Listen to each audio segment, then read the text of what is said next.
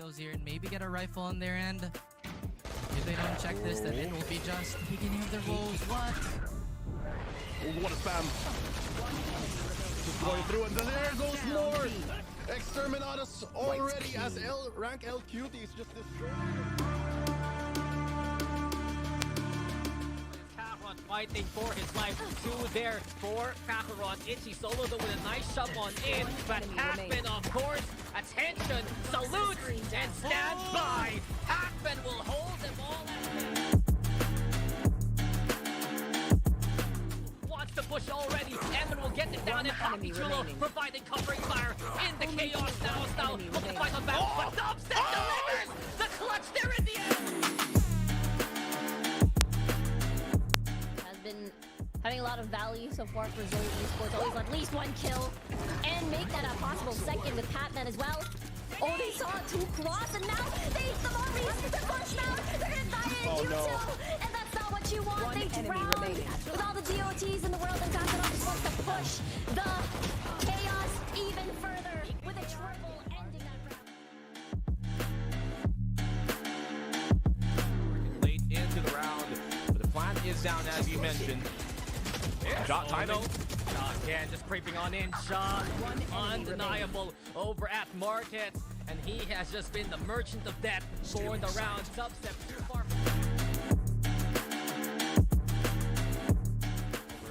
Good Viper wall. Great slow though. The spray down as well connecting. That's super free. Down mid. Could be 2 kills right on the get-go.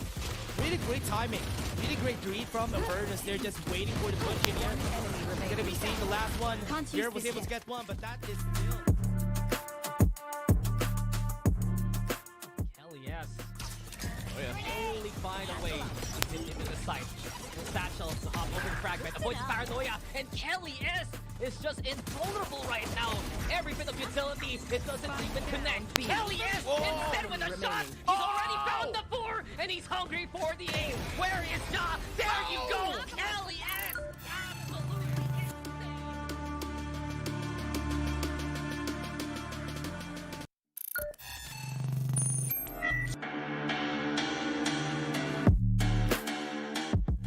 But here we go in the cubby. Hides your kids now, realizing his mistake. And the stab to end.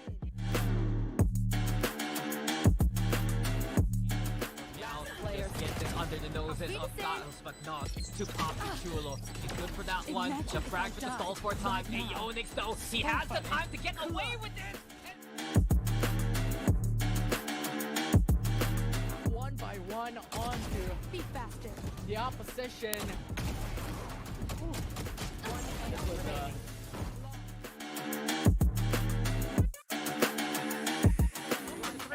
Showstopper here from Foods though. CMS finds his own, and oh no! There's no escaping that. Subversive. They've been looking for a miracle round. Okay. Poppy Chulo needs to chime in on the fight now. He does! They have the wingman for the defuse as well! And Poppy Chulo with a triple! Ideal for a god like this. Here he comes, and down goes Subverna Spoons. Now the only one standing. Isus will find it out in the open there.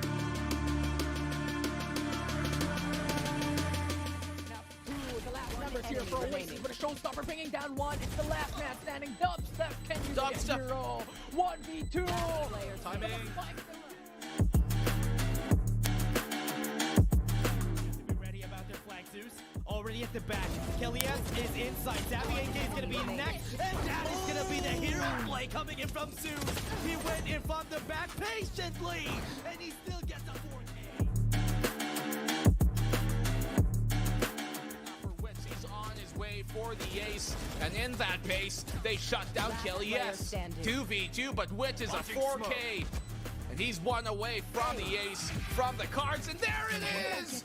Witz to come back in the gun. Smart from Emma there, not even to commit to that fight. Wait for Nexi to back him on up. Stole enough time. Paranoia, perfect for Poppy Chulo and the ace! For Nexi to end the game! That's map number 1 for NAOS.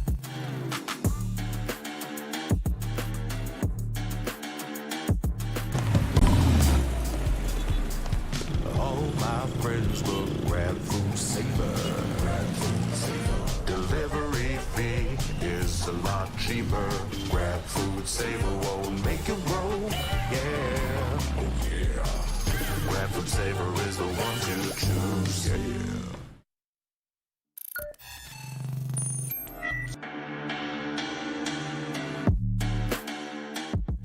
Save, or will they still try this? Because their economy is so broken. I think save might be the right call here. Oh my. What? Be happening here. Papichulo has himself on a great spot. Gonna be able to take down Tree, and that is gonna be enough for. Wait, another 4K. To the side, only one satchel for FallX to play around with. And he still has a lot of things to work with. Youngport out of the smoke got to kill FallX. All in his hands. The 1v2. He got one. Wingman clap on the head, and FallX is gonna be clutching it. Now Party World scrambling to get something going here. 8 seconds left. Astro does get one. Now he gets marked, and I would say that's done and dusted, but he gets one more. Low HP. Hello. Don't peek. Don't even try it. Oh my god. Micro and Pathman hand in hand gets kills, and now they are just gonna push through. NAOS loses their footing. They're still not committing on that defuse. Gonna be seeing one, gonna be seeing another. Papichulo gets the 4K. Get the ball. FallX though, the paranoia is gonna be perfection right now. 2 versus 2. FallX bells them all. A lot of value, a lot of shots connecting already. 1-1 from far, and here comes the showstopper as well as the fire finally gets it. Oh no, the 4K. I hope it's not gonna be the same as the last Lotus game. Right now, Dizzy, too confident forward, goes for it, goes for the kill, denies the showstopper, fights the flash, gets the 3K, make that for his dad and ace. No, it didn't happen, but it was still a win for OSC. Lurking on the side of OSC is Owen Cutie a little light on the utility to close the gap. Do they check? He still gets it. He does. Maybe gets a second. That's not gonna be it, though. One's gonna come from heaven. The paranoia is not gonna hit anyone at all, actually. And look at that! Jumps towards Jen. Still able to find that shot. 4K. Will it be a 5K to take it to 11-10? Now he knows where the last member is. Owen, will he get to clutch this? Yes, and an ace for Owen Cutie. Meow. It is a very long series, and maybe somebody could get a cheeky kill through the smoke, but they're just not equipped to deal with this. They might have to vacate. Oh my. Or oh dear, Aeonix is on fire there. Aeonix with a triple as well, and Aeonix kind of wants an ace for himself. If Owen gets one, I want one too. Now trying to find the last member here with a classic. I like it. Beautiful. I like it a lot.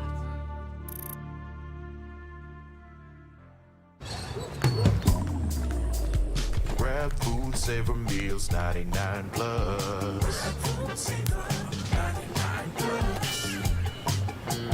Diving meals, get bits of bill. Saver meals won't make you go, yeah.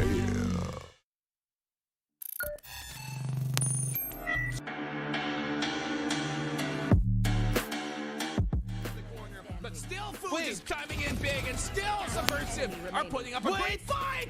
But Kakarot is even bigger for this one! He knows where the angle should be. He gets up on top, and he delivers death from above! Kakarot going super!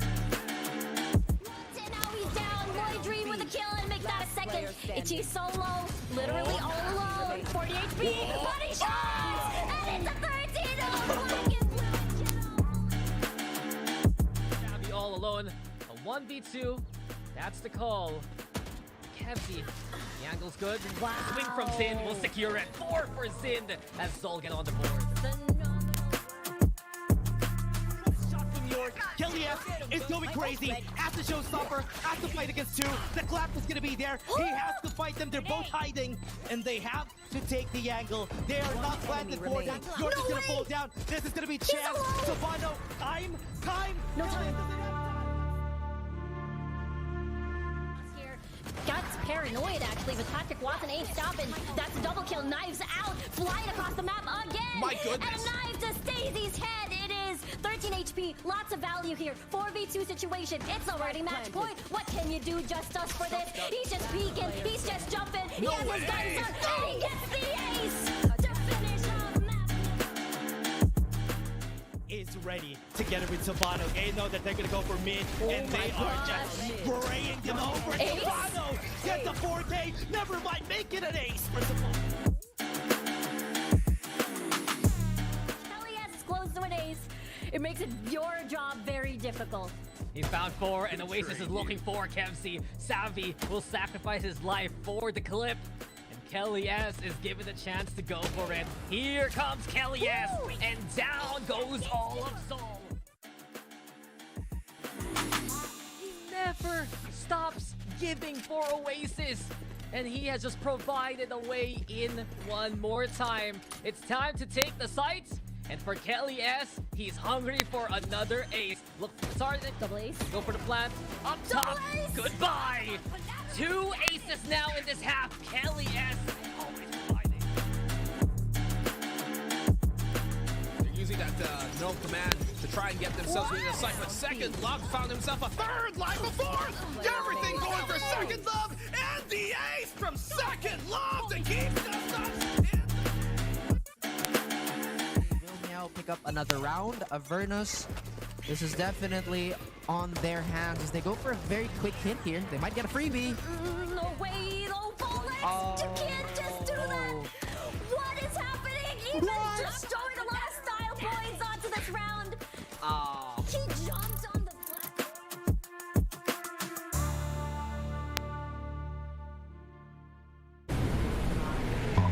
All my friends will grab car saver. The grab car saver is a lot cheaper.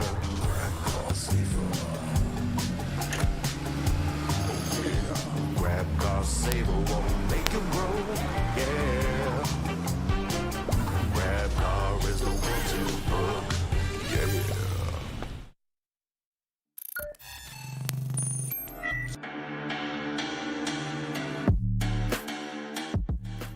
Finally, when they need him to the most, do they check this? Mir has no idea to be or not. He goes for the knife. I can't believe it. What if there's someone behind him?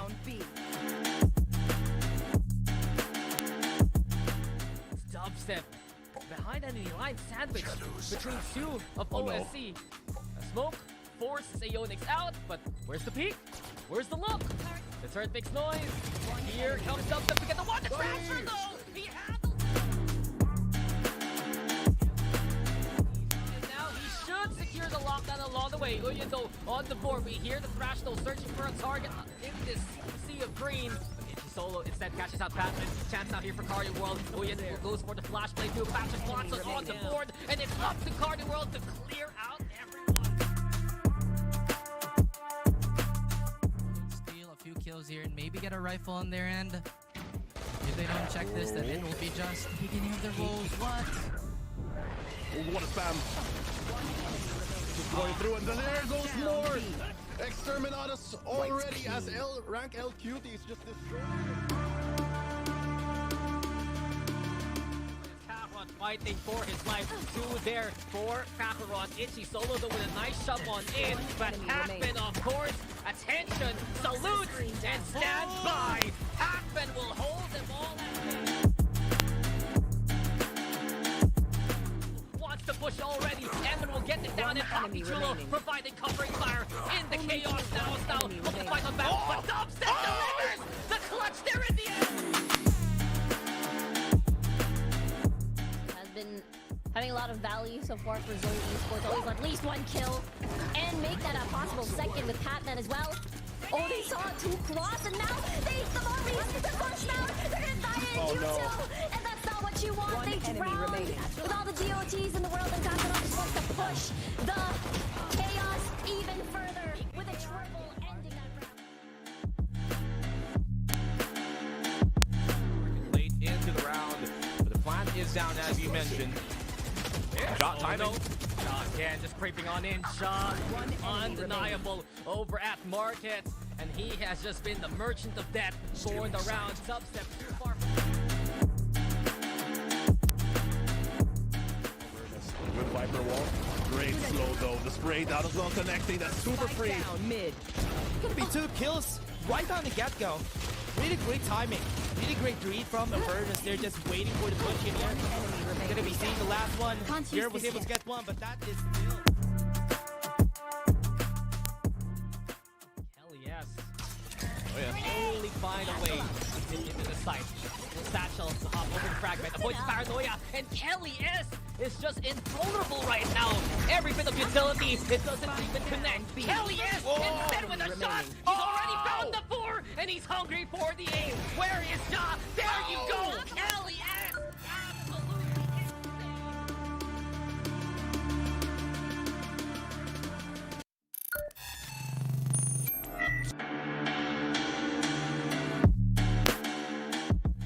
But here we go into Cubby. Hydra kids now realizing his mistake. Oh! And the stab to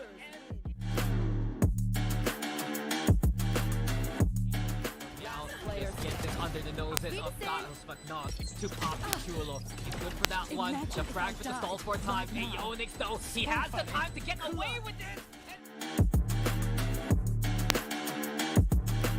One by one onto Be faster. the opposition.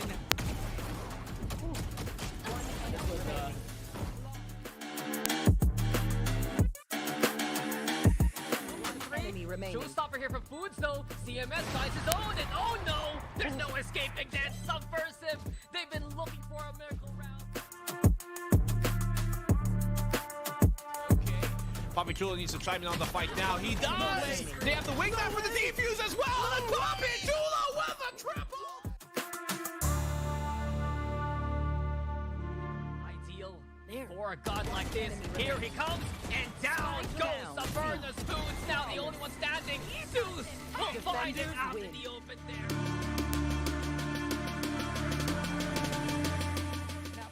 The last numbers here for Oasis, but a showstopper bringing down one. It's the last man standing. Dubstep, can you get Dubstep. hero? 1v2. Timing. Be ready about their flank, Zeus. Already at the back. Kelly is inside. Savvy AK is gonna be next. And that is gonna be the hero play coming in from Zeus.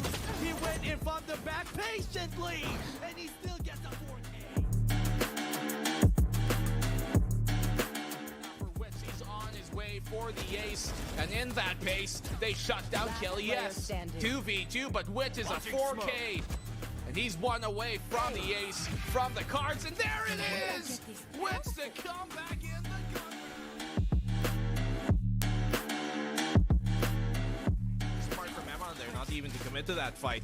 Wait for Nexi to back him on up. Stole enough time. Paranoia, perfect for Poppy. Chulo and the ace! For Nexi to end the game. That's map number 1 for NAOS.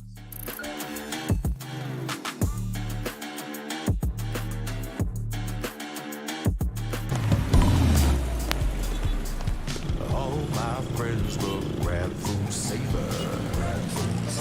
Delivery fee is a lot cheaper. Grab food saver won't make it grow. Yeah. Oh yeah. Grab food saver is the one to choose. Yeah.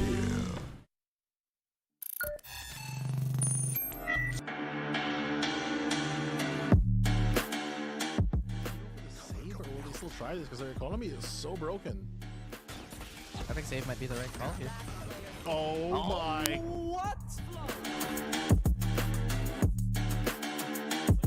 Be happening here. Poppy Chulo has himself on a great spot. Gonna be able to take down 3. And that is gonna be enough for wait, another 4K? Only one satchel for Full X to play around with. And he still has a lot of things to work with. Young Pork out of the smoke, got to kill Full X. All in his hands, the 1v2. He got one. Wingman clap on the head, and Full X is gonna be clutching it. Now Party World scrambling to get something going here. 8 seconds left. Astro does get one. Now he gets marked, and I would say that's done and dusted, but he gets one more. Low HP, hello! Don't peek! Don't even try it. Oh my god. Micro and Patman hand in hand gets kills, and now they are just gonna push through. NAOS loses their footing. They're still not committing on that defuse. Gonna be seeing one, gonna be seeing another. Poppy Chulo gets the 4K. Like the ball, Fallex though, the paranoia is gonna be perfection right now. 2 versus 2, Fallex! Bounce them all! A lot of value, a lot of shots connecting already. 1-1 from far, and here comes the showstopper as well as the fire finally gets it. Oh no! The 4K! I hope it's not gonna be the same as the last Lotus game. Right now, Dizzy, you're confident for it, goes for the kill, denies the showstopper, fights the flash, gets the 3K, make that for his dad and ace. No, it didn't happen, but it was still a win for OSC. Lurking on the side of OSC is ONQT a little light on the utility to close the gap. Do they check? He still gets it. He does. Maybe gets a second. That's not gonna be it, though. One's gonna come from heaven. The paranoia's not gonna hit anyone at all, actually. And look at that! Jumps towards Jin. Still able to find that shot. 4K. Will it be a 5K to take it to 11-10? Now he knows where the last member is. Owen, will he get to clutch this? Yes, and an ace for Owen Cutie. Meow. It is a very long series, and maybe somebody could get a cheeky kill through the smoke, but they're just not equipped to deal with this. They might have to vacate. Oh my. Or oh dear, Aeonix is on fire there. Aeonix with a triple as well, and Aeonix kind of wants an ace for himself. If Owen gets one, I want one too. Now trying to find the last member here with a classic. I like it. Beautiful. I like it a lot.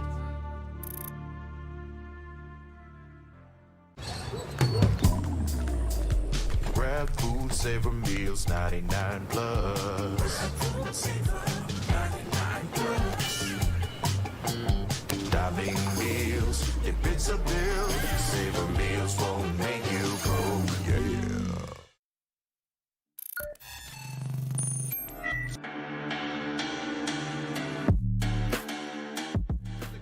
But still, Food is chiming in big, and still Subversive are putting up a great fight! But Kakarot is even bigger for this one! He knows where the angle should be. He gets up on top, and he delivers death from above! Kakarot going super! And now he's down. Lloyd Dream with a kill and make that a second. Ichi solo, literally all alone. 40 HP, body shots! And it's a 13! Savvy all alone. A 1v2. That's the call. Kevzi. The angle's good. Wow. Swing from Zin will secure it. 4 for Zin as ZOL get on the board. Shot from York. Kelly F is going crazy. Has to showstopper. Has to fight against 2. The clap is gonna be there. He has to fight them. They're both hiding, and they have to take the angle. They are not planted for them. York is gonna fall down. This is gonna be chance. Savano. Time. No time. Here. Gets paranoid actually, but Patrick Watson ain't stopping. That's a double kill. Knives out. Flying across the map again. My goodness. And a knife to Stacey's head. It is 13 HP. Lots of value here. 4v2 situation. It's already match point. What can you do just us for this? He's just peeking. He's just jumping. He has his guns up. And he gets the ace to finish off map. Is ready together with Savano. They know that they're gonna go for mid, and they are just spraying them over. Ace? Savano gets the 4K. Never mind, make it an ace for Savano. Kelly has is close to an ace. It makes it your job very difficult. He's found 4, and Oasis is looking for Kevzi. Savvy will sacrifice his life for the clip. And Kelly S is given the chance to go for it. Here comes Kelly S, and down goes all of ZOL. He never stops giving for Oasis. And he has just provided a way in one more time. It's time to take the sights. And for Kelly S, he's hungry for another ace. Look, Sergeant. Double ace. Go for the plant. Up top. ace. Goodbye. 2 aces now in this half. Kelly S always providing. that no command to try and get themselves within a site. But Second Love found himself a third life before. Everything going for Second Love, and the ace from Second Love to keep themselves in. Will Meow pick up another round? Avernus, this is definitely on their hands as they go for a very quick hit here. They might get a freebie. No way, no bullets! You can't just do that! What is happening? Ethan's just throwing a lot of style points onto this round. He jumped on the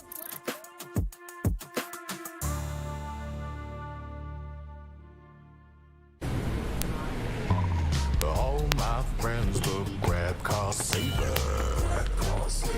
The grab car saver is a lot cheaper. Grab car saver.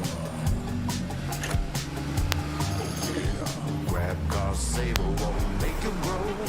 Yeah. Grab car is the one to book. Yeah.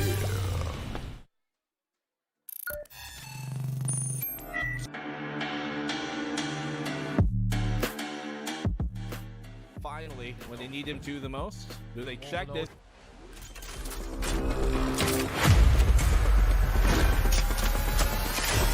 Spike planted.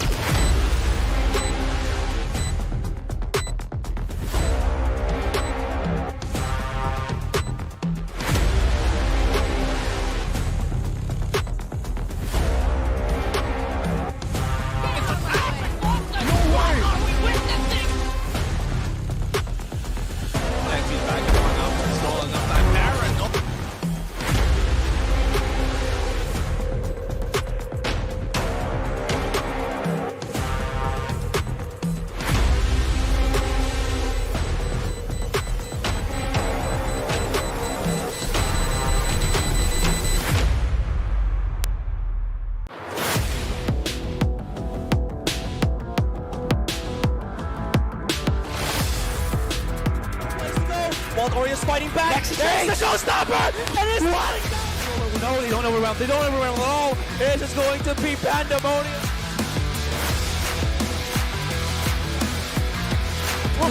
He spots out two. He wants to do! And Nico gets it! Risky as can be. Oh my god!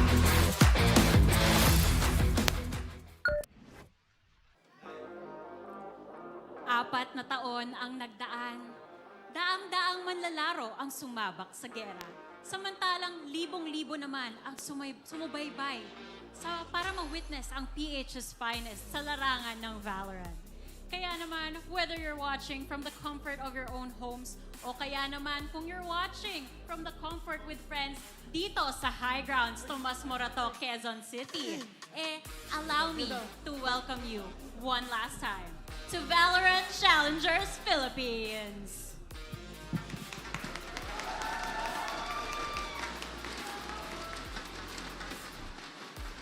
Ako nga pala si Likeable, ang inyong host sa hapon na to. At kinatutuwa ko na makasama lahat ng tao dito sa ating Grand Finals. It has been one hell of a season, pero sama-sama tayong ma-witness kung sino ba ang sasabak sa Ascension sa Tokyo between ZOL Esports and NAOS Esports. At syempre, itong action dito ay hindi magiging posible kung wala ang napakalupit nating sponsors. So maraming salamat sa Mineski Global, the official tournament organizer of the 2024 VALORANT Challengers Philippines, presented by PPGL, the largest multi-game esports league in the country. At syempre, rinig na rinig natin kanina, di ba, ang ating official super app na Grab. Yan! Score Grab's lowest prices ever with up to 15% cheaper fares on Grab Car Saver.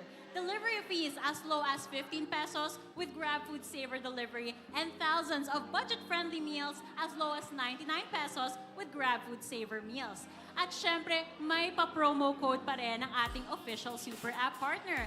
Dahil pwede kayong makakuha ng 60 pesos off with a minimum spend of 550 pesos as long as you use the promo code GrabFood60 from 11 a.m. onwards. And last but not the least, VCTPH would like to thank GAB, or otherwise known as the Games and Amusement Board, kung sinong nagsasanction dito sa ating tournament dito. Pero tulad nga ng sinabi ko, guys, eto na yung Grand Finals. Isa sa dalawang maglalaban ngayon ay mapapadpad sa Ascension Tokyo. So, sa mga nandito sa high ground, isa lang tanong ko sa inyo, ready na ba kayo for VCT?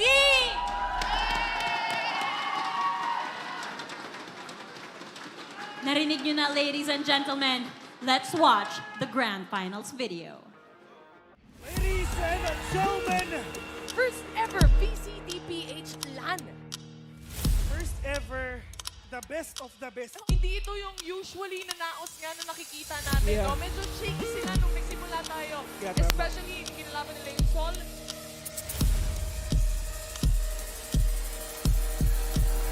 Wait, relax! Nexi! 1, 2!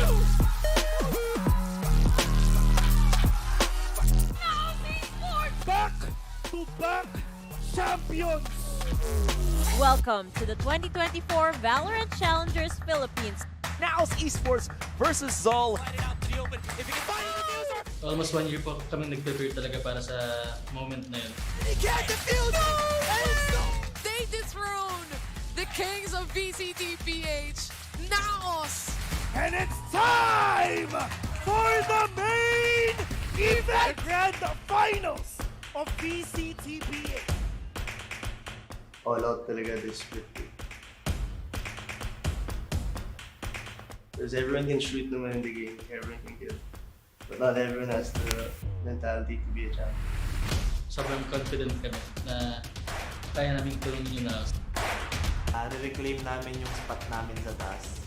Ready kayo. The High Grounds Cafe, July 31, the Admission Grand Finals. Ladies and gentlemen, ika nga natin dito, it is time for the main event. Kung hindi nyo naramdaman yung chills doon, baka maramdaman nyo this time around. Dahil ipapakilala na natin dito sa ating entablado ang unang team na sasabak sa bakbakan ngayong araw. Ito na nga, isa sila sa mga reigning champions natin dito. Ang dami-daming nagdaan dito, pero isa sila sa mga tunay na nagpatunay sa kanilang pangalan. So without further ado, ladies and gentlemen, our reigning champions, ZOL Esports. But Kakarot is even bigger! He gets up on top and he delivers that! His ult works! What a play! In a 1v2 situation, Kenzie!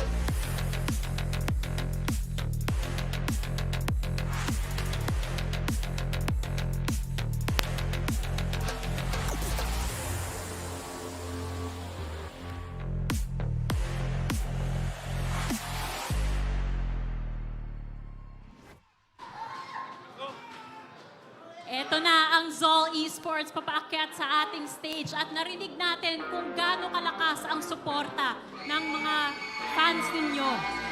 So welcome to the Grand Finals. Ayan na nga. Siyempre, katabi ko ngayon si Kevzi.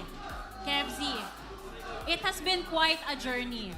Nag-umpisa tong stage na to, siyempre, lahat ng mata nakatingin sa inyo. Kayo yung reigning champions eh.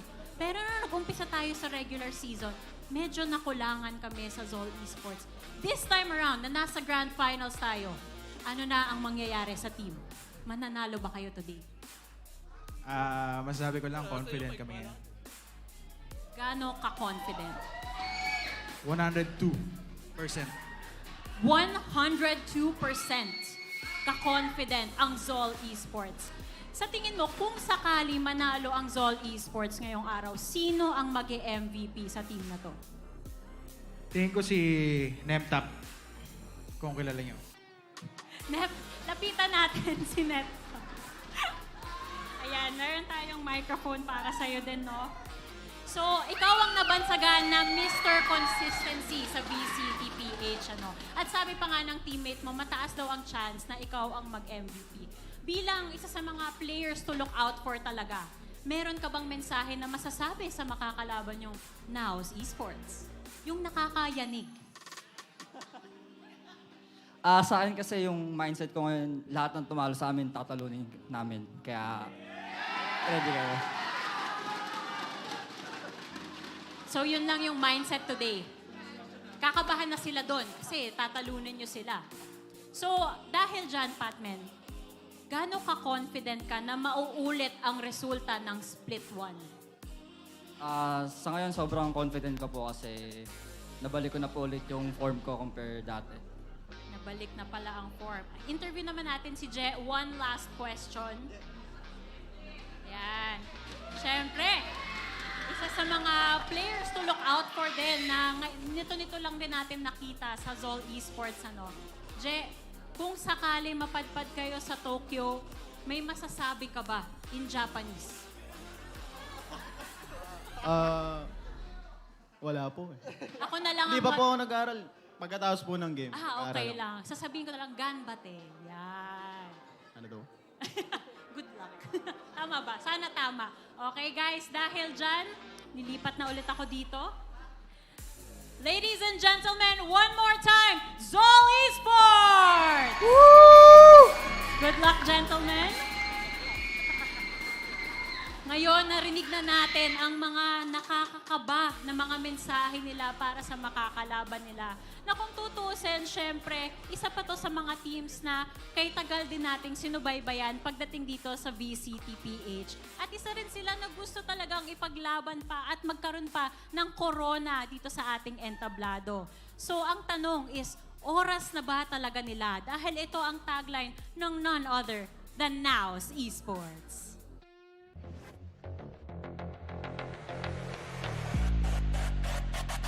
We take another. Poppy Chulo gets the 4K. Poppy Chulo and the ace for Nexi to end the game.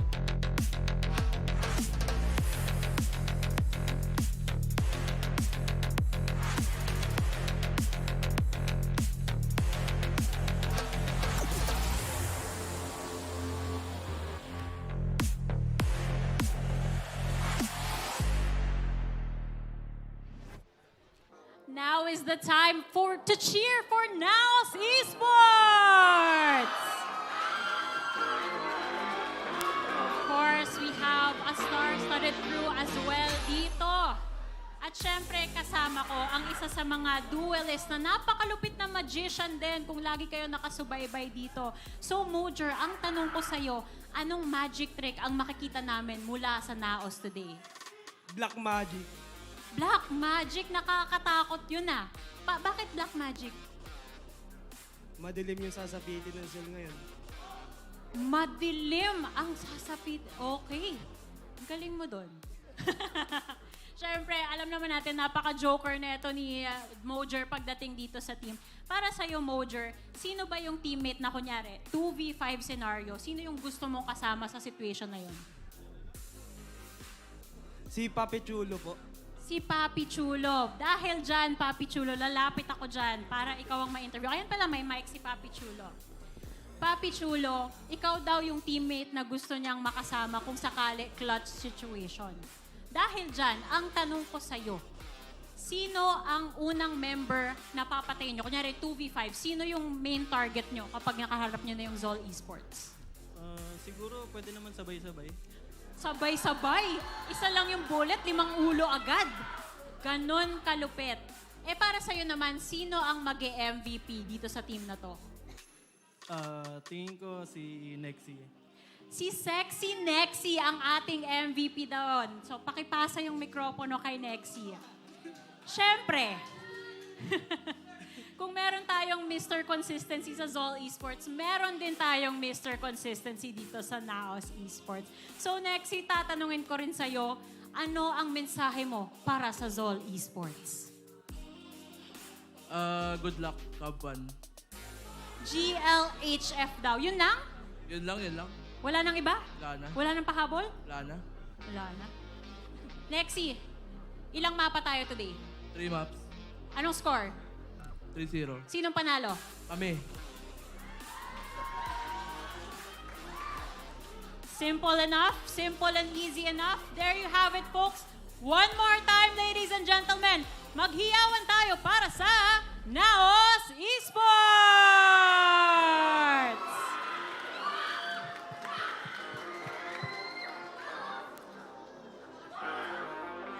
Nakita na natin, narinig na natin, lahat nakaramdam na ng hype dito sa ating high grounds. Literal. Kasi nasa entablado tayo ngayon. Pero syempre, nakakakaba talaga to. Kaya naman, bakit hindi muna natin tawagin ang ating mga coach dito sa ating stage? Dahil syempre, the big brains to get to the Grand Finals. Not an easy feat. But for these guys, ibang level yung nakikita nila. So let's welcome them over to the stage. Okay. Siyempre, kasama natin ngayon si Coach Amex at si Coach JCL. Harap kayo dito, harap kayo dito. Yan, harap, face to face. Okay. Isang ang bato-bato, pick isang bagsak lang. 1, 2, 3, go. O, isa pa, 1, 2, 3, go. Okay. Siyempre, ikaw nanalo dito. Tignan mo siya sa mata. Tapos sabihin mo, anong message mo para sa kanila? Wala naman. Yung ZOL... Tignan mo sa mata. Wala naman. Yung ZOL, good competitor and respect ko rin sila as a team and especially sa coach nila. Masabi ko lang may the best team. Ikaw, Coach, anong marereply mo kay Amex? Ayun lang din. Kasi matagal ko na silang kakilala, tapos competitor din talaga sila. Yun, may the best team win talaga. May the best team win. You know what that means, ladies and gentlemen? Pag pinagharap ang dalawang coach at mag-uumpisa na, it's time for the fist bump. Good luck, good luck. Maraming salamat. At syempre sa mga nanonood ng live dito, thank you so much sa mga hiyawan nyo. Kailangan ng mga players natin yung energy na yan. Sa mga nanonood din sa bahay-bahay nila, guys, i-cheer nyo na sa comment section natin. Hiyawan nyo na kasi ito na yung last natin na Philippine Challengers. So we gotta make it worth it. We gotta make all of the matches, all of the things that are happening completely worth it. Kaya kung ako sa inyo, ano pang hinihintay nyo? One more time dito sa crowd natin sa high grounds. Let's give it up for VCT Grand Finals!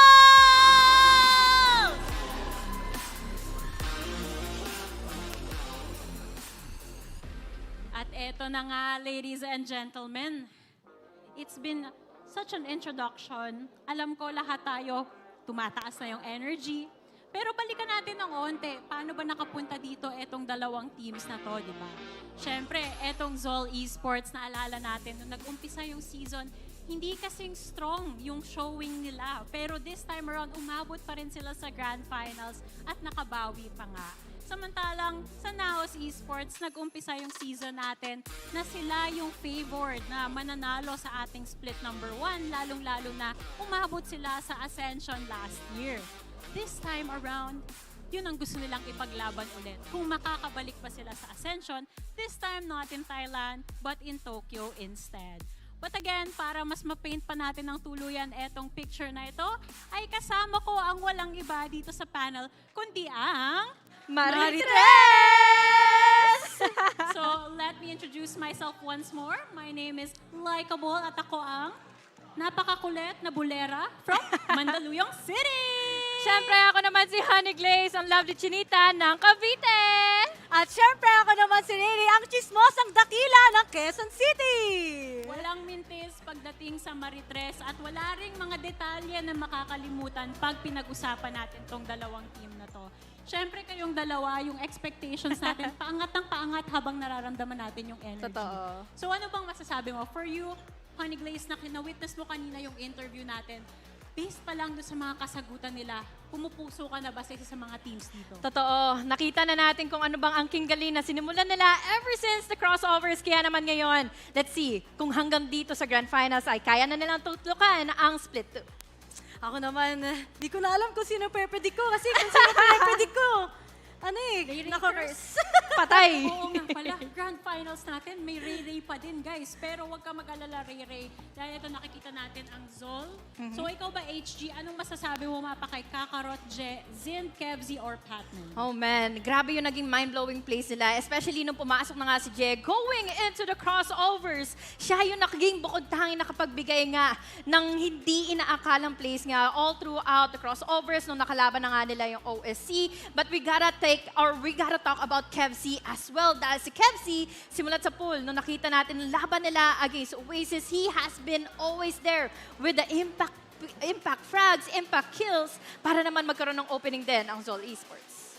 At ito din talagang sinabi mo na yung laking impact din talaga ni Je going actually dito lamang sa ating playoffs, ibang-iba talaga. Di ba alam naman natin na nagiging problem talaga ng ZOL usually ay syempre ang kanilang firepower. Pero speaking of firepower, we have here NAOS Esports, Papi Chulo, Ja, Nexi, Mojer together with Eman, FPS.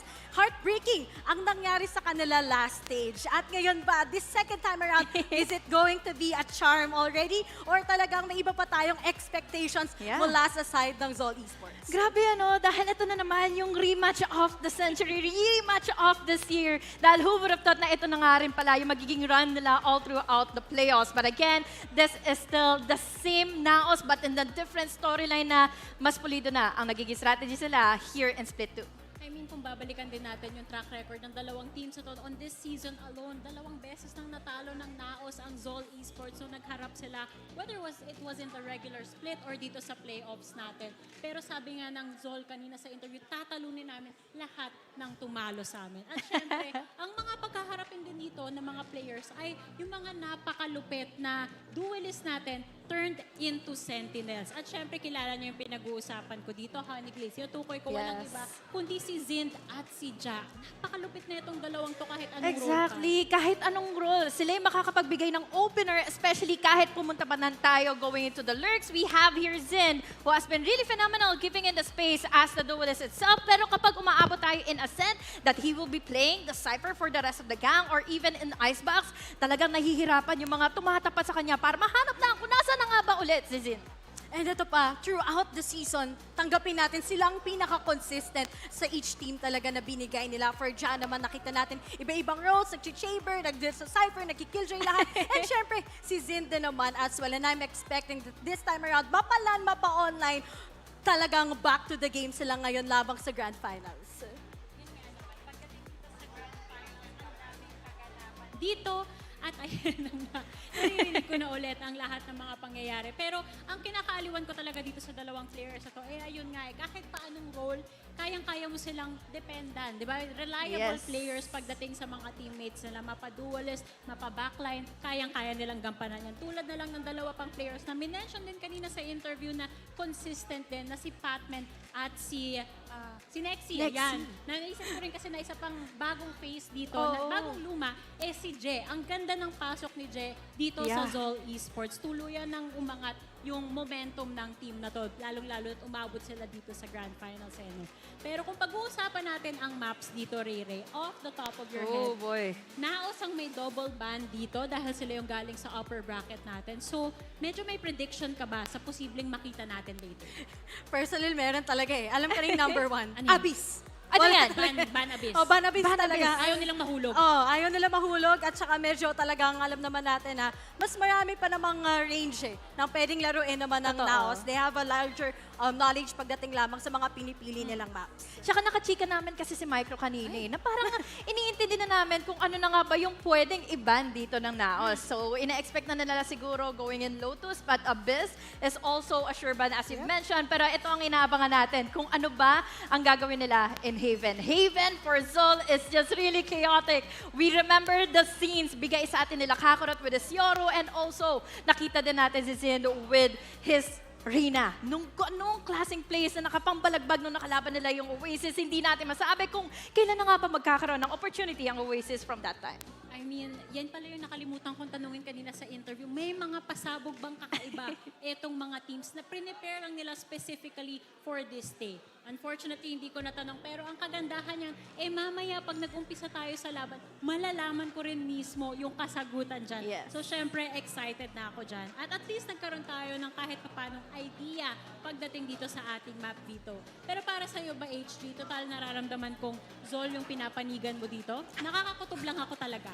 Para sa'yo ba, meron ka bang favorite moments or play na nanggagaling mula sa team na to? At kay Ray naman, syempre, sa NAOS na side. Di ko like I've mentioned earlier, Haven was just really a phenomenal map. Lalo na yun ang pinaka-recent na nilaro na nga nila against in the lower bracket finals, lower bracket semis na nakalaban nga nila yung Oasis. And that play coming in from Kakarot, surprising Oasis all the way from the back, doon natin masasabi that there can be a chance for ZOL for the Grand Finals. Grabe naman yung mga ano. Ako kagad, ginugoosebumps na ako. Ako naman, syempre guys, talagang hindi mawawala to. Mga operator plays talaga dito ni Ja. When he's never on that chamber dito lamang sa Lotus, it's not the usual na talagang pinipili to ng mga teams, right? But whenever siya talaga, kahit anong hawak na, kuha talaga ng mga kills, and sana doon din kagad yung i-expect natin today. Kasi alam naman natin, ito na yung mga matchup nila Zind, nila Ja, kahit sino pa. Ang nakakatuwa pa, kanina pinagharap din natin yung coaches nito at grabe talaga yung respeto nila sa isa't isa. Ramdam mo na true and true kahit sa iba pang bang-bang. Yung yung pinagsamahan nila nandyan pa, yung respeto, yung veterancy, nakikita natin sa mga laban, nakikita natin kung paano sila makihalubilo sa isa't isa. So I am sure that this is gonna be the grand finals of a lifetime. And it's definitely gonna be one for the books. Kaya nakakalungkot man isipin na ito na yung huling PH Challengers natin. Yes, ladies and gentlemen, iba na yung VCT format natin next year. So this is the last one. But sabi ko nga kanina, it has to count. It has to be an amazing set of games. So for you, Ray, para amazing yung set of games natin today, gawa tayo ng bingo card natin. Bingo card. Oo. Number 1, may OT ba? Meron. Meron. Ay, meron yan. Umuo na si Ray. Sa bind. Feel ko sa bind. Feel ko bind meron. Ikaw? Parang pwede tayong umabot ng overtime talaga, no? Hindi malabong mangyari. Hindi lang overtime. Hindi lang overtime. Ano?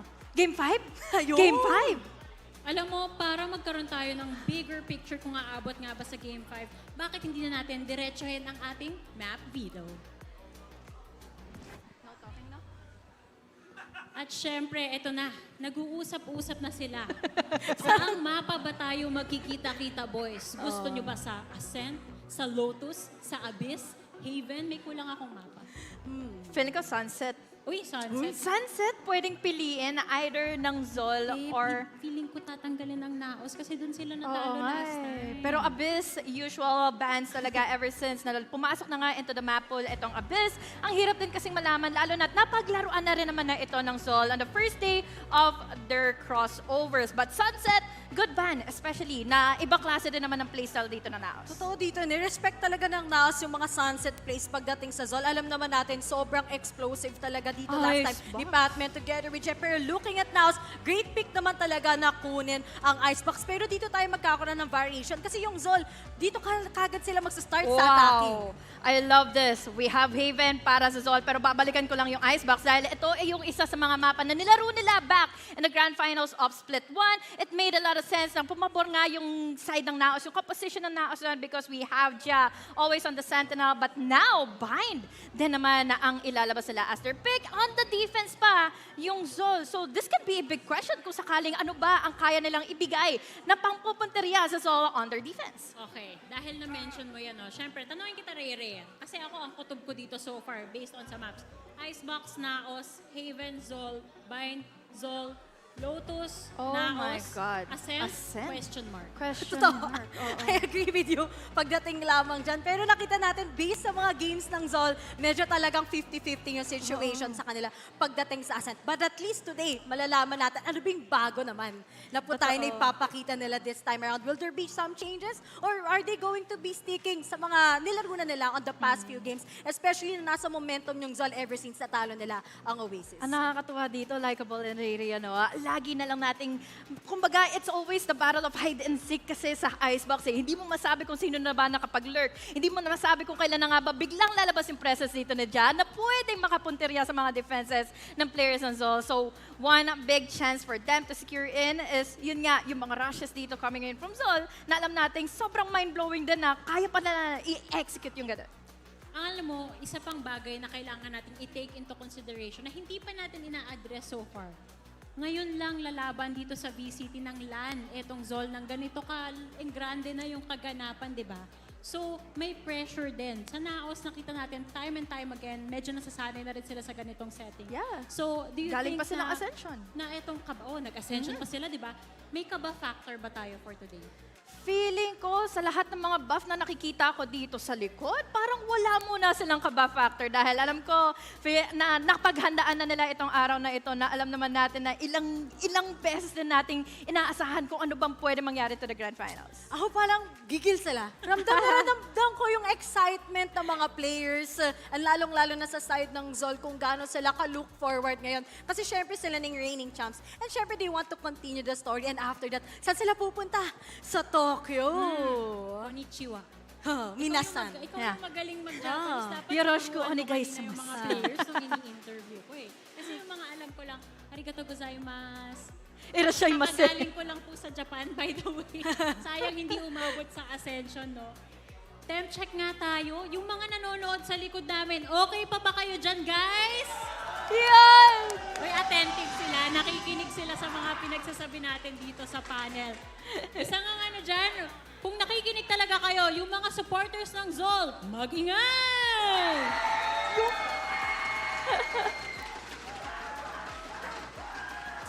At syempre naman, kitang-kita din natin dyan, yung mga taga-NAOS Esports supporters, mag-ingay din kayo! Uy! Meron pa ganon? What? Okay. Hey. I did not expect that coming. May sarili silang drummer. Panis! Iba talaga ang suporta. Mamaya may tatumbling na dyan. makapaniwala. Parang feeling ko mamaya sa stage, Meron ba tatumbling dito either si sumasayaw? Taylor. Baka gusto nyo ng dance battle. Feeling ko wala may nagtaas marunong ng kamay. magsalamin-salamin dyan mamaya likeable. No? Mga blooms pala. Salamin sa dingding sino ang mananalo. Yun! Hindi natin alam. 50-50 so far. Totoo. 50-50 rin yung support ng crowd ah. Parang kanina akala ko sobrang ingay na nung sa ZOL. Naglabas ng drums yung NAOS. Mas maingay din pala. Pareho silang maingay. Ready, At least alam handang-handa. natin na yung support system, buhay na buhay. Kasi yan talaga ang kailangan pang-boost ng moral. And speaking of moral, Ray, Wow. nabuboost I ba love yung this. moral mo sa nakikita mo sa dalawang teams na to? Talagang kita ko na to sa NAOS Esports. Si Baji, naglagay talaga sila parate ng pagdating lamang dito lamang sa kanilang composition.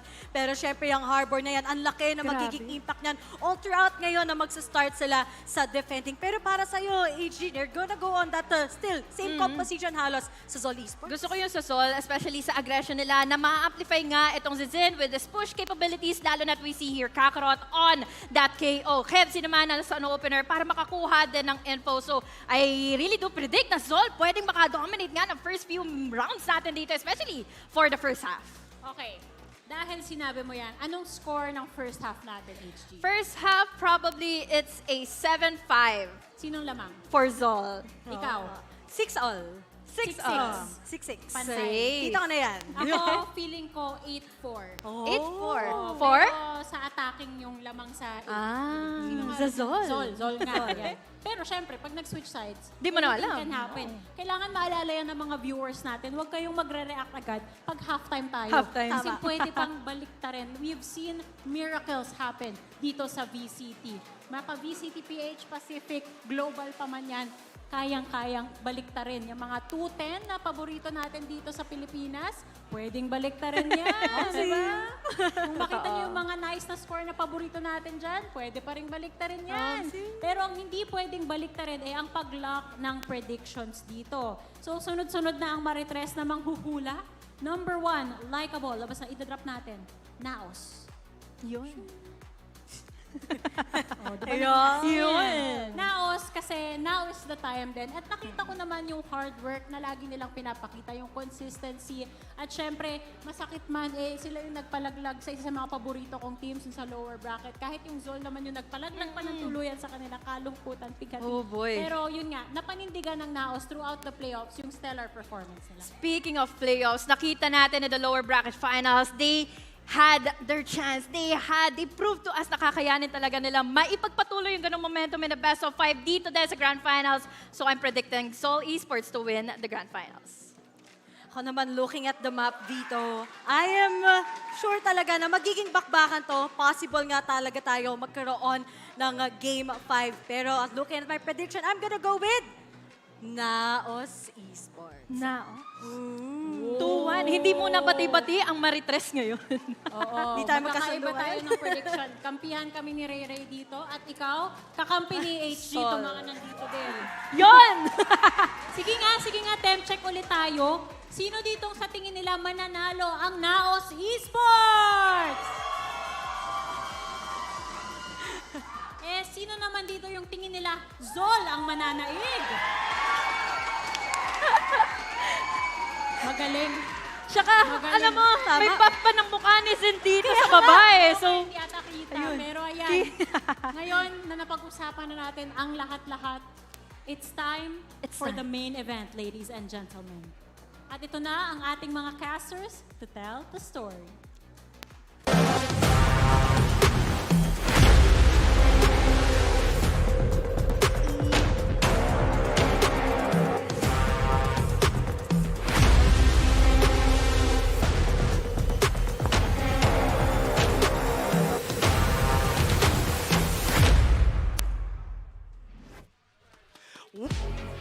One last time, one last ride, and here we are at a land of all things. Yeah. I'm so happy to be together with you here, my friend, because this is it, the grand finals of VCT PH split number 2, the last ever match of VCT PH, and of course, it will be a rematch between NAOS and ZOL. But before anything else, my name is Dax here with Black and Blue, and look at us, we're looking so happy to be here today of all days. Of course, man. I mean, it's pretty apt that this is where we're going to have things go on. The rematch from the last split that we looked at, that grand final, NAOS versus ZOL once more. And interestingly enough, some of these players actually kind of went up against each other on previous teams in this same venue. Brother, you look at the rosters of NAOS and ZOL, I think a majority of them came from NAOS itself. You look at that ZOL core, having Jet in, having Kakarot in, having Kebs in. They were that old NAOS roster before we got the new look of NAOS. But that's a conversation right now, right? NAOS is the champion from last year. They're the ones who went to Thailand to represent the Philippines and made it to the top spots but couldn't make it to the franchise league. On the other hand though, it was ZOL taking it 3-1 back in stage 1. And we were looking at NAOS during that stage 1, right, during split 1, where things were looking so good for them throughout the season, taking down every single opponent until they got to the grand final, when ZOL showed us that they are definitely a team to be wary of. And when NAOS looked like it was their best showing, this could be another case of maybe potentially the reigning champs upsetting another Titan again in NAOS. That's the thing though. The reigning champions are technically the underdog coming into the story. Everyone expected it will be NAOS and Oasis, but ZOL took down Oasis in the lower bracket finals. Now they're here in the grand finals, and you better put that respect in the name of ZOL as they're looking to face off against NAOS one final time. Best of 5. Quick little reminder though, it was NAOS who came from the upper bracket, so they banned out Abyss, they banned out Ascent, or rather Sunset, which was a map that they lost against ZOL last time around. And as we get into the action, you can see already we're all together here. English Filipino side, the fans are ready, everyone's ready. Let's get into this A site. As you mentioned, ZOL on the attack will start off our opener of the grand final. As NAOS, they've only ever actually played this comp on Icebox against ZOL previously. It was only for the playoffs. Double controller is away. Jado on top of the screen. Kakarot the first to fall now. And the thing is for ZOL, it hasn't been pretty versus NAOS on this map, especially. They played double innie the first time they played against each other. Double controller now, as we've said. 4-10 control though here for Zin alongside Patman. As the high tide recedes, the Poison Cloud there for the cover. Can ZOL manage their way into the backside? A peek on through, no one's looking! And then we're gonna get backstabbed. Kempsey also with the fight onto Nexi. And ZOL looking to get the plant going down. Patman gives advantage. Smoke's gone. Patman with another. Huge play here from ZOL. Able to break through that screen. There's nobody watching the flank actually. As NAOS were a bit more preoccupied looking towards the front of the site. They expected the rest of the team to capture back, but it's all on the Papi Chulo. We've seen him take these down, but this pistol goes to ZOL. It's too early in the day, and Kempsey, you can see it in the cam, very hyped up as Jet gets that final kill. And I do like the fact that ZOL is starting on the attack here. The 2 times they faced off against NAOS, it was struggles on the defense that cost them this map. Now they can set the tempo early on with a full attacking side. And it's interesting too that NAOS, they changed this comp so late into the season, right? They pull out this harbor now on Emon, which previously they had the Gecko going on, but teams were starting to catch on to what was working on NAOS's favor during that Gecko phase of theirs. And with that harbor previously up against ZOL in the finals, upper bracket finals, they looked a lot a lot sharper, I think, in having these two smokes to rely on. Yo, that was a fast zoom, and we're flying like a drone into these angles. But in any case, you're right. NAOS, they play so well there. That double control last time we saw them against ZOL. Kara, though, pushing already. Very quick plant on the anti-eco. And if you notice, especially in that Oasis game, right, it's where the post plant, where ZOL truly shines. Case in point, to make that 3 down. Very clean from ZOL so far. As expected, ZOL have, I think, shown us incrementally as the season progresses, they get much better, they get stronger. Same with split number 1, split number 2 as well. At the start of this stage, they definitely had some struggles up against Oasis and NAOS to start off their season, but as things progress, they have looked sharper than ever. I mean, we were talking about their 6-man micro, right? It took them a while to heat on up into the season. They barely had off-season experience to begin with. Jedo, the new addition to the roster. Very last day of the regular season, he gets added in. And the 3K in the Flawless, it's just a good sign for ZOL. Well, as you mentioned, you know, formerly Jelicious. Definitely one of those players that we have to look out for. Here is the kind of the later swap on in that 6-man rotation as Micro's kind of taking a back step here. But it's interesting, too, that you noticed a while ago, ZOL, they've got 3 players from this former NAOS squad on the original NAOS team. 8 of them overall in the server, bearing those wings in multiple Apex sessions. But this is where it changes now as NAOS get the full buy going. Expect aggression, courtesy of Nexi and Mocher. You see it already as they push towards A, but Zin has other plans. Papi Chulo, the first to fall, and that's concerning here for NAOS already. Yeah, he's definitely usually one of their more reliable players, and so to lose him early on is a big thing for this bonus on ZOL. The B-side commit is still looking to be committed on. Ja's got his utility here, and it's interesting that Ja, they've also swapped into the Sentinel role as of late. Not gonna lie, the screen is very sharp. Like the sharpness of what we're watching right now, I'm honestly taken aback. But in any case, you're right. Emma here has to hold towards yellow. The dart's gonna be there into play. Now the Smart 2 pop. And Emma tries to swing off it, but ZOL in cover at the right time. Nice pick from Kevzi. Kevzi gets another! And Kevzi, online and offline setting. He wants to go for more. Ja sees the wall drop. An opportunity to get a pick for himself. Another one here for Ja! A double for Ja so far.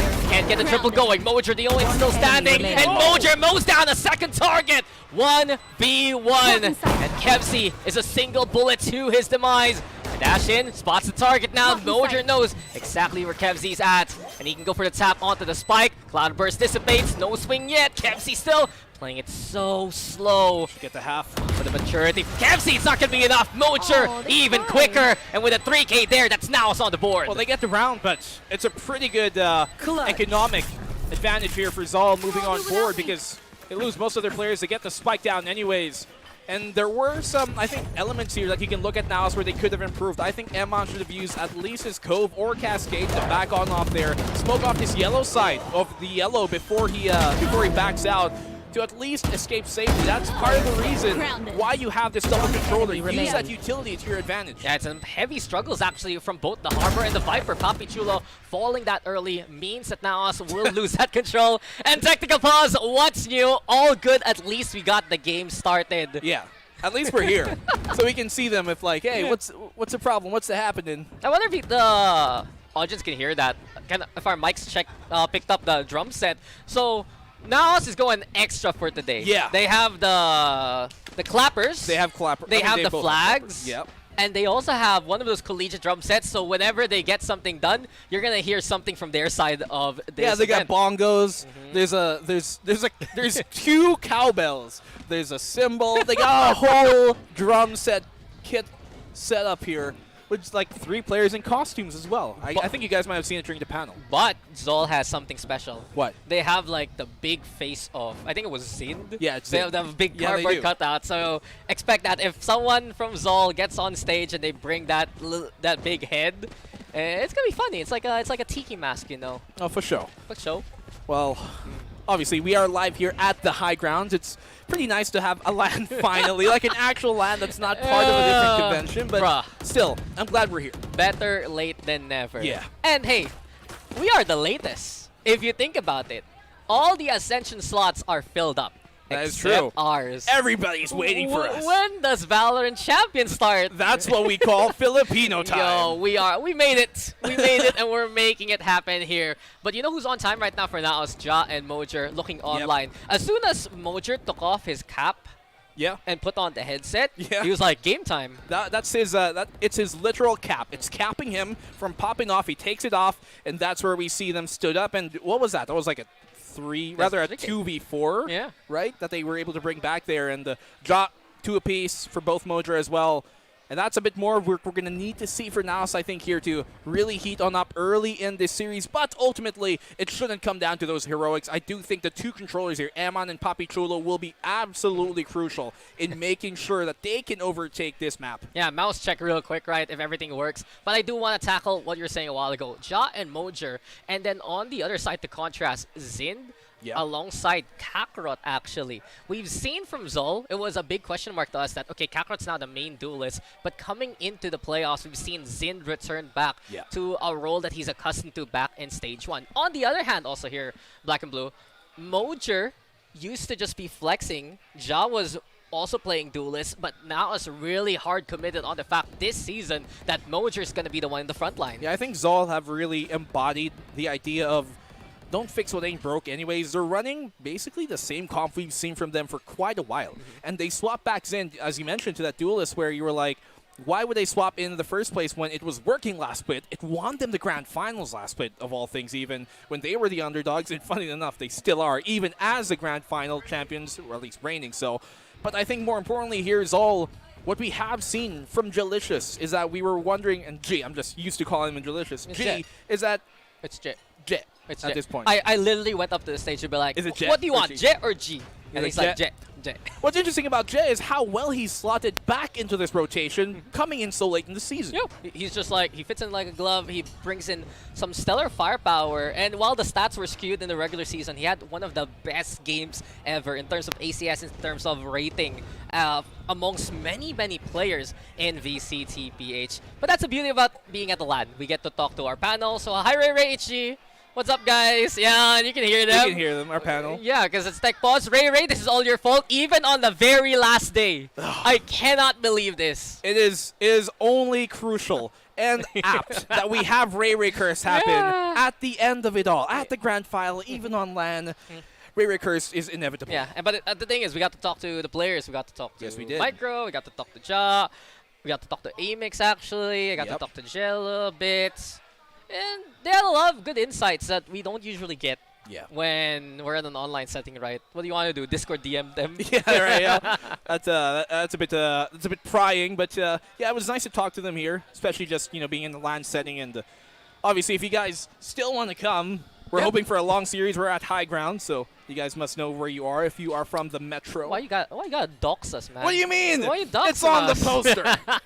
But yeah, guys, High Grounds Cafe near Tomas Morato if you're in the QC area. You know what's interesting though? Not only are 8 of the players in this lobby from the NAOS fold, but you gotta remember, this is kind of like a rematch from back in the CS days. Oh, yeah. Bren versus Fallen 5, if you remember that. Exactly. And 3 of those players were on the same team. You look at here, KevC, Kakarot, and Micro, who's now the 6-man rotation of ZOL.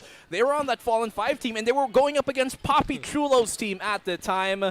The former Bren boys, eventually, South-built. And then, okay, coach. Now it goes here. So it's all interesting that at that LAN event, it was who wins goes and flies over to the LAN. Same thing here. Who wins this flies on over to Ascension. And in that case, it was the underdog that won. The Fallen 5 team of KevC, Kakarot, and Micro. They beat the reigning champs at that point. So a repeat in history, possibly. Very possible. And we're not going to Thailand again, man. We're going to Tokyo this time around. Still RT. Close enough. And I'm really excited to see what's going to happen there. Because if you look at the teams who won Ascension in the other regions, very hype. One of my personal favorites was the Full Sense. I knew you were going to say series. You got Johnny Olsen. Johnny freaking Olsen going to LAN. And My of course, goat. bro, we got some clout going to Tokyo. DSG, baby! Oh, yeah, yes, we do. DSG, Juicy looking for the 2-time coming into Ascension. The GOAT qualifying twice into Pacific looking for it. I mean, he did it once. I wouldn't doubt he could do it again. Man's just like, you know, I can be up there, but I'll stay here. I'll try to do it again. It's a little unfortunate because he was ineligible, I think, because of his age. Who else is in Ascension right now? I know there was a big upset in Vietnam. It wasn't fancy, that one. That's a big deal that's going on. Indonesia, of course. Boom, boom, boom, boom. You want them in Tokyo? Come on. Okay, I thought you were going a different way with that lurk. Nah, dude. I mean, you always like to see Boom. They're always one of the more colorful teams. Their CEO is very hype. Very. Man is ready to party. Always. Anytime. All the time. Anywhere. I saw a post on Twitter where it was literally like they were at a club. It says like Boom Esports going to Tokyo or something like that. Congrats, Boom. They bring the Boom wherever they go. Yeah, and back in OCE, there was also a big upset. That was the Bonkers core that didn't make it anymore. So that's something. That's something. There's a lot of stories going on. New faces. I'm not that attuned with Korea, but I heard it's a really strong team coming there. Japan, super interesting. So, I mean, we have Tech Pulse anyway. We get to talk about it a little bit. Yeah. I believe it was Riddle Order taking it in a reverse sweep, especially when they did an SMG. They thought it was a lobby check. They locked in many controllers, and they had to play it. Did they win? No, but they won the series in the end. But here we go, guys. Enough story time. We're in the PH, and we got to look at more between NAOS and ZOL. An early cascade counter up though. Outlaw in hand. Finds Mojo early, and that's tempo that NAOS usually sets gone this quickly. Yeah, and that's the only rifle they had. Look at their economy here, Dax. They won round 3, but they're going up into an eco here for the 4th, and that's because of, once again, economic damage done by ZOL on that bonus. Very, very beneficial. Now ZOL have complete control of most of the map. They have a deep lurk now here on Patman, and that kitchen lurk coming in late is going to be deadly. Yeah, ZOL have been masters of map control throughout their set against Oasis. I remember so many rounds becoming chaotic because this kitchen control, exactly how Patman exemplifies, just pulls the rotation, but now it's a bit more disciplined. You got Nexi there, still into Maze. Problem is, though, the damage done from the previous round. It's merely Sheriffs as Nexi lets one through. Now trying to get the catch on the Sid. It's Kevzi with the shock dart. Jet with the catch there itself. And then a 5v1, Papi Chulo not looking too good for his odds.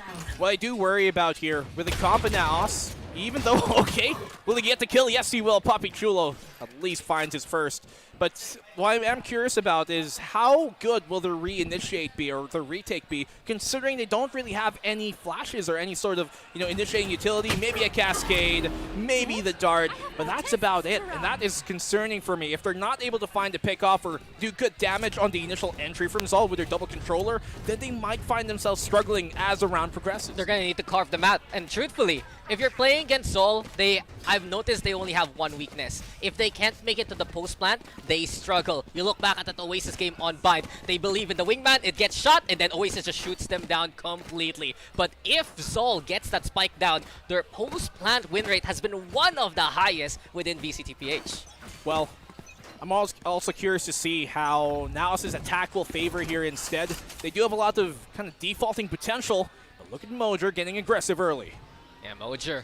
Operator in hand. Aldron right now coming through belts. Scope into. She has an easy target, but 5 HP left here for Mojo. And with it, Sid will get the punish going. A quick trade here from ZOL. That's something they can work with. Yeah, it's a good punish here. Not to let that go untraded. They know nobody's close. Off of that scan as well. Can kind of crawl up. They're holding on to the back side here, though. For NAOS, who are looking to maybe find a bit more. ZOL commit. The high tide should dissuade them, but Nexi gets his sight back. Erman 2 in position, and from up top, now slain by Kevzi. But in a 1v2, Kevzi needs to bring out the clutch.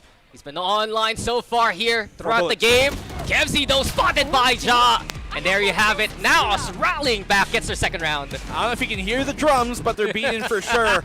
And towards NAOS' rhythm as well. And that's what they're slowly starting to find here, their rhythm and how to move. NAOS making that early contact with the op.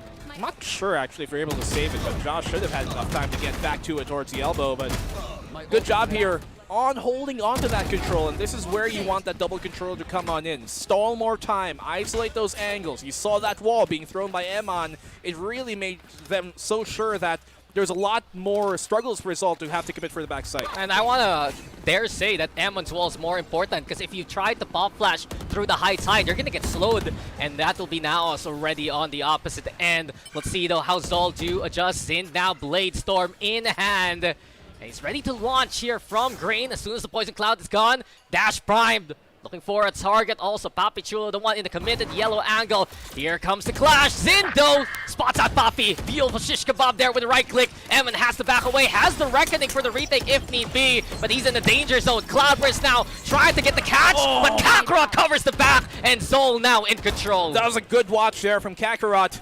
Not going to let Emon find his free kill.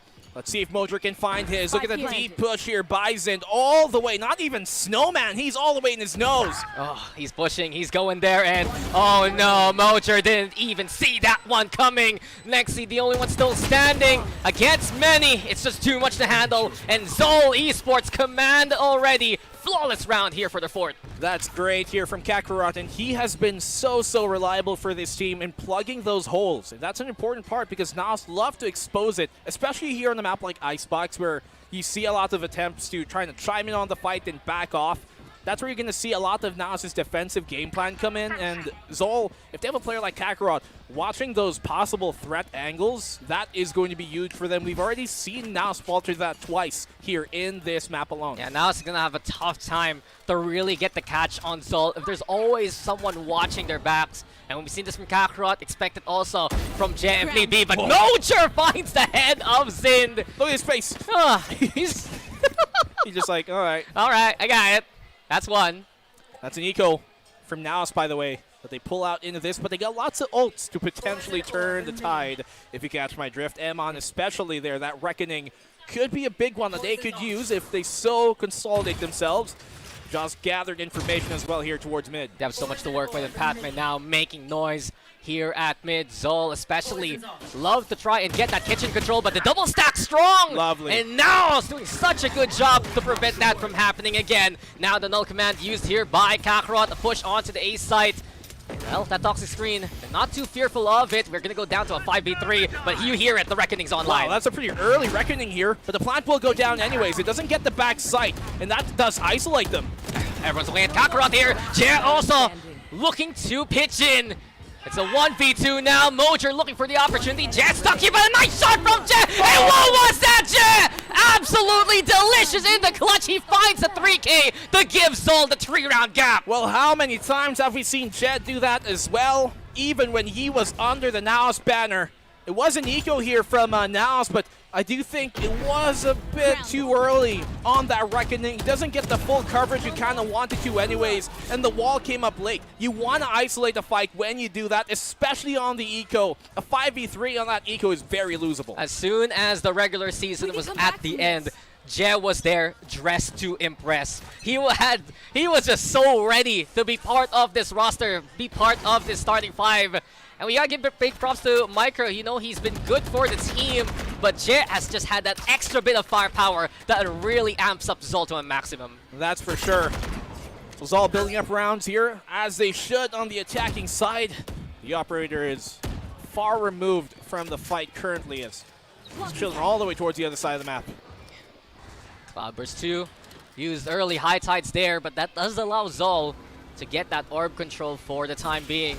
A bit of utility lob too by Kevzy. Now they expect that, and they love to play the backside because of the initial ZOL flashes and shock darts. Speaking of, though, reconnaissance now towards screens, broken quickly. That should immediately give ZOL the inkling that NAOS is heavily stacked this way. It's going to be difficult to retake as well with this op here, but let's see. They've got the post-match utility to hold on to this, ZOL. Here's a push. Xin now through the smoke, and Xin even gets a second.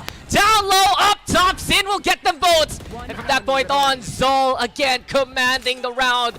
NAOS is just napping right now while ZOL is wide awake here. Yeah, and this is a given round now. Mojo has no other choice but to simply try and save this op, maybe go for an exit at the best, but at this point, ZOL have got it in the bag in Icebox. When it was one of the most reliable maps here for NAOS, their opening pick for this series, look at how things have come early on. You know, I was talking to Laika a while ago, and I had a very, very hot take coming into this series. You look at this map draft as Mojo tries to survive with the operator. Icebox, Haven, Bind. All maps that can be winnable for ZOL Esports. The longer the series goes, the better it is for NAOS. But right now, here at the start, it is just pain as they even lose the op now. Yeah, they're not getting the right reads here.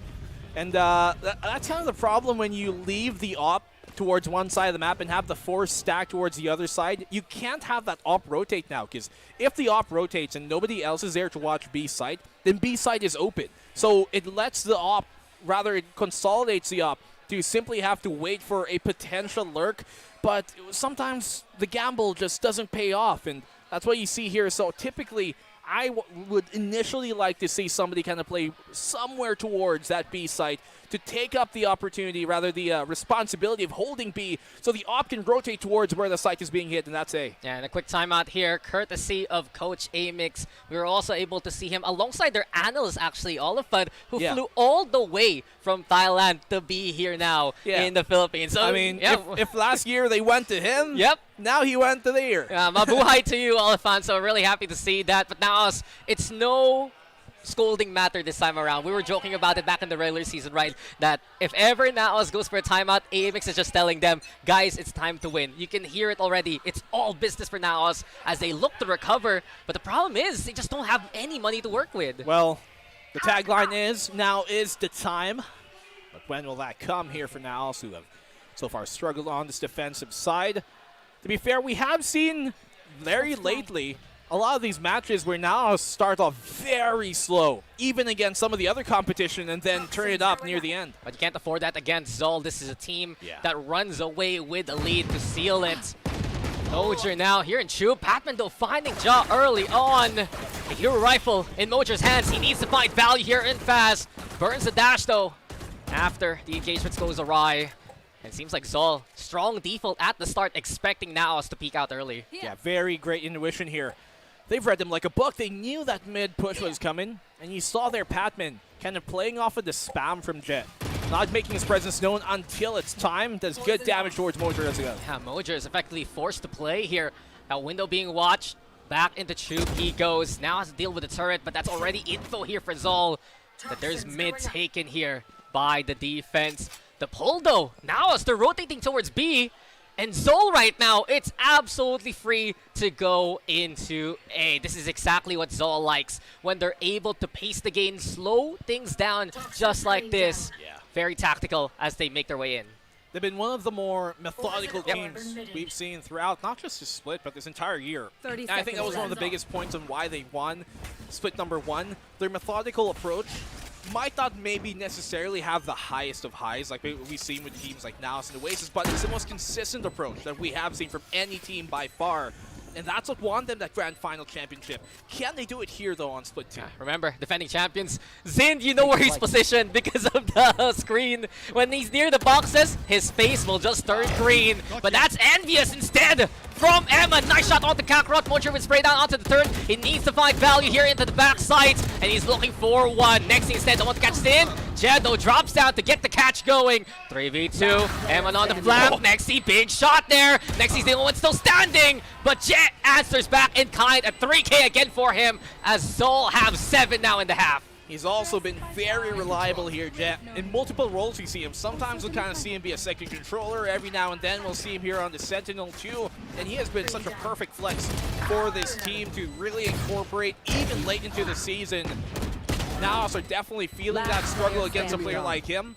Good for Nexi, though, to heat on up, because sometimes you see the best of NAOS when he's playing good. Yeah, and there's a reason why Jay used to be part of that NAOS roster also. Ja, on the other hand, they're separated by a single letter effectively, but they're both on the same role right now as we hear the Viper Spit online. Zind does position here towards underneath the nest. Hunter's Fury now the call. Mojer, though, put in the predicament. Cascade now to separate the two halves. And ZOL, they're looking for any kind of way in, but just a smoke's very pesky. Mojer now still in position. Nexi finds a double. Take that! 3 for sexy Nexi!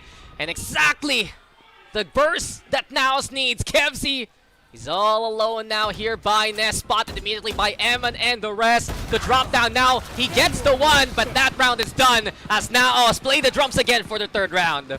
Great two-piece there for Modra, but even better from Nexi with the backup. But the thing is, those are kind of the rounds they've been winning, right? Very dry. Nothing there was done because of utility, aside from maybe the cloud burst by Modra to keep him alive, but there was no real counterplay that came with utility. It was really just positioning, timing, and obviously hitting their shots.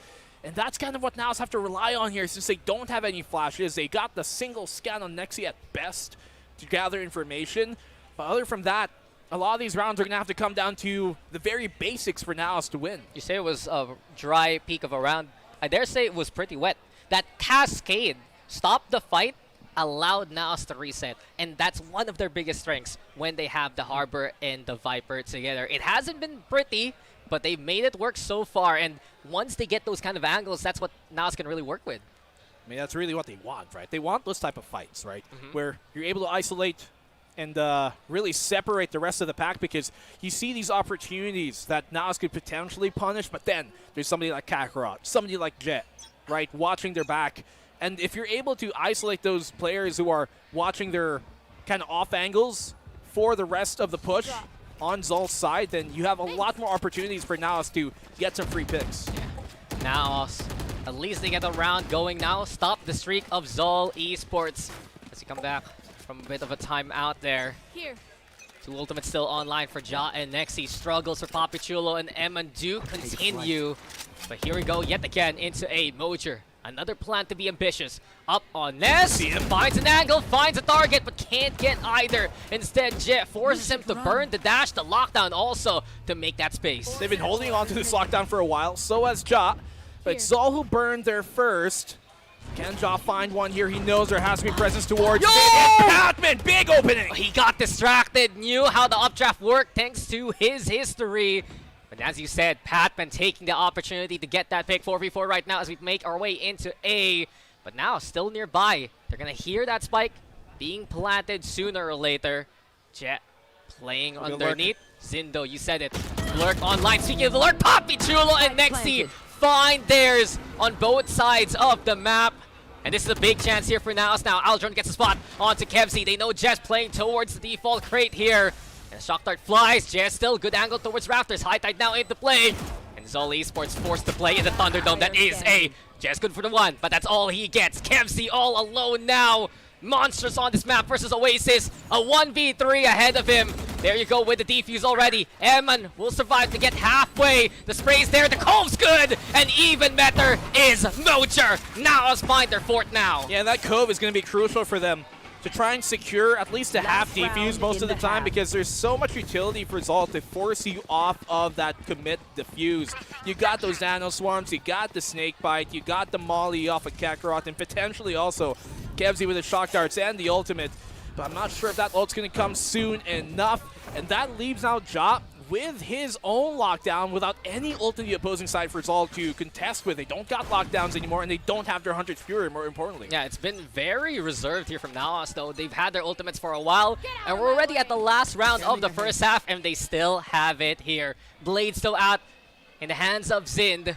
Mid, ZOL loving to try and split up the map. So dangerous though to push into B here, and Ja just slams Sin down on the ground. Hunter's Fury now there for pressure. Cascade 2, Ja working with it, and Ja pitch perfect now with the shot. 2 for him before he's felled. Papichulo also getting the catch towards green, and exactly how ZOL would fall. NAOS wanting the angles taken here, and they find their 5th at the end of the half. Ja, he's like, I'm not going to fall for that a second time. I'm going to land the shot now, and when they actually do commit to it, finds his 2-piece. Didn't even have to use their lockdown. Very, very crucial round for them to try and take. Yeah, and we're going to throw it over to Leica now.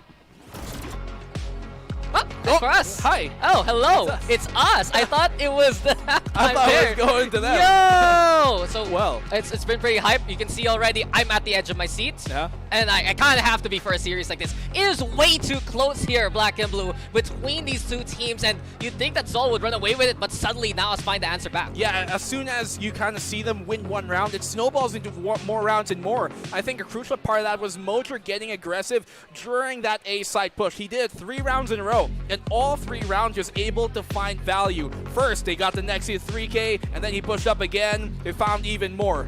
Yeah, and we're gonna throw it over to our stage now with Likeable. Familiar sa lahat. Kanina pa kayo, now's the time. Eh, para sa akin Borkum time. Let's go, Borkum time. Kamusta ka na, Borkum? Matagal ka na namin hindi na nasusubaybayan sa VCT, Yun, okay naman life ko and focus lang sa improvement. Then, yun. Hopefully, mag-compete ako next season. Ayun, no? Abangan namin yan. Pero kailangan ba namin ng translator ngayong araw na to? Hindi naman. Hindi naman. Ay, hindi naman pala. Buti na lang kasi ready na ako mag-interview in English. Sa tingin mo ba, dikit yung scoreline natin, kanino mapupunta yung Icebox? Sa ating dalawa lang. Siguro right now, sa nakikita ko na pinapakita na performance is ZOL. ZOL. Sa Ano yung Icebox. ginagawa nila na okay para sa'yo? Siguro yung aggression, then yun, medyo na-caught off guard yung NAOS. Pero yun nga, na-adapt nila yung ginagawa ng ZOL. So yun, 7-5, yun, solid ZOL. ZOL. Anong score natin sa map 1? Tingin mo? Hula lang. Siguro 13-11. 13-11, ZOL yung lamang? Yes. Kaya nilang tuloy itong momentum na to? Yes. Ayun. Narinig na natin from Borkum Time himself, mukhang ZOL ang mananalo sa Icebox, pero alamin natin kung anong sunod na parte ng kwento. Casters, take it away. Grabe si Borkum. Andito pala sa Pilipinas. Nandito pala siya. And we are back, guys. You saw our Filipino counterparts there. Of course. Always big love to the Mons. Right there above the stage, actually. So they have a really good spot. I like her position, though. It is very... The stage is behind us. If you can kind of see, you got some of the fans over there. The AC's right here. AC. We like it here better. It's actually cooler here. we got the friends, you know. We got the little plushie. It's very cute. But you heard it there from Borkum and Laika. It's great to see, though, the TS boys around. I would have loved to see them in Korea, so close. Yeah. But at least they're here to support VCT PH. Always. Incredible half though so far, and I think really, is that enough for ZOL as we're getting into the game here, back into the second half, right? Is 7 rounds enough now for ZOL Esports to work with, as we know their struggles on the defense versus NAOS have been historically their problem. And the last time NAOS played this map against ZOL, they won 9 rounds on this attacking side, and looking like Mojer is going to get on that tune. Yeah. See, that's the problem here already. ZOL Esports, they tried to play the angles, but NAOS just wins all the fights. And not only that, the high tide there, ready to freeze over these sidelines. Easy take here for NAOS, a 5v2. Kevzi and Kakarot, they need to go nuclear here to stand a chance. Bro, Mojer is ice cold. His expression has not changed a single bit all throughout this game, even when he goes for big plays. And now NAOS puts ZOL in a tough spot. Yeah, NAOS Esports, they're prepped here, coming into the post plant. Zha already finding Kakarot from mid. Beautiful lurk there. And now Esports, this is where their strengths will show on up. A flawless in the pistol, already a good start for them. Lovely stuff from NAOS, just winning their contact there. And you see them use that cascade to try and make sure nobody peeks from the long here towards yellow. They push on out, isolate the angle, focus only on Patman, and then Mojer somehow gets a lucky kill through that. But that's what you have to use. You use that cascade, block off the yellow angle so you can crawl up a bit safer and not having to be a bit too wary of the flash out that could come from that yellow. Yeah, many people question why Mojer was put on main duelist here for NAOS Esports. You can see the results. You can see how the regular season has gone. I like it. Yeah, Zha's an incredible talent, but Mojer, you know he's maximized within the front line. Zindo playing a little bit deep here. Mojer, good for the first already, but Zin able to get the trade. Can he escape? What? He gets away with a second! Still, a nasty shot to keep the dreams alive. And he's back. He's safe. He's able to get away from it scot-free. Well, maybe not Scott. He's taking some damage, but great value already. It's something to work with here for ZOL. And while now scrounging the guns left behind, they still have 2 Vandals here in hand at the very least. ZOL will look to collate their forces to play into A instead. He sees ahead. Eman, Papi Chulo, this is their chance. Zin gets the intel, as you mentioned, from the height itself. Now Esports closing in. Zin tries to dip in there, but Papi Chulo drowns him instead. Shorty in hand, playing into maze. A Minotaur that is Jet already found on out. Patman from up top, he's spotted too, and NAOS Esports have tied the game up. Okay, good attempt there by Zind, and good effort for sure, but ultimately NAOS able to stabilize. You only lose 2, which is the given that they want to lose in that case. That's why they buy 2 pistols coming into it. They only have 3 weapons, so at the very least, casualties minimized as much as they could in that point. But yeah, Mojer already starting off this second half pretty heated up. And as you mentioned, people were wondering why this guy is on that duel list, because that's where you see the best of him. And you also see Zin making a case to be the main Jet here for ZOL. But now, as you said it already here, Black and Blue, the losses, they're minimal. They kept the Vandals in hand. Now their firepower coming into the bonus is looking good. But losing Jaw early on while he plays the lurk, not the best start for the attack. At least now Jen and Batman have their work cut up against them. A 1-for-1. It's Jen still in position towards yellow. They better be careful of the backstab. Kemsey watching that angle. Well carved here by ZOL with the rifles in hand. Papi Chulo trying to make a case, but no one is there to listen any longer. ZOL will keep the lead for now. One thing I've noticed here with NAOS' attack sometimes is that when they do lose a key player in an execute, sometimes it takes a bit too long for somebody else to take up the job that the other person was supposed to do. Let's say, in that case, where typically you'd have somebody other than Nexi be watching towards yellow, but because somebody else died, that being Eman, Nexi instead wasn't able to pick up the slack and watch towards yellow, and then that's where he gets found by Jet. So there are moments here where you see a bit of, I guess, latency between NAOS' coherence. How's their latency? We're at the lab. Hello? In terms of the team. 0 ping, by the way, or whatever ping we have here at High Grounds. In any case, though, I do agree with you because he contrasted to ZOL a while ago, right? They lost Batman, didn't matter. Kemsey was all the way by Snowman. And those are protocols they have to be wary of, especially going up against a team like ZOL, who really typically have that mostly in the bag. No big ults just yet. They also have taken a bit more mid control here than maybe ZOL expect as they've droned it on out. Now they could expect this A hit to come. Yeah, Kemsey was watching mid like a hawk. Instead, now it's now bursting into A, which is given up relatively for free. Nice shock dart lineup, preventing the default plant at the very least. Stalls for time for now. But Mojer caught out early. Soul with a swing. Sid's no position. Even the spray down to get a third there. Sid, he was hungry for more, but Eman at least shuts that down. A 1v2 ahead of Jah here. Good by Eman, though, to bring it down to these much more manageable numbers. Still 1v2, as you mentioned. 30 seconds Can he left. do this? He's definitely one of the most exemplary players we have in the region, but he at least gets a spike down. That's big. A big test ahead of him. But Sin, man, that spray was looking good. Jah, though, shows one up, and we go to a 1v1. It's Jah versus Jet, and Jah, who can control him now? Can Jet get the timing? No, it's Jah to get the spot on. He's just better in that round, and we see it tied up again. Just as sharp in the clutch as his longtime teammate. You definitely know he gave that fist bump to Papi Chulo on the side. He was like, there you go, my son, my brother. From SBE and even longer, right? The veterans here of NAOS Esports shine in the darkest moments, and it looked like it was all ZOL's until Eman got that double. Jah also picking up the pieces from that point on, and with it now, NAOS still keeping this game just so close to themselves. Eman has been a pretty good addition to this team as well. Obviously, having that international experience was big for NAOS to add to the table. Yeah, again, IGL of NAOS now fitting in the system so very well after the departure of Wits.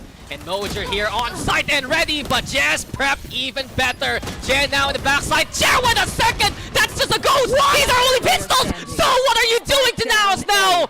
And with the blades in hand, Jah, he has to deal with Sind here. 1v4, just like, do I have to do it again for NAOS?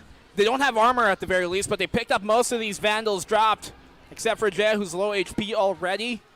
I can't believe how once again ZOL just turned the odds in their favor when you think it wouldn't be. Well, Jah starts off with a second. It's not done. And Jah, he wants to make a case, but that's 3 of them looking at him. Up, middle, low. Pick your poison because you're gonna die anyway. ZOL with the Thrifty. Yeah, they fully expected that to be the angle for him to take, considering that's where they line up, right? On that boost there. So ZOL Esports, especially Jet, we talked about him early on, and you're seeing why. 17 kills to his name already. Both Killjoys are really leading the charge here. Yeah, he's had, of course, experience also in different regions, South Asia, if I remember correctly. But ever since he's made his presence known here for ZOL Esports, he has just been one of the best players we've seen in VCT PH. Poison Cloud though early on, Ja and the rest of NAOS left to an eco, and they're looking to do the same to what ZOL did to them in the last round, but Patman already saying no early. One down here for NAOS quickly. It's good that both Patman and Kemsey are watching their respective thresholds there to make sure no matter where Ja goes, he's going to get found. In with the Outlaw, easy when you got no armor there.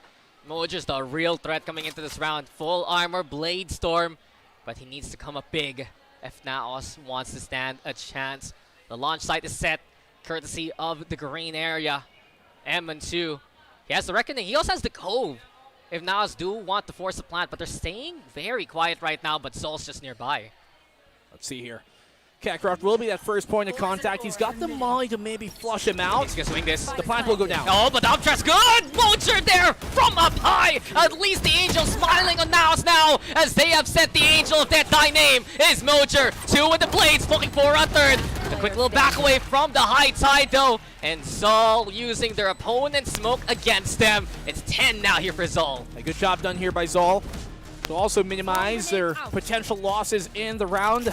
But this is where NAOS have to turn it up. This is their moment to start gaining rounds back. If this goes the wayside, then they're not going to be put in a good spot at all. Yeah, really smart play though here from Jer. You love to see it, get that extra elevation while they're too busy watching the Poison Cloud. But in the end, the firepower's too much, and that's one strength ZOL has here as NAOS goes for a timeout, right? ZOL is a very tempered team. A second timeout here by NAOS. This is their final timeout in regulation now at this point. So you definitely see the pressure being put on NAOS' shoulders. As you mentioned, a very tempered team here. They love to let that pace really breathe, right? There's an idea called letting the room breathe, and that's where they really love to apply. They pause, they wait, they look for what NAOS' reaction could be to the stimuli, and that's when they react.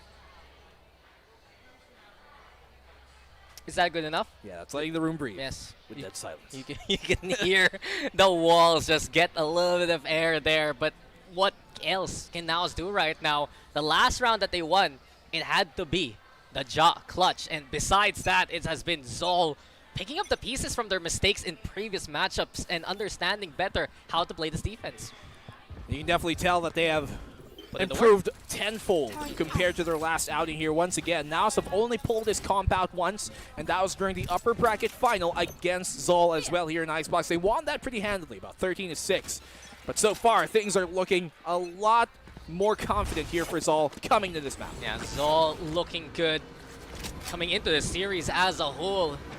They actually talked to the players a little bit. Was it quite offensive, actually, that no one was expecting them to make their way here in the finals, right? Yeah. It was always NAOS Oasis, that's a conversation.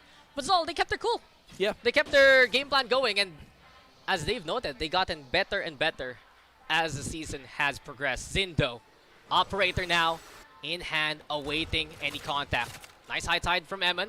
Separate stat for the time being. Not only that, NAOS can double stack the walls. As soon as that water's gone, it's the poison up instead. They gotta make sure they get the timing on this though, because Zin could find an opening here. He's got his dash prep. You're looking for him to go aggressive. Yeah, Hunter's Fury used up by Kemsey. And while it gets a bit of damage onto Mojer, it's still fine for NAOS. They have that Fox's Arena up. We hear the Viper Spit now online. And NAOS have baited out two big ultimates this early into the round. Yes, but look at ZOL. They fully expect this rotation to come. They've got the read that NAOS are probably going to back off towards that A site. And Ja hasn't crawled up deep enough for NAOS to be secure about this push with, what, less than 30 seconds left. Yeah, they're forced to commit now into A, and they have to deal with all the utilities set up here by Jet. Not only that, lockdown, final countdown. NAOS, they need to make a decision and fast, and they're hustling their way into that B side. Papi Chulo sees the pit drop down in front of him. Pacman still, he's still in position. From mid to B, you might make it. The spike is in Mojer's hands. Papi Chulo gets the kill. He made it. And NAOS barely at the nick of time. And Papi Chulo with 2 big frags. Spike's planted now. Big idea there to drop the spike towards Mojo. It was in Jaw hands, but they used the dash to make it in time. They had to hustle, and now it's time for them to try and collect. Jet still here by Snowman. We get the Viper Spit now online, courtesy of NAOS. And Jet, he wants to push through the cascade. No targets yet. Everyone on NAOS' side trying to play within the pit itself. Jaw, the only one outside. Well, he's caught by KevZ there. 3v3 now. Jet. A wrap around from Jet, as you mentioned. Mojo the one marking that flank. Mojo's ready. KevZ though with the answer 2v2 as time is ticking. And now Esports, they have the advantage now. KevZ, he only has a single HP left because of the decay. No time, no chance. He'll bring Mojo to the grave, but that's it. NAOS, they get away with it. Wow, I can't believe that pivot made it in time. And they had like, what, 2 seconds to spare? If it was only in Jod's hands and he just hauled it all the way there through mid, I was watching them on the rotate. I was like, there was no chance that they can go through long and make this. They have to go through mid. Yep. Luckily, nobody is watching there towards that mid to stop them. And when it did come to it, Papi Chulo found a perfectly timed double kill on the site itself to secure the plant.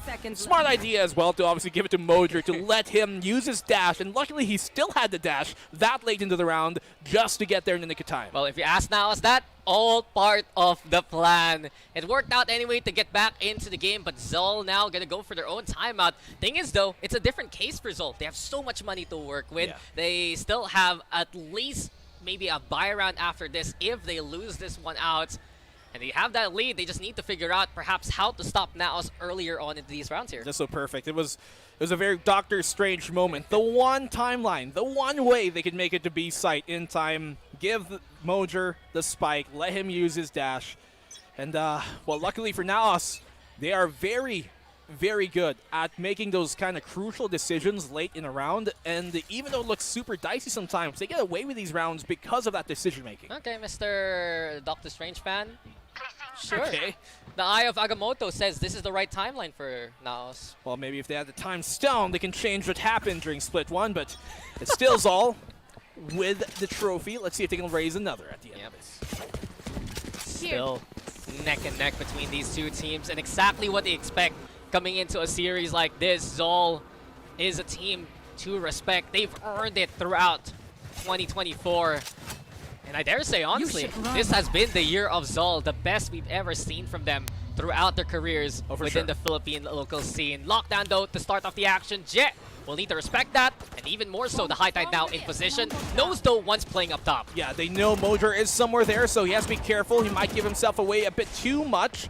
The plant not being committed just yet, and Jaw's watching that flank. Yeah, Jaw keeping an eye out. Mojo, though! Beautiful tap onto KevZ there. And a Cloudburst now for even more cover. Mojo wants to swing. The first contact now falls again. Jet at least trading things up, making it 4v4. But the rest of ZOL now navigate their way towards the spike.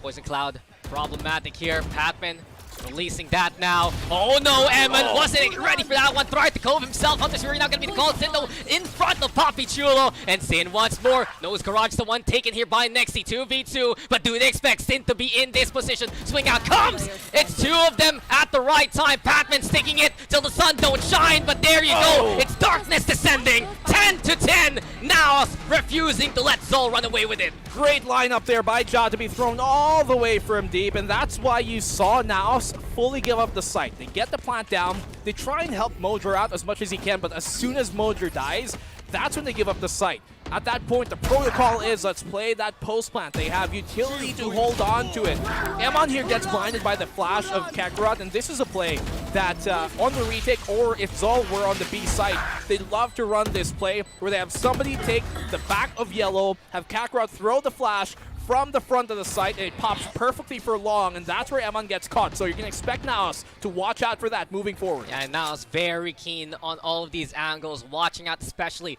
for that push, courtesy of Zin. A new round though. This is where it gets a little bit dicey. ZOL actually opting to play the save. Hero Rifle in hands of Sind. And give him a cape, why don't you? Because that's exactly the pick that ZOL needs to start the round with. With the one Vandal they have, I thought Jaw would have been able to find that pick there, but even better from Zind. He has been very, very reliable in winning some of those fights that you think are a bit awkward.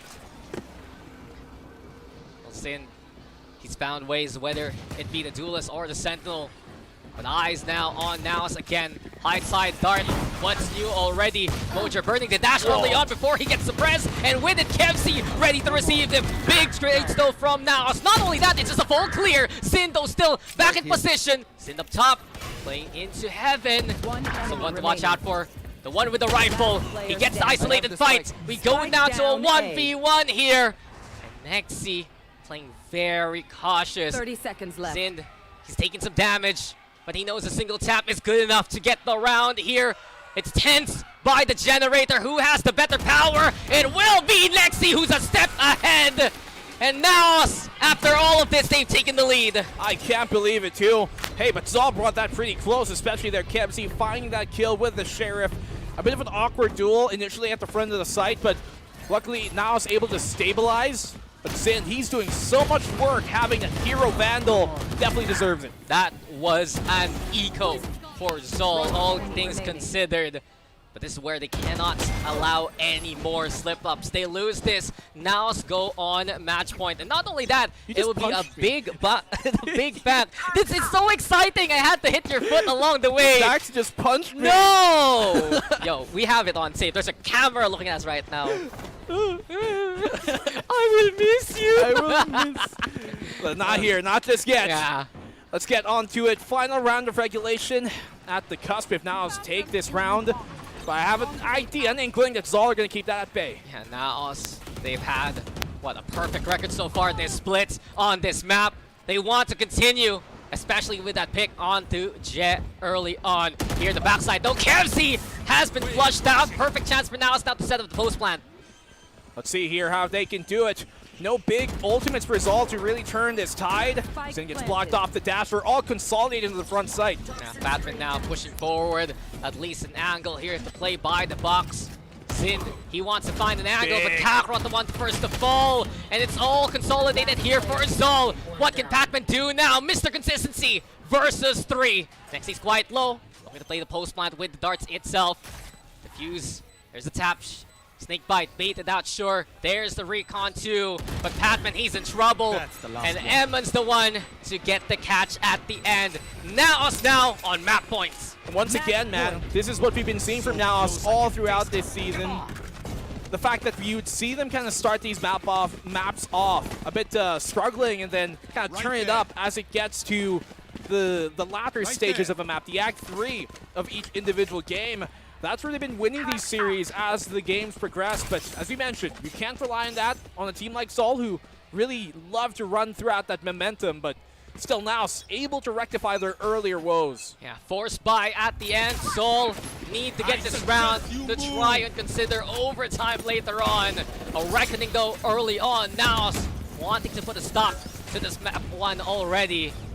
The screen though into play. Looks like Mojer has different plans. Making noise. Caught out by Kevzi though. Dark gets a scan on the Kakarot. The clears there, but Kakarot and Patman win the fights anyway. ZOL resiliency is an understatement. They fight Poppy Chulo now, but the numbers, Poppy Chulo has to deal with the pressure. He's found the double here. Cornered though by the fragment. What's next? Flash is there. Kakarot looking to confirm, and that does it for the round. ZOL still in this fight. Yeah, because of the scan coming up on Kevzi, everybody kind of looked towards that generator side, but nobody really expected the counter swing out here from the rest of ZOL. So lovely stuff here coming from ZOL, bringing this to the final round of regulation. And we have yet to see the attacking op from NAOS. And to be fair, with NAOS's comeback as well, we did talk about this kind of being the preferred side anyways, as is typical on a map like Icebox, but still, you can see ZOL here really putting up a good fight on the defensive side, which is even more impressive. I mean, ZOL have been winning rounds from a lesser eco state, more so than many other teams in the playoffs, including NAOS, including Oasis. ZOL, they know how to make it work with the lesser buy. Yeah. And speaking of now, what does NAOS have in the back? 3 rifles, sure, but it's a Stinger as a backup weapon here from Mojer with the blades. They're one of the best eco teams, that's for sure. You can see why, because when you have that Hero Vandals in, does so much work. He finds Mojer once again. Can he find a second? He does get traded out on the back off. No escape. Too low on HP. Gets wall banged there by Ja. And honestly, that was much needed by NAOS. If they lost Jur for free, it would have been perfect for ZOL to continue on with map control. Thing is, Jet for Jet, you'd argue that's more value for the defense because now the attacking side, they need that Jet to break through the choke, and they don't have that anymore. Well, Nexi has the Hunter's Fury available. A 2-2 split here for NAOS while they have a bit of time to work with. But eventually, Eman will have to relent, move his way towards the A push. Papi Chulo yet again left to his own devices to try and make noise. I think they dodged the knife here towards A, so ZOL have no, at least clear idea that this is coming. Yeah, it's very quiet now. Kakarot, does he expect this? He's won the fight by Jenny. He wins the fight now here on the opposite end of Pipes. Avoids Hunter's Fury, gets another one in his crosshairs, and that should be it for the round. What else can NAOS do in this situation? Papi Chulo opens up the mid-shore, but Kakarot is just unbeatable. Ultra instinct there for Kakarot, and we go to overtime. For the first map in the final series of the VCT PH ever. Overtime? I mean, we've had the tech pause so far, and overtime seems appropriate for the occasion. And especially there, the way that they did it too as well. Kakarot in the corner. And he has, by the way, taken up the mantle of being that IGL ever since Micro stepped down from the first 5 rotation. And that is really impressive considering sometimes you'd see this guy on the Duelist. Yeah, lead from the front, lead by example. And in that round, Kakarot's just like, guys, do what I did, but better. Yeah, as he says and as he does. 15 assists, actually. He's been massive. He has been crucial for this ZOL comeback here late in this map as well. But let's see who can close this out now. Start on their defensive side. Yeah, NAOS there with a cascade early on. Beautiful scan though from the likes of Kevzi. And Zin, a quick little dash to take yellow control. Now NAOS having to give up all this space this early on. But look at the wall here to try and delay even more time. Make sure they can't commit for free. That Nano Swarm popped a bit early by Ja, just to kind of dissuade them.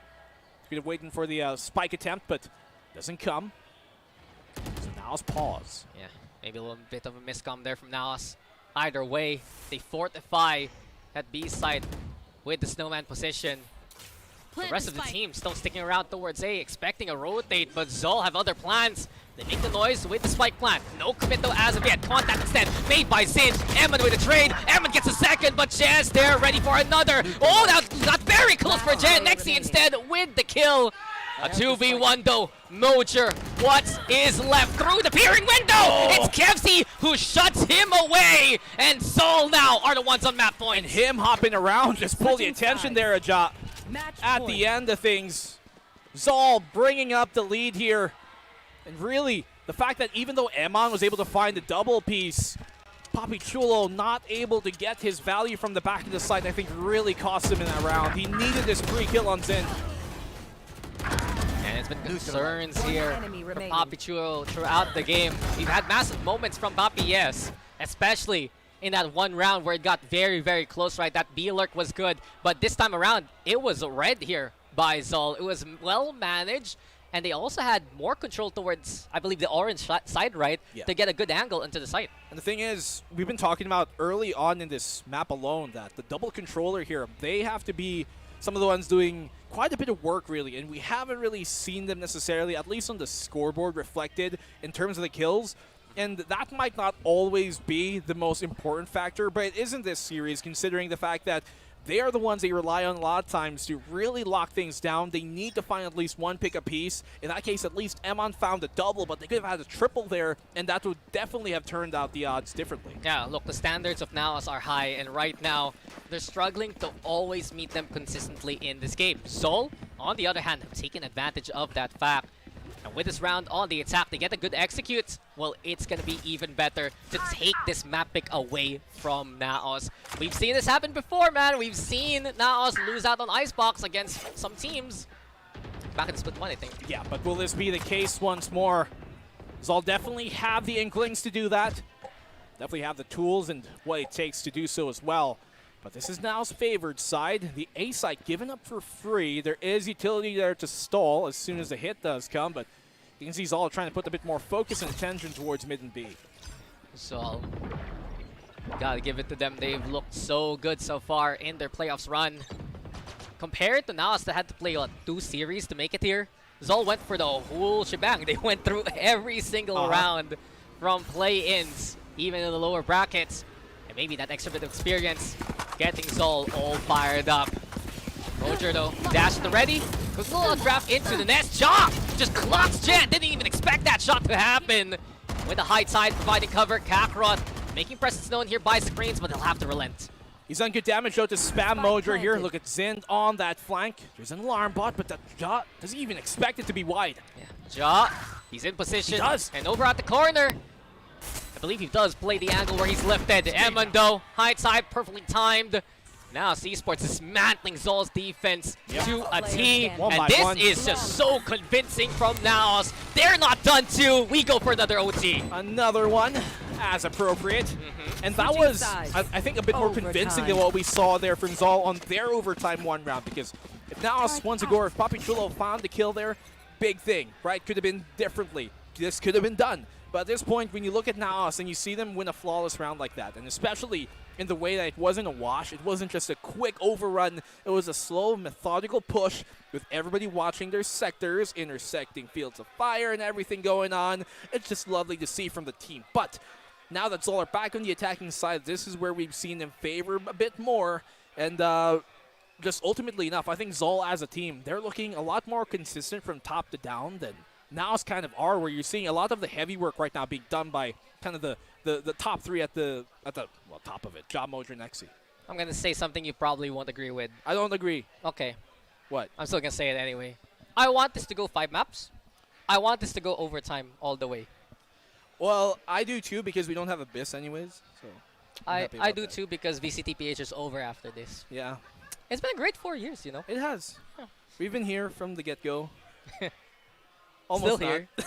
Still here. Still here. And that's the thing. I would like to thank PPGL for not. This is it. Contrary to popular belief, I'm very happy. I'm still here. Yes. It's been. I'll be real. It's been very convenient. Yeah. For the past few years of my life. Very nice. It has been the best. VALORANT changed our lives. Yeah, that's true. And it's gonna change the lives of one of these teams very soon. One's going to Japan.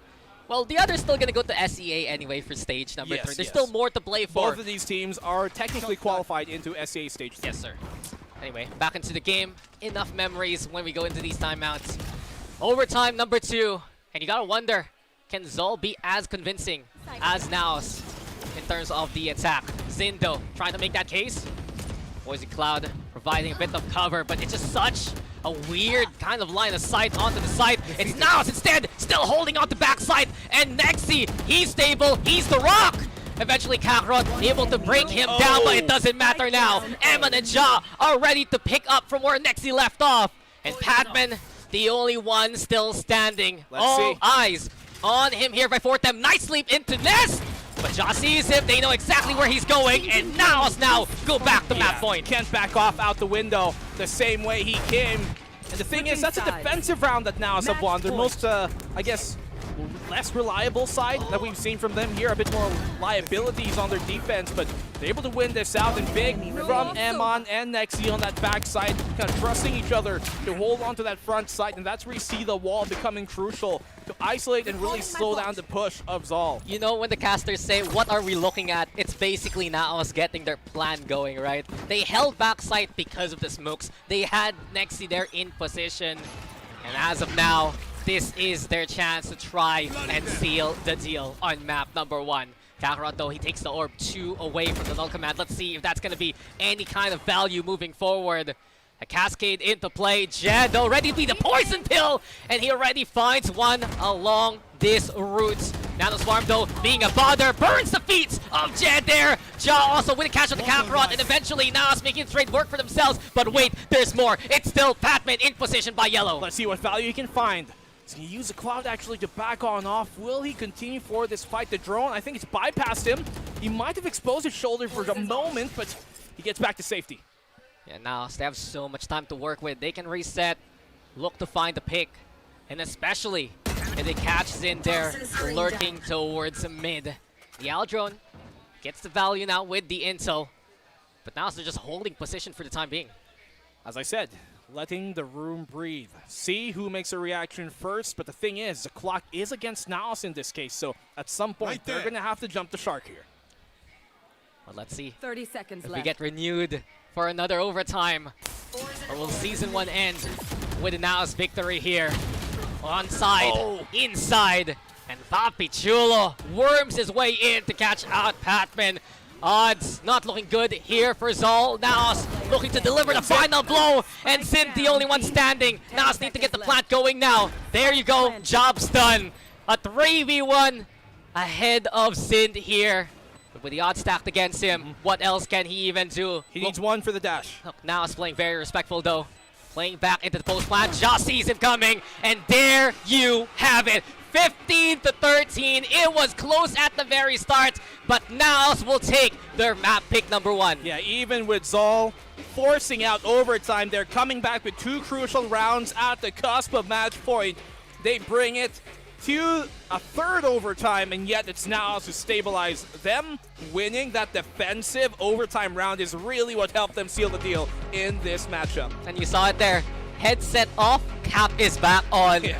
NAOS Esports, they get a big victory here, because truthfully, if ZOL took that map big, ZOL could have a chance to run away with this series. We know that both teams are very contentious in a map like that. We know how close it has been between NAOS and ZOL. But NAOS keep their perfect record for split number 2 here in Icebox so far. And they're looking pretty good on it as well, don't we see? As we talked about, NAOS, as time progresses, that's when they get better. Like fine wine, they age in the barrel as quick as you might have expected, but yet they're able to bring it back. This map number 2, though, is going to be a curious one as we go into Haven. It is so explosive, though, in the audience. You can feel the energy, especially from the NAOS side. That's the thing, though. We're here at the corner. We're right behind us is the NAOS Faithful. Over there is where ZOL is at. But let's talk about the game also, especially Ja and Mojer on point throughout the map so far. Yeah, especially them, too. I do want to see a bit more, though, from the backline as we talked about. Eman had his moments, not in quantity, but in quality for sure. Papi Chulo, when does he come alive? Yeah, let's see the stats here real quick. Just because you got big props to Ja yet again. 28 massive kills coming into this matchup. Zoldo, on the other hand, you can see why they put Zin on that jet. 7 first kills. Very much so helping ZOL make this into overtime. And anyway, he was a crucial part in almost every single eco round they played. He would get multi-kill after multi-kill. They even won one of those rounds off of his hero Vandal and almost won another one too. So they're very, very big moments for him, both in quantity and quality. And ZOL, they were so close to bringing this one home. They could have taken this map number 1, and even as the reigning champs technically, as the underdogs, you want map number 1 to go your way. yeah, big props though to NAOS with the recovery rounds coming into, well, this map. Look at the 11 first kills compared to 17 from ZOL Esports. ZOL had most of the control, and truthfully, I'm a little surprised by that post-plant stat. You'd think that it would be ZOL getting more of those post-plants going, but it was NAOS actually who won out when the spike was down. Yeah, no, that attacking side from NAOS was really a lot more shapely, I think, in time for them when their defensive side was a bit more shaky, especially early on. I do think it was a very calculated choice here for NAOS to play to the attacking side on their second half. One, to close out on maybe the more advantageous side, but also because they know that they kind of start slow sometimes, so why not start on your weaker side anyway? Yeah, highlights so good, the video's still rendering. In any case, though, it was a massive matchup there to start things off with. It was a great game,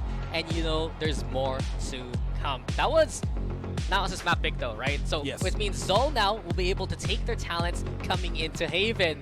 And that was a map that made many impressions, especially in that Oasis series. I'm very excited for that one, but anything else here, Black and Blue? Because NAOS, it was by the skin of their teeth, but they still made it happen. Well, that's the crucial thing about NAOS. I think really we saw that from that round where they pivot with, what, less than 16 seconds left on the rotation from A towards mid and then B. They gave the spike to Mojer. That is a telltale sign that these guys, they're sharp here today. They come today prepared for the worst, and that's why they made the best out of that worst situation. Yeah, they kept it close as much as possible.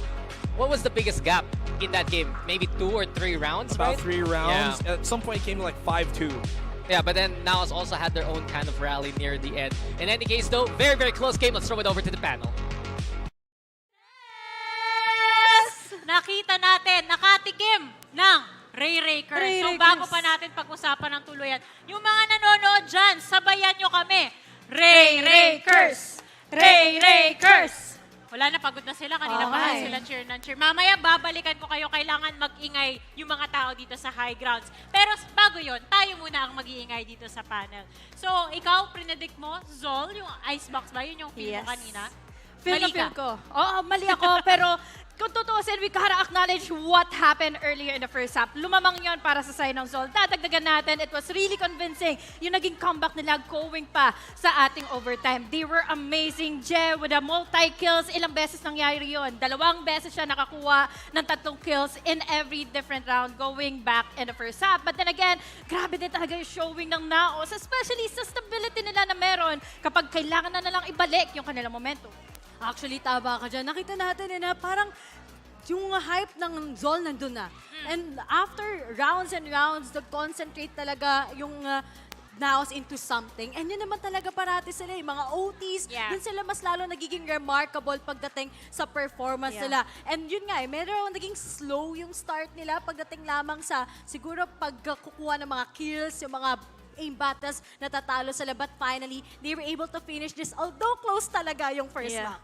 Kitang-kita rin naman natin dito sa ating napakalupit na highlight reels. Yung tinutukoy nyo na medyo slow start pero bawing-bawi din sa huli. Tingnan mo naman yung tutukan ng mga to. Napakainit pa lang kahit napakalamig ng mapa natin dito. Pero kapansin-pansin na tama yung hula mo, Ray. 7-5 ang first half natin. Napakadikit. Pero para sa'yo ba, napakalaking factor ng first pistol pa lang natin kanina? Totoo. Siyempre naman, alam naman natin mga pistol na yan, sobrang talagang makakapag-dictate ng pace. Pero siyempre on the other side, hindi lang talaga yun yung naging game changer mula sa NAOS. Ang naging game changer talaga, mas lalo sila nag-step out, naging powerful na din kaagad si Mojer pagdating lamang sa mga kills as well. Pero on the other side, ZOL, nakita natin, it's not just only Jet today, but there's just a lot of manifestations na nangyari. One thing na gusto kong makita or gusto kong ma-explain din dito, nung nagkaroon na nga ng 10-7 scoreline dito yung ZOL, na lagi nga pumapabor sa kanila, yung mga momentum, yung mga shots, yung outlaw kills na mula na nga kina Zin, nung nagkaroon tayo ng 7-10, na 7 points lang, itong NAOS, bigla naman sila nag-climb back, nakuha nila kaagad yung match point, although nakuha, nahabol din naman kaagad dito because of Kakarot and his kills. Gusto ko rin sabihin na there are sometimes talaga na parang nagiging 50-50 tuloy na magagamit nila Eman, etong wall sila bilang harbor. Oh, actually, pagbalik dito kay Kakarot, no, hindi lang yung kills na yung napaka-impactful. Ilang assist siya doon? 16.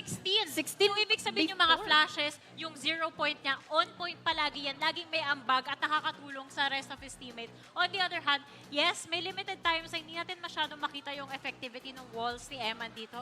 Pero kapag napagana nyo na NAOS, tuloy-tuloy yung momentum. Kita mo yung isa sa mga OT rounds natin, ang linis, kuhang-kuha nila yung A-side, nahirapan na mag-retake doon yung ZOL. Parehas silang magaling on the attacking side. Parehas silang may pagpasok na nga going into the sides. We have Zin, we have Ja. They are all over the place. We even have your Batman for the lurks. But then, yung counter-aggression din naman dito because of NAOS having that harbor, having that Eman FPS on the kills, on the flanks, or even on the anchors. Kaya naman, sobrang pulido lang ng NAOS talaga dito na alam natin na kapag gipit na kaagad sila, doon sila biglang usbong. I'm happy talaga ngayon for Eman, di ba? Talagang nakita natin ng regular season, medyo talagang nahihirapan siya mag-catch up pagdating lamang sa mga frags. But right now, talagang sa mga crucial situations, parating nananalo sila ni Papi Cholo. Kaya sinabi niya pa natin na kapag mag-clutch sila kaagad, gusto nila si Papi Cholo. Not just only that, si Ja talaga yung nag-save ng days mula sa kanila. Kanina, together with Nexi, so I'm proud na calm and collected pa rin ang NAOS sa mga crucial situations. Na kahit kanina medyo nalamangan pa rin sila, nag-OT tayo,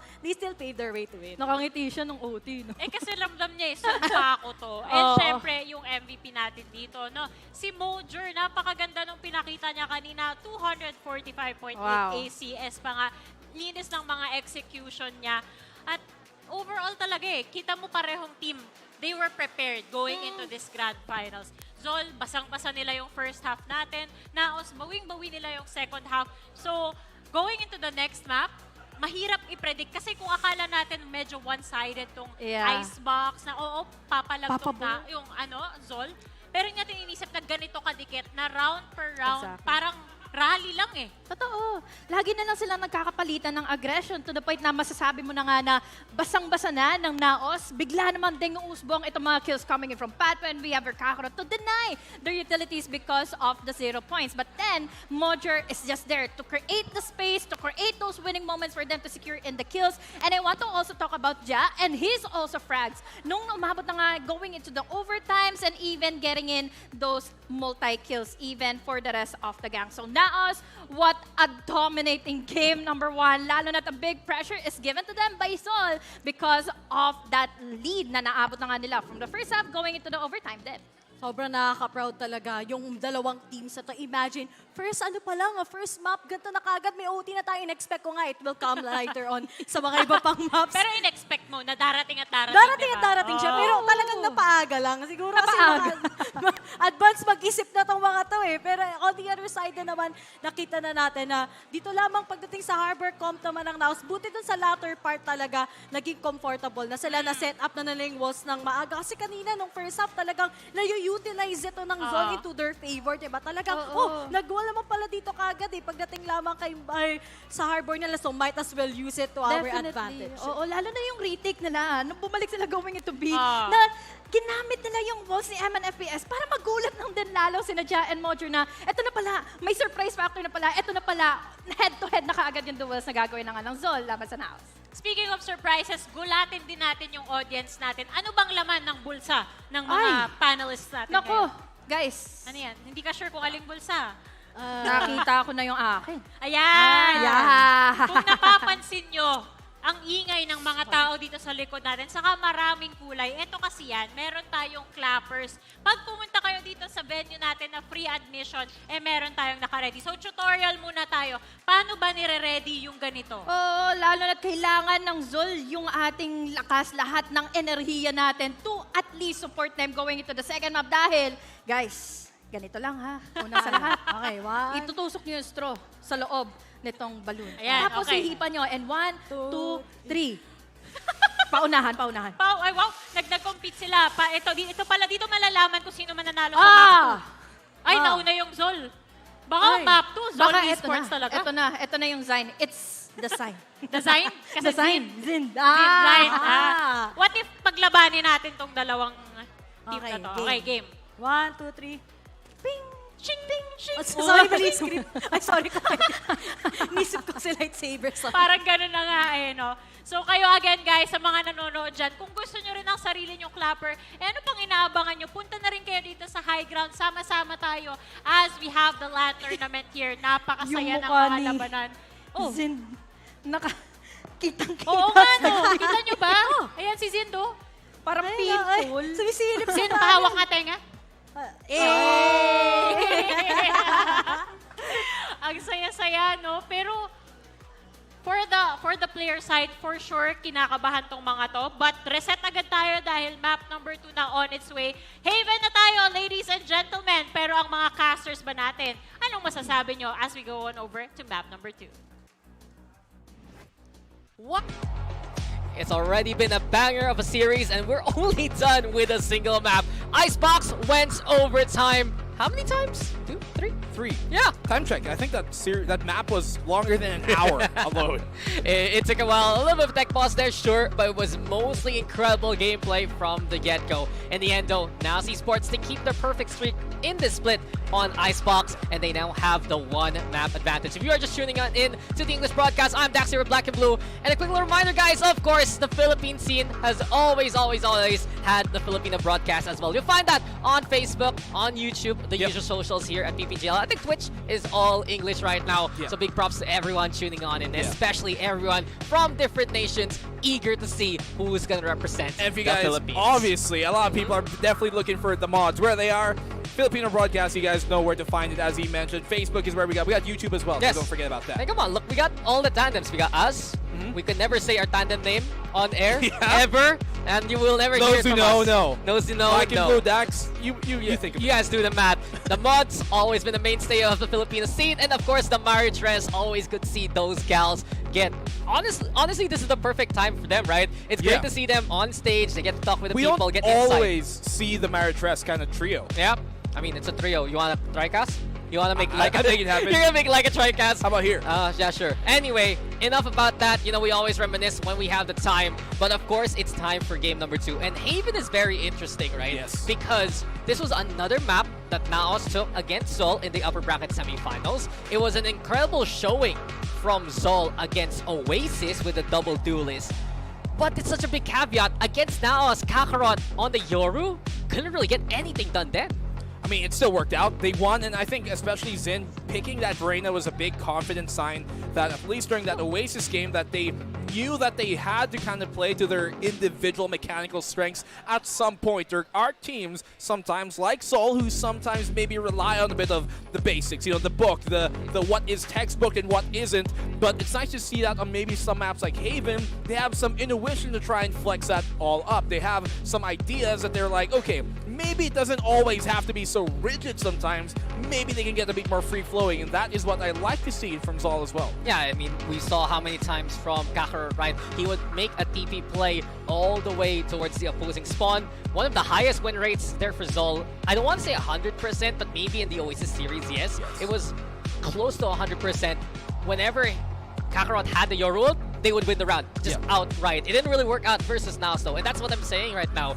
Does ZOL against NAOS Esports still bring out the Reina and the Yoru together? Do they have something else cooking right now coming into this one? Because it's a little different from NAOS. We don't have Age Select as of yet, but from history, right? They play the Neon on this map on Mojer. And here's the thing too. Year 2 of the VCTPH, the very opening split, when 3 of these players here on ZOL were on NAOS' side, that being Kakarot, Kebsy, and Jet.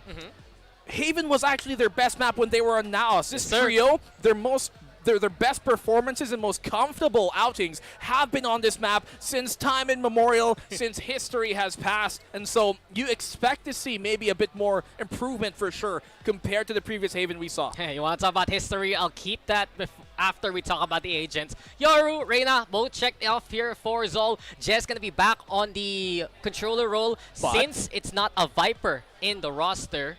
But on the other hand, NAOS, Breach plus Neon, stun galore on the defense. And that's what really will be the biggest factor here, I think, that could shake things up against ZOL. Having this Neon and having that Breach is so much utility to have to deal with. And it's very, very smartly placed because you look here at that Breach, you look at the Sova, both initiators are for long engagements, thus being a bit more effective in helping out Mojer as a Neon. Sometimes you see teams kind of run maybe a Gecko with a Neon, but then again, the Neon can sometimes kind of get too far away from the Gecko for the Gecko's utility to actually help. But when you have a Breach and that Sova, you can aid in the fight, even being all the way in the back line where the Neon will be forward. Yeah, and personal take, honestly, I don't think Gecko's very good on a map like Haven. I think so too. I think a KO, if anything, is even a bit more appropriate. Great comps though, always love to see that diversity. And just back to that history lesson, right, as we're getting ready to get into the game. NAOS, back in 2023, one of the hardest maps for them to play on, especially against Oasis Gaming back then. It took them the off-season to figure out this map. And when we got Haven back into the rotation this split, they've only played it once, and it was against ZOL Esports. That's the Neon comp that we're seeing right now. Is that enough tape for ZOL to really study and try to find the answer? It's the same thing as Icebox, right? At least similarly, where they've only played the comp once, and it's only been against ZOL as well. So there's definitely a bit of a case to be made here where ZOL don't maybe have as much information going into this series of what maybe NAOS could be lacking in, but they at least were able to kind of play off of both NAOS and Oasis and have that more information to kind of gain off of what was working during Oasis.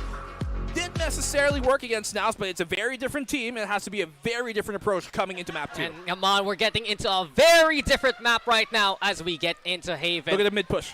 Oh, they're prepping for it. They want to play very aggressive coming into the defense. NAOS Esports already with the smoke outs into lobby. It's a waiting game as we get started in map number 2. Here, John Potman, they immediately get action going. Papi Chulo also wins the fight towards mid, and the push coming to a shove.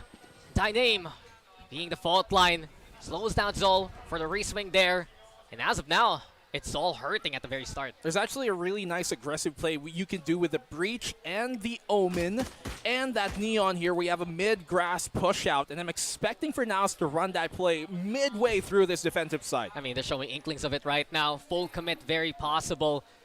And with a Neon Comp 2, NAOS Esports can make this map as small as can be if ZOL collate their forces onto a site. Speaking of now, it's an A take that NAOS is willing to retake. And smart by Nexi to back off here. He knows that if he stays within the site, yes, he'll get early information, but he might get picked off, and that would equal the odds resolve. Yeah, and Nexi actually, the adjustment of Initiator, we've talked about struggles for him in KO in certain maps. Nova's been looking good, and that's a freebie for Nexi.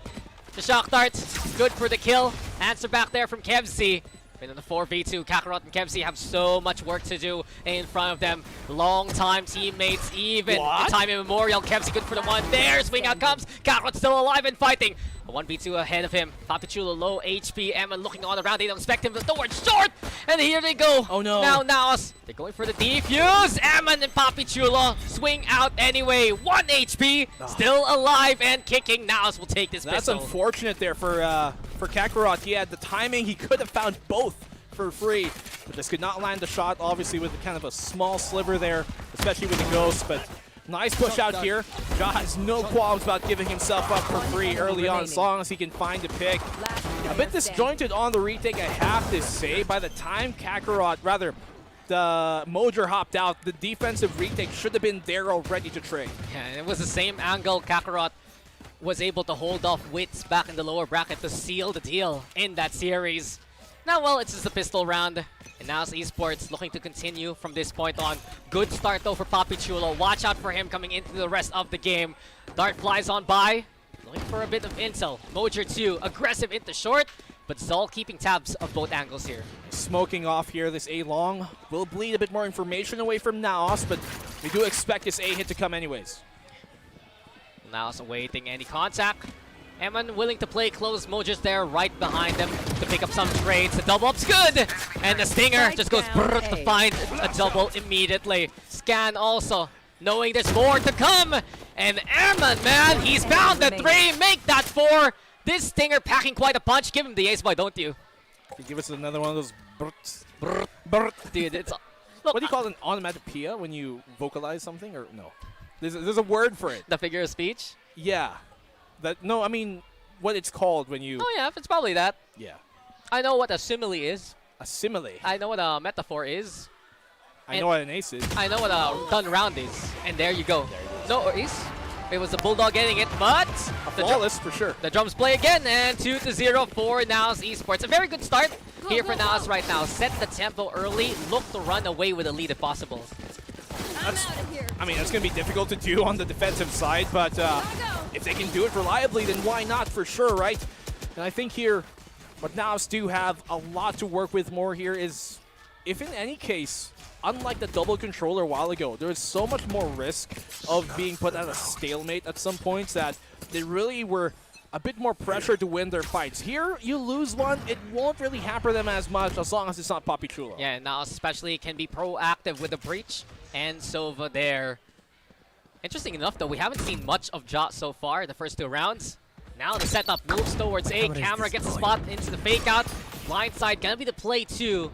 Kakarot knows there's danger close by. Swing out from Jot, punished immediately. Nexi though makes the trade work, and Sin already has the angle to get the catch going. Big clear here from Sol. Sin again in the front line, but it's all up to Papichulo now. Bulldog in hand, gets the intel with the Shroud Step.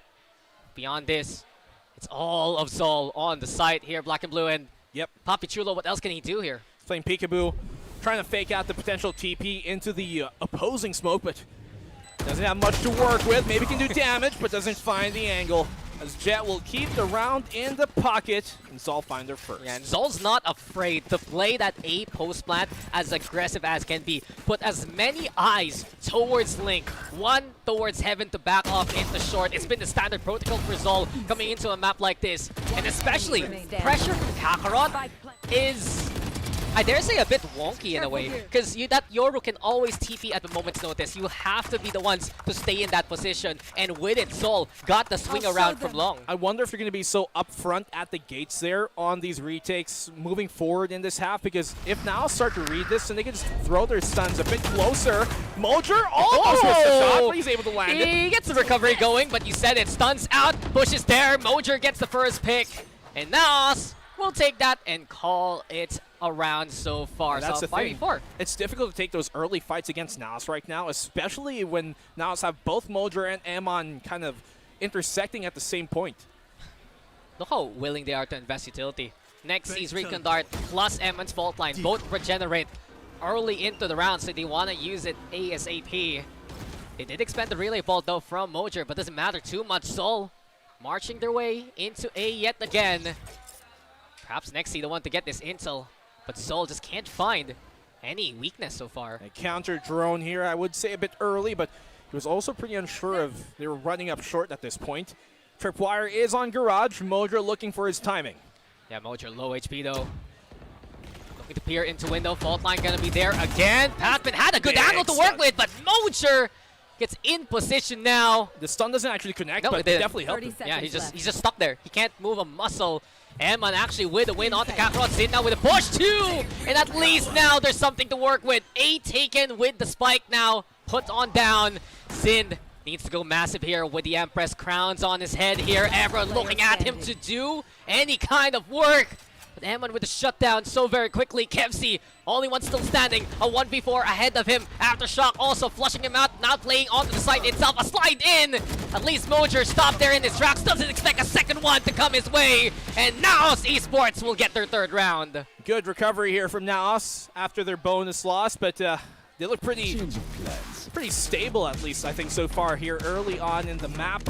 Obviously Zind and Kevzi have to get aggressive there to maybe find a pickoff, but it's only the one, and this is really difficult to fight up against. They know here NAOS that they don't have to overpeak. They can play their power points.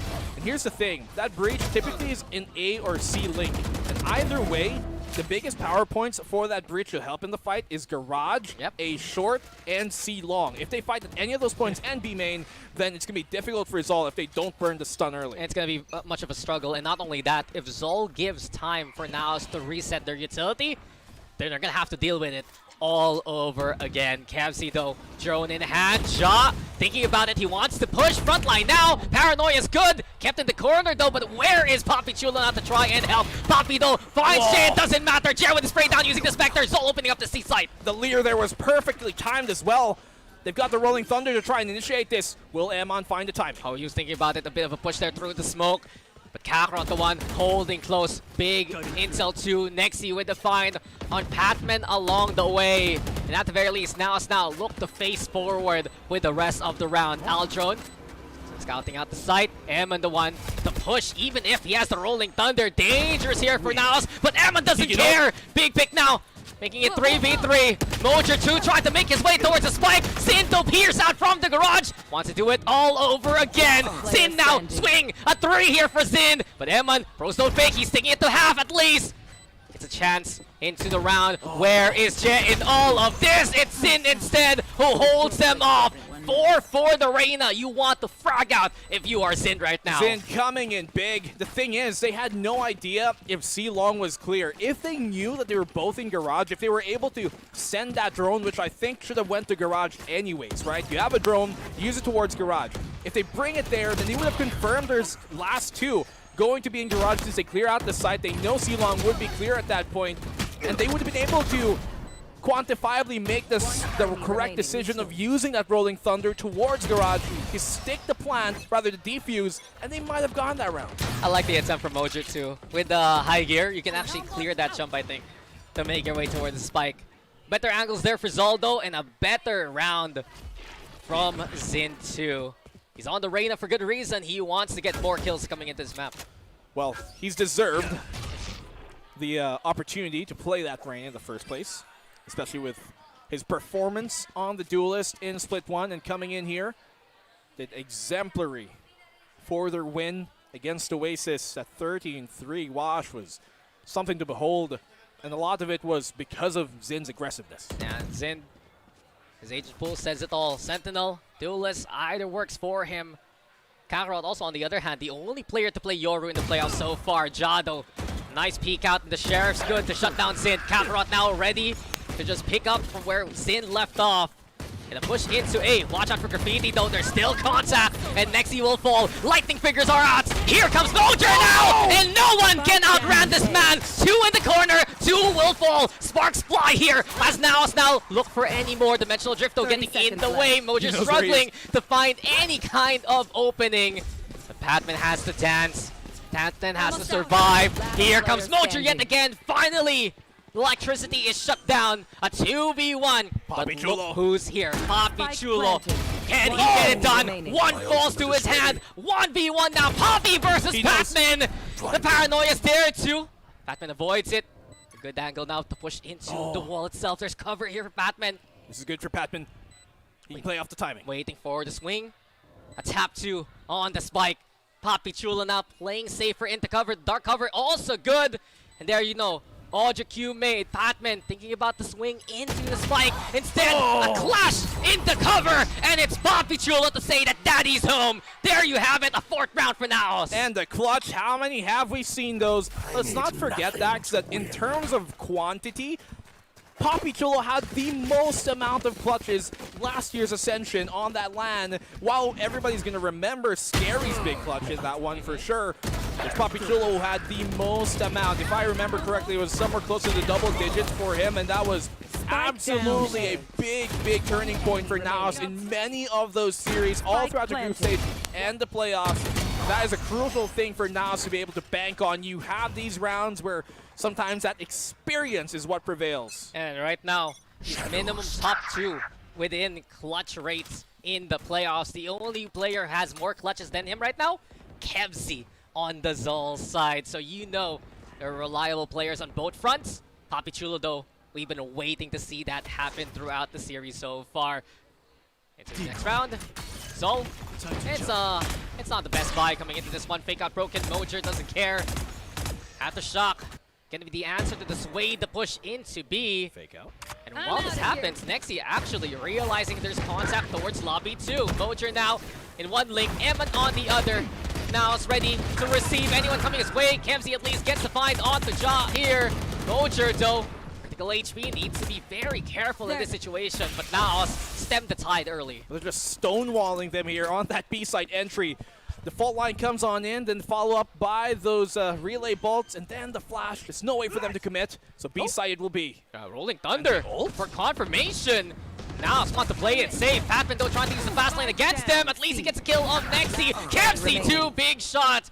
But Patman has a pittance of HP to work with. He needs taps and fast. Now let's have a good setup on the site too. Poppy Chulo swings out.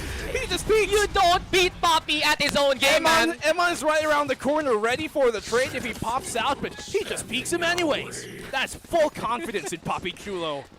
Who's your papa now, he says. Yo, remember when we were getting ready by the makeup booth today? Yeah. And we saw NAOS arrive downstairs? Yeah. I said out loud, nice clutch, Poppy Chulo. They looked at me and I said, that's for practice. Yeah, and we're getting it now. I mean, we expect one of those.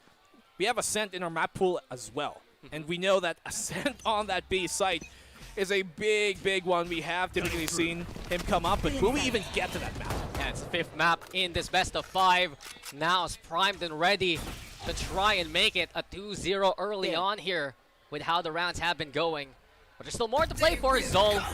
They have so many chances to try and equalize here. Empress now used here for Zind to make a mark into the round. Fake out ignored.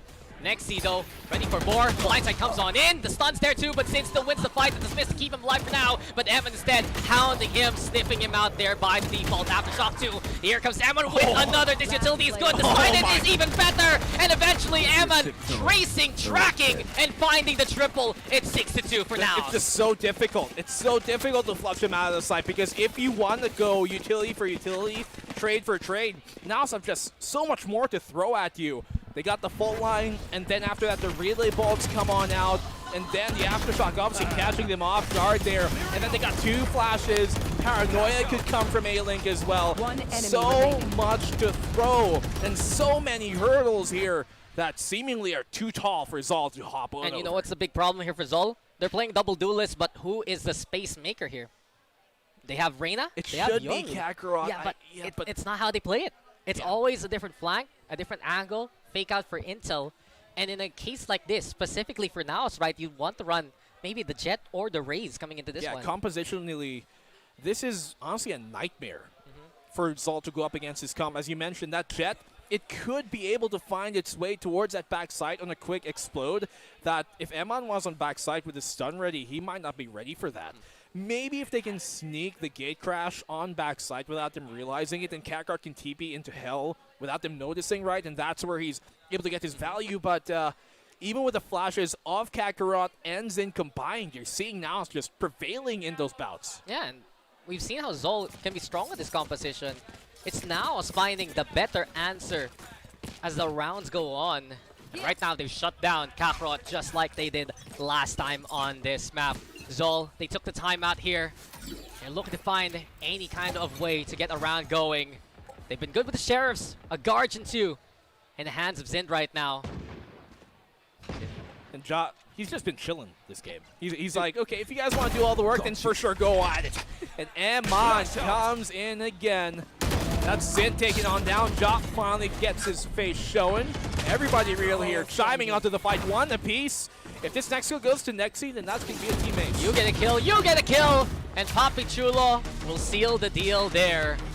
I gotta say though, Eman has been a welcome addition to NAOS. We know his experience, especially in RRQ back in VCT Pacific. He took that IGL role, and right now, 13 kills. He's doing everything and more here for NAOS. He improved tenfold, really, I think, coming from that international scene. Like, we've known him quite a lot during, the earlier stages of the VCT PH, but ever since that RQ experience, he has come in big. He came out of Georgie's shadow. Let's be real. Like, way back when they debuted, it was Georgie, Eman. He was always the second guy. Nah, now he's first pick. Now he's so good. And he went to Tier 1 and more to show off in Pacific League. He wants to get back there. Well, from being an option to now his name is at every auction. That's for sure. All the teams want a player like him. He's very, very young as well, which leaves a lot of moldability for the future. Yeah, and Kakarot, that's painful to watch, man. Mojer wins the fight there early on. Lockdown now made here by ZOL to make the space towards C. Should give them plant.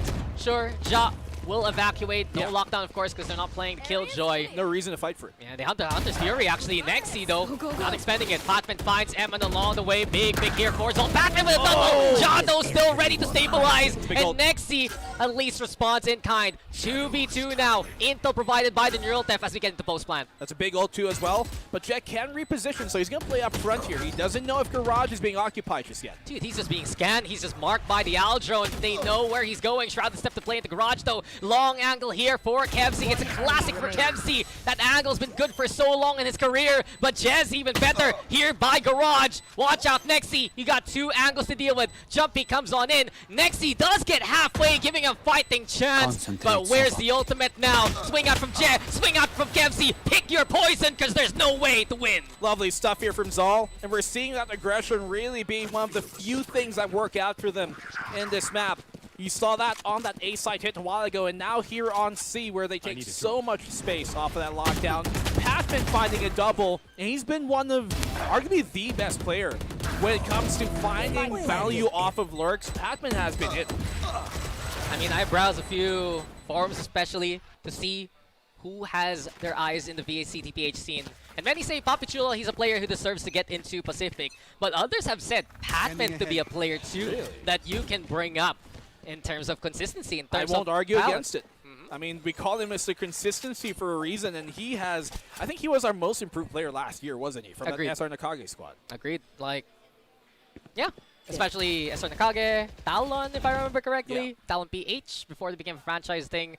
Well, the Lear comes on in, though, and ZOL, at With least. Mark the God. He was so close to making it to Ascension. He was. He was second place. I'm really happy that you have NYSG having one Malaysian team and one Singaporean team going to see. Yeah, I'd love to see it. Yeah. See it. It's the last day. Please don't be like this. I thought we got rid of the pun master. We sent him to Korea. Well, you got the pun prodigy. Oh, no. No, you're awful, but you're the best. Anyway, Fake Out's going to be here again. Same execute from ZOL from what we saw last time around. And the same result. Nexi wins the fight by Graffiti. Emma's there to get the 2K2. And Nexi, a beautiful hold. You can take him away from the Sentinel, but you know at heart, he is just a rock on the side. Beautiful anchor play from NAOS here. And look at that trap setup. Perfect there. As soon as Nexi makes contact, what comes out? The fault line from Eman. You know for sure as well, if there was even more, he would have thrown another flash out.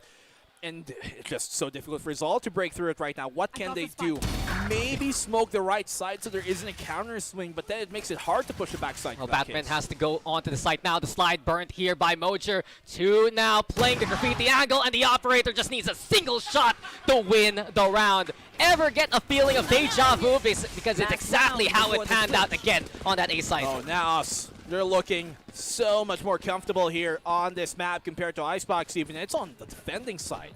You typically see teams kind of prevail here on the attack, but hey, we're in the Philippines, we're in SCA, those statistics are to be wavered away. Told you they can run away with it. That's the thing, against this double duelist comp, this double ini plus the double stun basically, it has stopped ZOL too many times in this game. It's not just a double ini plus a duelist, it's what duelists and inis they have for them. It's always a composition that matters in a game like this. And Mojer now moves out of the way. Hunter's Fury though providing pressure. Zane wants to go for the push. Papi Chulo will fall. But here we go again. Lightning strikes as Mojer will look to make it nice. But he's good for the one. Ja still on site here. The threat now eradicated by Jed though. Flash out. Emman wants a piece of the action. But Jed again picking up a gun and picking up a kill. 2v1 now as Nexi now in position to try and clutch. He's got full utility here. As long as he finds the operator, he's got the scan to try and find out where the rest of the guys are. Nexi, can he find the timing? He knows where both are now. Spotted. Wins out versus Jed. And Nexi's done it yet again!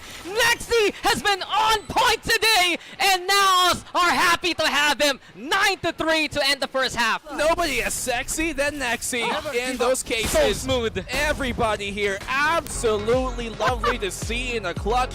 You get some from Jai, you get some from Papi Chulo, and now Nexi once again in another big time situation for another big time player. Yeah, and well, you get to see us react to the highlight of the replay. Wow, Nexi. Wow. Incredible. Be a YouTube thumbnail. Yeah, I mean, Nexi has had an up and down season so far, but he is finding his groove here now, coming into the Split 2 Grand Finals. And yet again, the Sova role really fitting him so much better than the KO we've seen him adjust to. Yeah, I mean, he's always been a very flexible player anyways, but we did kind of get used to him being that sentinel for a long time until he got here to it. And we're going to throw it to the halftime break with Leica. Kundi si Miss, pakilala ka naman. Miss Raya Kim po, hello! Pwede ba tayong mag-request na isang drum beat nga dyan para masampulan kung ano bang ginagawa ni Miss Raya Kim? Hey!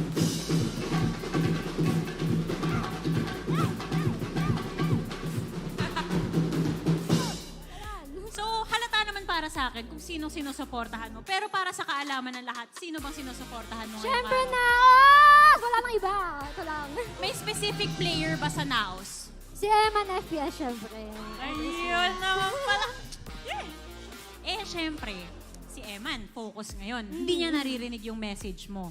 So, ito yung moment na secret lang natin. Tayo lang nandito yung nakakaalam, saka yung mga nanonood. Anong message mo para kay Eman?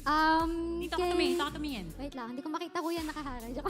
Kay Eman, ay silang masabi ko, never doubt your hard work. Alam mo kung gaano ka nagsakripisyo and alam mo kung gaano ka ubos ng oras dito, kaya kahit anong mangyari, suporta ako sa'yo, alam mo yan palagi. Yun ah! Taas ang kamay lahat ng kinilig. Ay. Woo! Ayan na, ladies and gentlemen, kasama natin si Miss Raya Kim. Siyempre, 9-3 yung score ngayon. Kanino mapupunta ang Haven? May comeback pa ba o tapos na to? Wala na, tapos na po ito. NAOS talaga to. Anong score natin dito sa series na to? 13-3. Hindi, sa series. Sa series na to, 3-0. 3-0 talaga. So, pwedeng 2-0 talaga to, no? Talagang wholeheartedly niya. Yes. O, isa pa, ladies and gentlemen. Hey. Go casters! Go casters! Let's go back to Haven. Hey! Yeah, we feel the goosebumps too. Yeah, we feel the goosebumps. Yeah, this is why he's playing so well. Eman, congratulations, you've already won life. Yeah, definitely so. I mean, you can actually see us in the background there. If you were looking at the camera at the top right. I should have been like this. If you're at top right, should smile the next time. But I mean, isn't that case in point? All of the fans here and all of the, especially the partners that we got for all the teams here are in full force and full effect support. Yeah, that was Leica who passed by. You guys get the behind the scenes as we are getting back into the game. It's been a great run though for now so far. Big clutch moments also from Nexi. And yes, we talked about Eman, but I think we also have to converse about how Nexi has been so stable in this half. Graffiti holds the retake there on C. Everything he's done for the benefit of the team as we get into the game. He's looked better on this initiator role, right? We were kind of wondering that sometimes he would struggle maybe on that KO sometimes, but they swapped him out from playing that KO every now and then. They put Emon on that duty the last time we saw him play KO now, and him being kind of the main initiator here, he has looked good since the opening map. Yeah, it fits, especially the map pool that has been drafted in this best of 5. Now, still looking to win out the pistol here to keep the ball rolling, and Zind just wasn't prepped for that. Ja was the one keeping an eye out, got Papichulo's back, and they're good to go into Ace. I got you, buddy, he says, and here's a hard hit to come. It's difficult to hold on to the backside, but look at the smoke being thrown. The fake from Kakarot, forcing Mojo to hesitate, but through the smoke, Ja actually getting the pick. Kakarot gets another one here, but Ja's found 3. Nexi's there for one more 2, and NAOS will take Ace site for them. That's actually a really good smoke for the defense towards that Graffiti, right? It's going to allow you to hold on to the backside a bit more reliably. Ja, what are you doing? What are you doing? Please, man, not like that. And I'm surprised he's still alive. I'm surprised as well. He's gotten 3, so perhaps my favors him. My voice went chopsticks there. Ja. Oh, Batman though puts his name on the plate, and well, that's it. Yeah, I thought he was cooking there for sure. Yo. But these sticks will be broken in half for the meantime. The opening pistol, the second half taken by NAOS as well. Yeah, harmonize with me. Where's this going? It's a TikTok thing you're doing? I don't know, man. I was just like, I was praying for him the whole time to get the cross going. You got the dink actually there on Nexi too. Hey, it got close, and come on, Batman again. Very consistently a threat. 12 kills right now for ZOL, but this is not enough. Double digits already here for NAOS, and I believe it's another pistol win for them coming into this map, right? Well, I thought, 9-3 curve. Who knows? I'm superstitious every now and then, but it doesn't seem to be the case as of now. To be fair, we have seen ZOL, as we mentioned a while ago, be very, or at least reliably effective even in these eco rounds. So let's see. Lemon. Oh! As I said, case in point. Nah, not the best start. No goosebumps this time. Nope. Not for him. I'm kind of curious to why the Stinger is on Emon when he's going to be in the back line, and Modra as a Vandal when he's going to be in the front line. Because he likes the Stinger. I like the Stinger. There are people who are just good with the Stinger. Modra's good with the Stinger. Yeah, I know. Well, I get it, because he's entry, right? Give him the better gun. As soon as he fault lines, that's basically him going in. Hello? Yeah, but like, there's a lot more between that. Why are you arguing this? It's an anti-eco. Still. And they got the gun back. I have the right to cap and the right to yap. They have the Stinger back. What is so wrong besides losing a player? Because you have to play it optimal. Zind has a chance, but unfortunately not. Yep, and watch out also, Ja actually playing into Garage Paranoia. It's good to get the catch onto one, but there's still a threat into the backside. That's Batman. Zind instead with a kill on the Mojer. Eventually Papichulo able to whittle him down. 3v3. As NAOS look to clear out C as much as they can. We go to Post-Plant. They don't have the Vandal yet in their hands, and that's going to be very interesting. They're going to have to try and pick it up there. They do. It's a 3v3. This is winnable by ZOL. Nobody playing in risky positions, though. Ja's the furthermost player in the site. Yeah, NAOS trying to play safe here. They do have to be careful there by Garage, and Nexi is good for the 1-2 tap anyway. Jet, only one still standing. 2 bullets left in the chamber. 3 targets ahead of him. And yeah, man's running out of time. It's been very convincing here from NAOS. At least ZOL do a bit of damage. Problem is, with the buy NAOS always does on the anti-eco, they can afford to lose 2 players. How did that scan him? I thought he was in the smoke in time. It was too late? I guess it was too late. Latency. Even on LAN. Psych! This is all at home. This is pre-recorded. It's a joke. It's not. We're obviously here. The fans are right there. Yeah, but NAOS are playing these anti-ecos well in the series, right? They can afford these losses just because of how they buy on up. And we've seen them coming into a bonus very well kitted to try and fight with. Yeah, they got the Guardian and the Stinger, but that's more than enough here to turn the tide in their favor even more so. And that's match point at the next one. Yeah, ZOL, this is do or die. They lose this, they just basically lose the map along the way. Zind, though, wins out the first fight. Slide in now! And there's just no escaping the wrath of Mojer. He's hungry for more, but Kakarot will shut that down. Trade for trade yet again. Chaos on the B side ensues. But Kevzi, Jet, they want to go for the hold. Is Jet that ambitious? Papi Chulo will punish that accordingly. Yeah. And over to Seaside we go here. He's watching his back there. But Kevzi, as you talked about, man, he is one of the most, if not the most consistent player when it comes to a clutch here so far in our split 2. Let's see if he can bring us another one. 4 clutch rounds in this map, or in the series rather, for Kevzi. Make it the 5th, I think, actually, back against Oasis.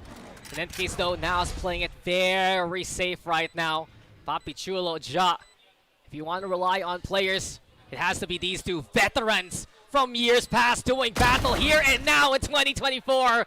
Well, it will be a blast from the past as Papi Chulo gets the spray down going, and NAOS now on match points. Yeah, Papi Chulo and Ja, honestly, both of them have been having quiet but very effective games, especially Papi Chulo, who has had himself really the most quiet second frag I've seen in quite a while. He is actually only 2 kills away from the top frag of Emon here on NAOS, but he's doing exemplary in making sure all these holes are plugged, and his paranoias have been big again in this series, at least in this map. He got his clutch a while ago. He was back on top. It's always concerning for NAOS when Papi Chulo struggles, but when he gets back with a round that is looking lost for them, you know that he's getting back into the groove of things too. It seems like Papi Chulo, he gets symptoms of struggling really when he's away from a clutch for too long, right? He gets whatchamacallit, you know? Are you telling me Papi Chulo is a player fed and bred by clutch, basically? Yes, he is addicted to clutches, and he gets symptoms of struggles when he doesn't. Yo, 1v1, I sleep. 3v1, I super sleep. 1v4, Papi Chulo away. Time. Yeah. That's, well, sometimes you just need that primer to get going, and that's when his spark is the easiest to see. Yeah, but ZOL are the ones looking snuffed out in a map like this, shut out completely by NAOS. And they go for a last-ditch effort. Guardians in hand, it's a forced buy to try and get something done. I'm watching out also for Batman playing that judge within Garage. But NAOS, disciplined at the start. They know that there can be something wonky ahead of them, and they start things off with a default here. Gets withdrawal symptoms, basically. He isn't near a clutch within the past few rounds, at least. He needs to get himself going, but it's ZOL here who need to get themselves going. So far, this defensive side does not look any better than the opening attack. Definitely not. Yet to win a single defending side round. And because of that, they're forced to try and push out, which NAOS are kind of expecting at this point. Yeah, they're willing to wait out the timer. You got the double duelist anyway. You're going to lack that staying power on the sides. And Zin and Kakarot look to find a way to at least get the advantage, but Papi Chulo catching out Jet early. Already you see Patman trying to find a way to get judge value here. Good for the one, but that's it. Dimensional Drift now into play, but the waiting game from Ja. Watch out! It's Ja here! Just stuck in the corner, sneaky peeky like. Zin falls. There's the fake out now. Flash connects onto Papi Chulo, but the Neural Theft also gets the intel. 4v2 here. Stuns are good. Stalls for time. Kevzi trying to clear out the backside, but all of NAOS are playing away, and Ja is a looming threat.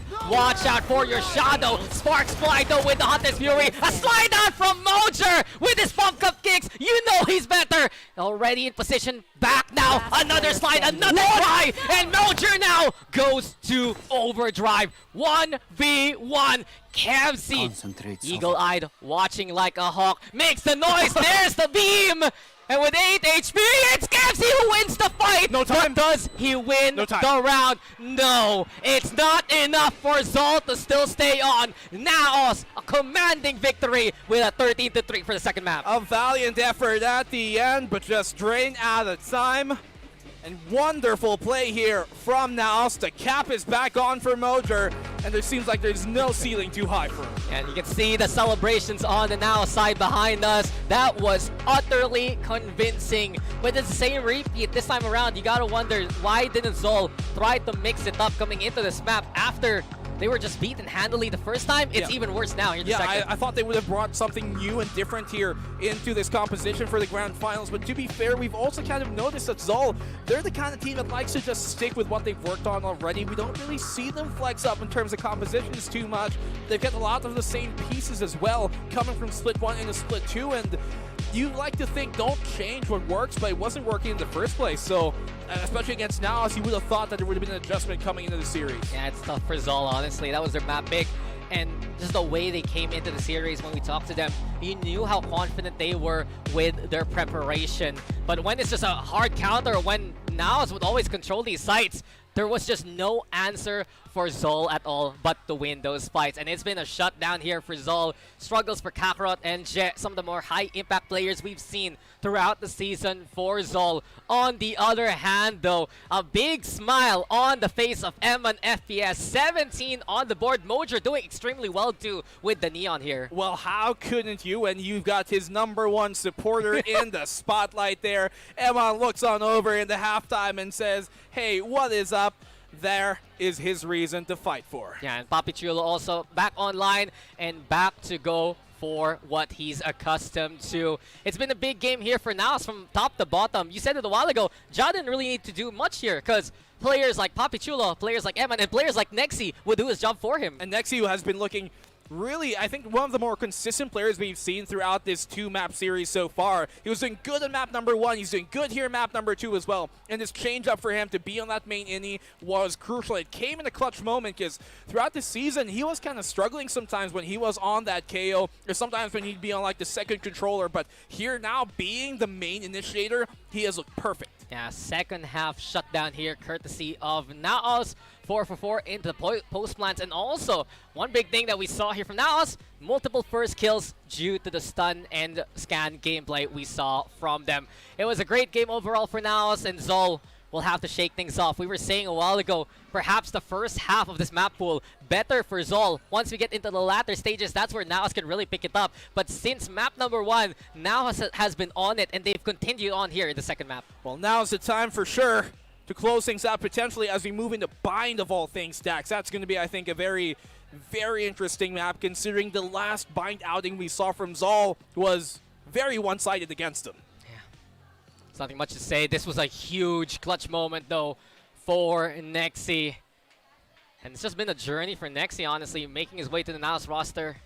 Back when he was by what? Oasis, RQ, if I remember correctly, before the game franchise. Even before all that. SB Empire, always one of the players that we want to see on an international stage. And now that NAOS is one map away from getting back into Ascension, it is a high possibility. But this is where we got a question now. What can ZOL do to bounce back, especially as we get into our third map? Well, you talked about Nexi, and I think we've always kind of viewed him in the same kind of generation and class with other young players that came into the VCT, like Envy, like Jeremy, right? Wild He's Oreo. always in that conversation. Wild Oreo as well. And so, as a player, he is definitely one to look out for, but so is the entire NAOS roster at this point. Yeah, NAOS just online and on point. What can stop them at this moment? Because it just seems like they're so honed in to face off against ZOL right here, right now. But, well, that's it for us right now. We'll throw it over to the Maritres yet again to break down that second map. Message lang pala mula sa isang Raya Kim ang magre-reverse sweep dito sa scoreline ni M1 FPS. Pero all jokes aside, mapapatunayan natin dito, Honey Glaze, na ang ganda ng execution ng NAOS dito. Totally. Sobrang linis sa pag-shutdown sa double duelist composition ng ZOL. Yun nga laging sinasabi ng ating mga casters earlier na dapat on the attacking side. Papaborito lahat para sa side ng ZOL. But unfortunately, all things are just going according to plan para sa NAOS. Anticipating where Kakarot might go in for the TPs. Dadagdagan mo pa yung mga blinds na may bibigay nga ni Zin. And furthermore, hindi nila mapanalo yung mga duels dahil ang daming utility na binabato sina Emma and FPS. This the actual talaga na composition that can take down itong meron pagdating sa side ng ZOL Esports. Lahat nga very accurate sa NAOS. Ang ganda din ng read nila with that Yoru together with that Reina composition. Last time nung nakita natin sa ZOL dito, sobrang scary talaga nila. Hindi na talaga sila ma-define nung nakalaban sila sa lower bracket finals. Pero dito lamang, pagdating sa NAOS, they did the research. Tamang-tama talaga lahat ng team player. And I'm happy that Mojer is really back on track. Yan din kasi yung benefit kapag ikaw yung nauna dun sa upper bracket natin. May ample time ka na mag-aral sa ano bang nangyari dun sa lower bracket finals natin. Lalong-lalo na best of 5 series yan. So best of the best, go the distance yung mangyayari. Pero eto nga, si Eman FPS talagang nag-step up dito sa map number 2 natin. Di tayo sure kung narinig niya yung mensahe ni Raya kanina. Pero at the very least, maganda yung performance niya talaga. Definitely. That breach on Haven, staple na yan. Nakita natin tried and tested. the concuss, the flashes, everything is on point, kahit yung rolling thunder. Kaya overall, Rere, thumbs up sa ating MVP. Yeah, of course, talaga si Eman talaga yung man of the game. And on the other side din naman hindi ko in-expect na ganun kalayo yung magiging haven position ng parehas na OT nga ng OT yung diba? iniisip natin every single map eh. Exactly. Inisip ko nga to 13-10 maybe in favor of either of the teams. Tapos ang ganda pa na nagsimulan ng Icebox. And for ZOL talaga, ito na yung oras in this coming map. Talaga dapat mag-rise na sila. Ulitin nila yung performance na pinakita nila sa atin sa Icebox. Definitely, Sol, what Eman is just capable of. Kapag masusuportahan niya nga kaagad itong sinamodger, he will be able to do so because he has been utilizing all of the long elevated angles using in ng kanyang mga fault lines. Kaya naman, pabor na pabor lahat ng mga stages ng mga rounds nila dito, especially na again, yung mga blinds nandun, yung mga fault lines nandun, and then, lagi silang namamatay sa mga duels na lagi niyang binababorahan dito kina Modger. Don't get us wrong ha, lahat talaga ng members din dito ng NAOS, ramdam na ramdam natin yung ambag. Sadyang may mga shining moments lang na sobrang evident dito sa ilan sa mga players. Para sa akin yung favorite round ko kanina, yung naka-thrifty etong NAOS. Kasi una sa lahat, syempre, ang ganda ng mga picks din ni Mojer dun sa ultimate ni Neon. Tapos si Papi Chulo, naka-clutch. Yan yung sabi ni Eman, di ba? Kung makakapili ako ng isang teammate na tingin ko 2v5 kayang i-clutch, it's gonna be Papi Chulo. And time again, pinapatunayan niya talaga kung bakit siya sa mga smoke criminals of the Philippines. One thing I was curious about para sa side ng anong ZOL is that this didn't work. This composition didn't work before. Nung nakalaban na nila first hand itong NAOS back in the, other brackets nga dito sa playoffs. And unfortunately, ginawa din nila yung ganitong klaseng composition. And again, it did not work. Pero gumana man nito sa Oasis. Yes, it worked out into their favor. Nagkaroon sila ng grabing dominating lead. But then, unfortunately, this is still the same consistency na binibigay kasi ng NAOS. Yung mga lurks, yung mga flanks, dyan all the way from the anchors. Tapos makikita pa si Mojer nag-slide in and out lang. Ilang beses nangyayari yon gamit nga ng kanyang overdrive earlier. So again, what a way to win that game, that map para sa NAOS.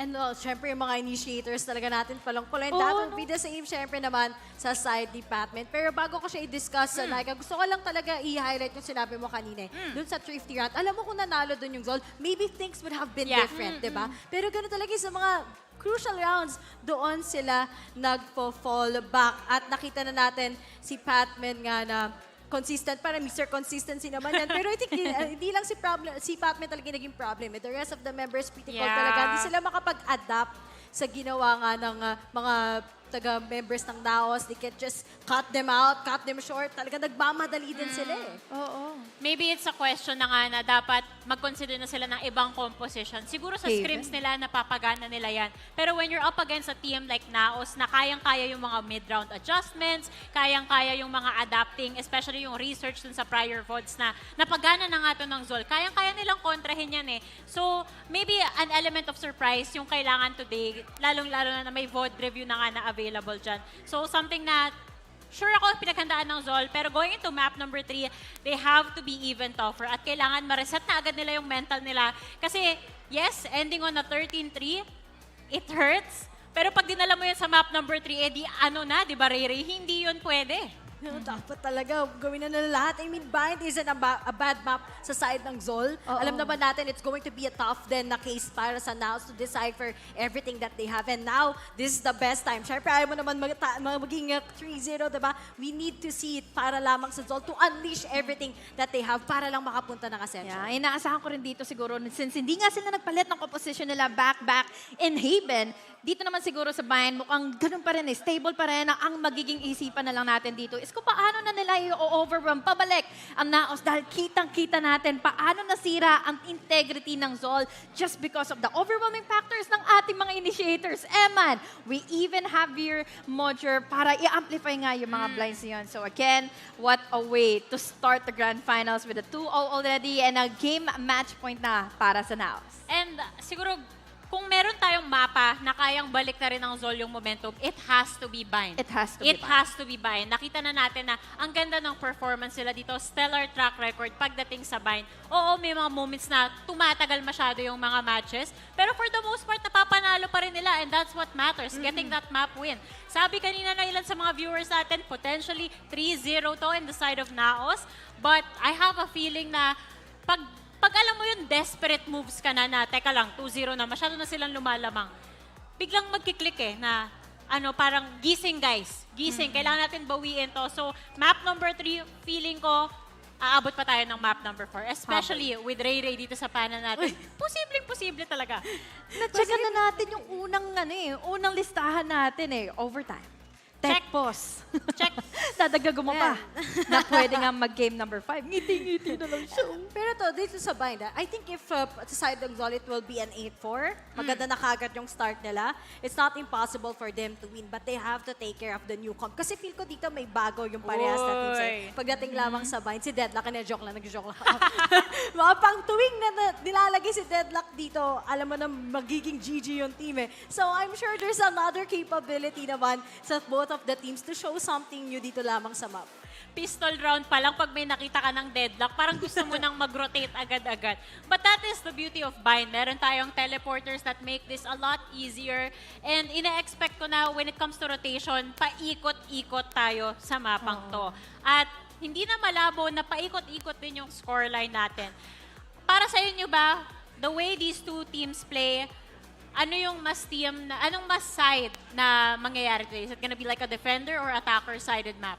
Magaling ang ZOL sa defending Yes, yun man ang attacking man ang kalakasan nila earlier back in Icebox. But this is a different story. The TP plays can be hindered. They can hinder out itong aggression nila Mojer. At yun lang ang dapat talaga nilang gawin. Dahil kapag hindi nila nagawa yun at meron talagang ongoing momentum, itong sina Mojer, nako, 3-0 ito, possibly para sa NAOS. I think I gotta agree din talaga sa point ni Glaze dun na iba talaga yung defending ng mga teams. Pero yun nga, what matters the most isn't the defending, yung attacking talaga mismo. Pero, Aba, Team Secret fan. May pa-secret din siya dyan Ano yan? Ano yan? Ano yan? Uy! Wow! Ano yan? 2-0 na. 2-0 na. Anong prediction mo for game number 3? Game 3. Game 3. Oh, Sino mananalo sa map 3? Sino na? Ayun! Map 3 daw, ZOL. Solid. Give this man a raise. Grabe yun. Grabe, di nyo naman saan sinabi na dinala si De. Meron pa isa. Parang meron pa isa. sinusuot. Ano May gusto yun? ka pa bang ipahiwatig sa amin? May gusto ka ba i-shoutout? Mr. Joshua Texon. Ay. Meron pa. The biggest plot twist What of the could have century. been? Ayun, shoutout nga pala kay Ivory. The biggest plot twist. Wala sila dito pero na-shoutout pero na-Oasis isusuot niya pa rin yan Ang init pa rin na paniligan yun. Ilang jersey yun? 4. Team Secret. Team Secret.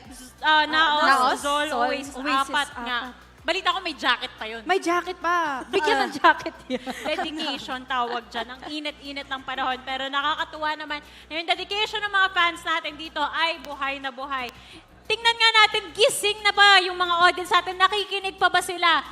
Sinong mananalo sa map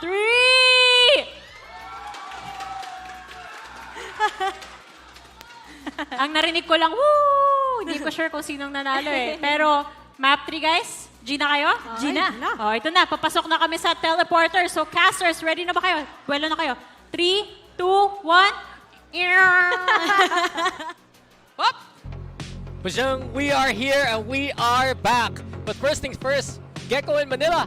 He got a lot of shirts, man. He got 4 layers on him, dude. In this heat, in the Manila heat. That's crazy. A true fan of the entire VCT spectrum of the Philippines. Bro, I'm like in the Hawaiian shirt. You're in a Hawaiian shirt. I feel the sweats. I feel the heat because this matchup heated up in the first map, but then cruise control for NAOS in the second. We are back here, of course, in the final match ever of VCTPH. The finals of stage number 2. Dax and Black and Blue going to be together for you here for this one.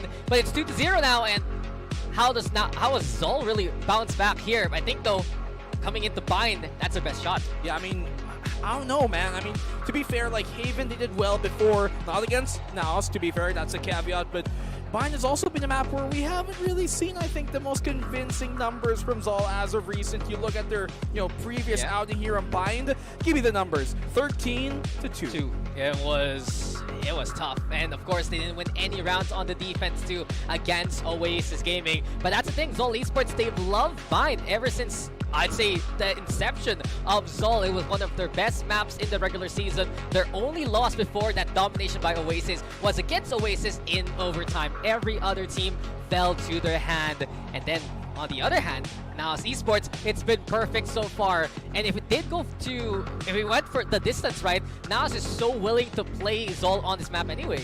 Well, but on the other foot, to be fair, I think even though NAOS have been winning most of their buy maps, I think matchup-wise, there is a chance here for ZOL to take this back. I think, like, playstyle-wise, there are opportunities here that ZOL will actually find for themselves, working out that maybe no other team in this region are going to be capable of really capsizing and taking opportunities of. They have a lot of reps on this map, and I think the biggest win condition here for ZOL is either protecting the wingman or making sure that they find a plan B after it's broken. It was one of their biggest weaknesses against Oasis Gaming. You have players like Savvy 8K just hanging around that A side, peeks out, breaks the wingman, and ZOL just find no real answers to get the side control that they would like. It's been a big concern here for ZOL, and we gotta wonder, do they change it up here and now? Do they swap the composition away from the get-go, or have they done enough to refine themselves? Because this map, Black and Blue, is actually a NAOS map pick.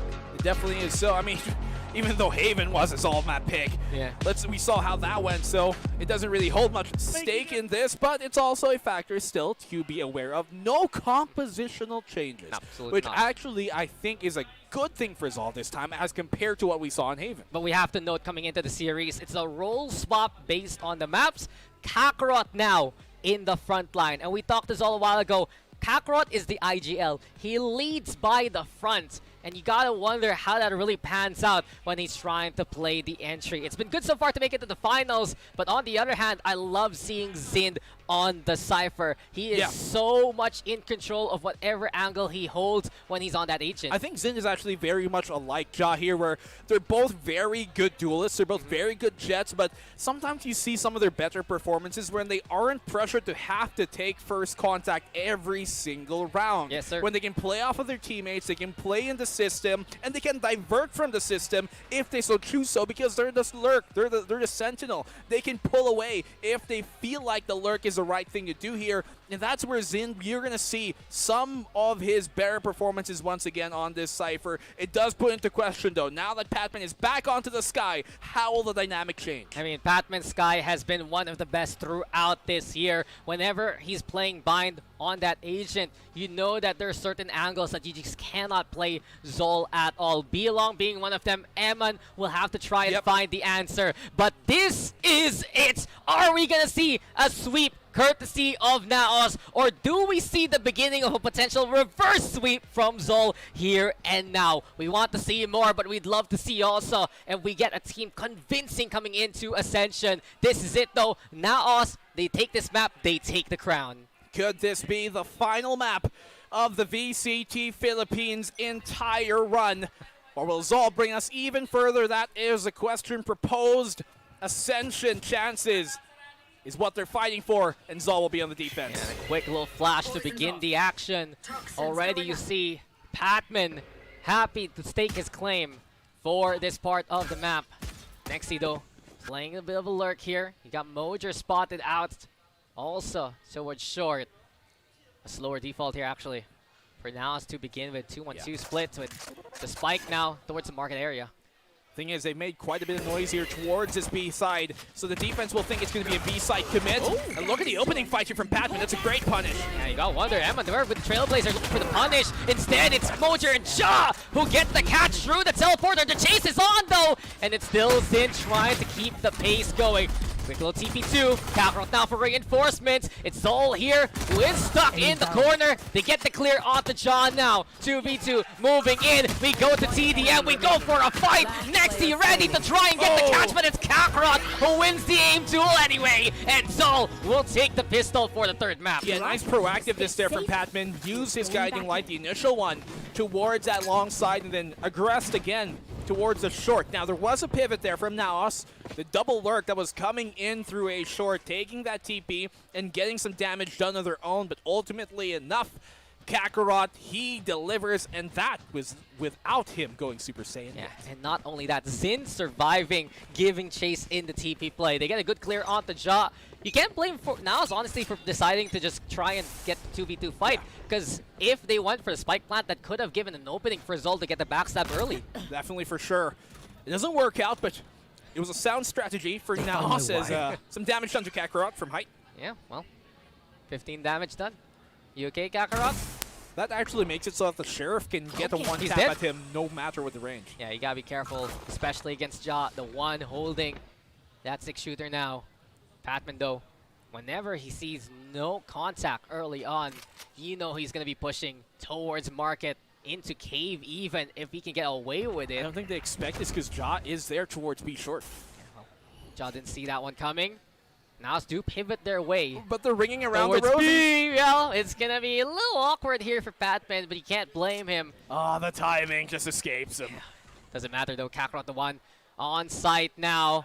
The rest of ZOL, you might expect a TP burst again to happen here to make a quick rotate happen. Yeah, they're not going to expect this B-side hit because of that.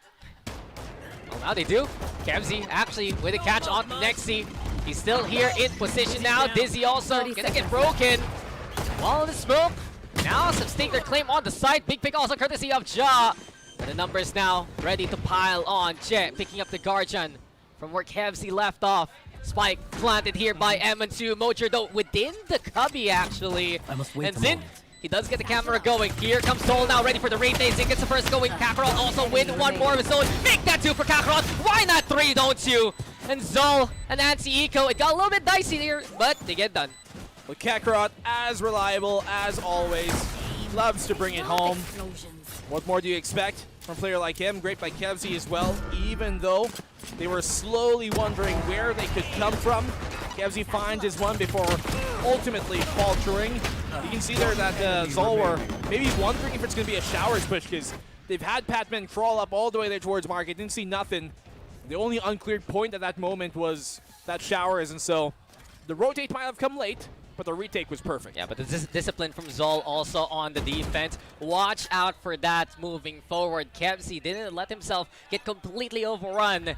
And ZOL was quick on the rotate anyway to get back towards the side. So good showing so far from ZOL at the very start. Exactly a lead that they need to try and make a rally here in the series. Well, Hookah is going to be a problem now for NAOS, as they can't follow up after that Trailblazer. Looking at TP punish here, but it's a bit too early when they spring it. Yeah, ZOL a little too eager here. NAOS looking to find a way to get a pick. Moshpit going to get used up too. But NAOS can't find anyone so far. Watch out though, Jet actually playing into Cubby.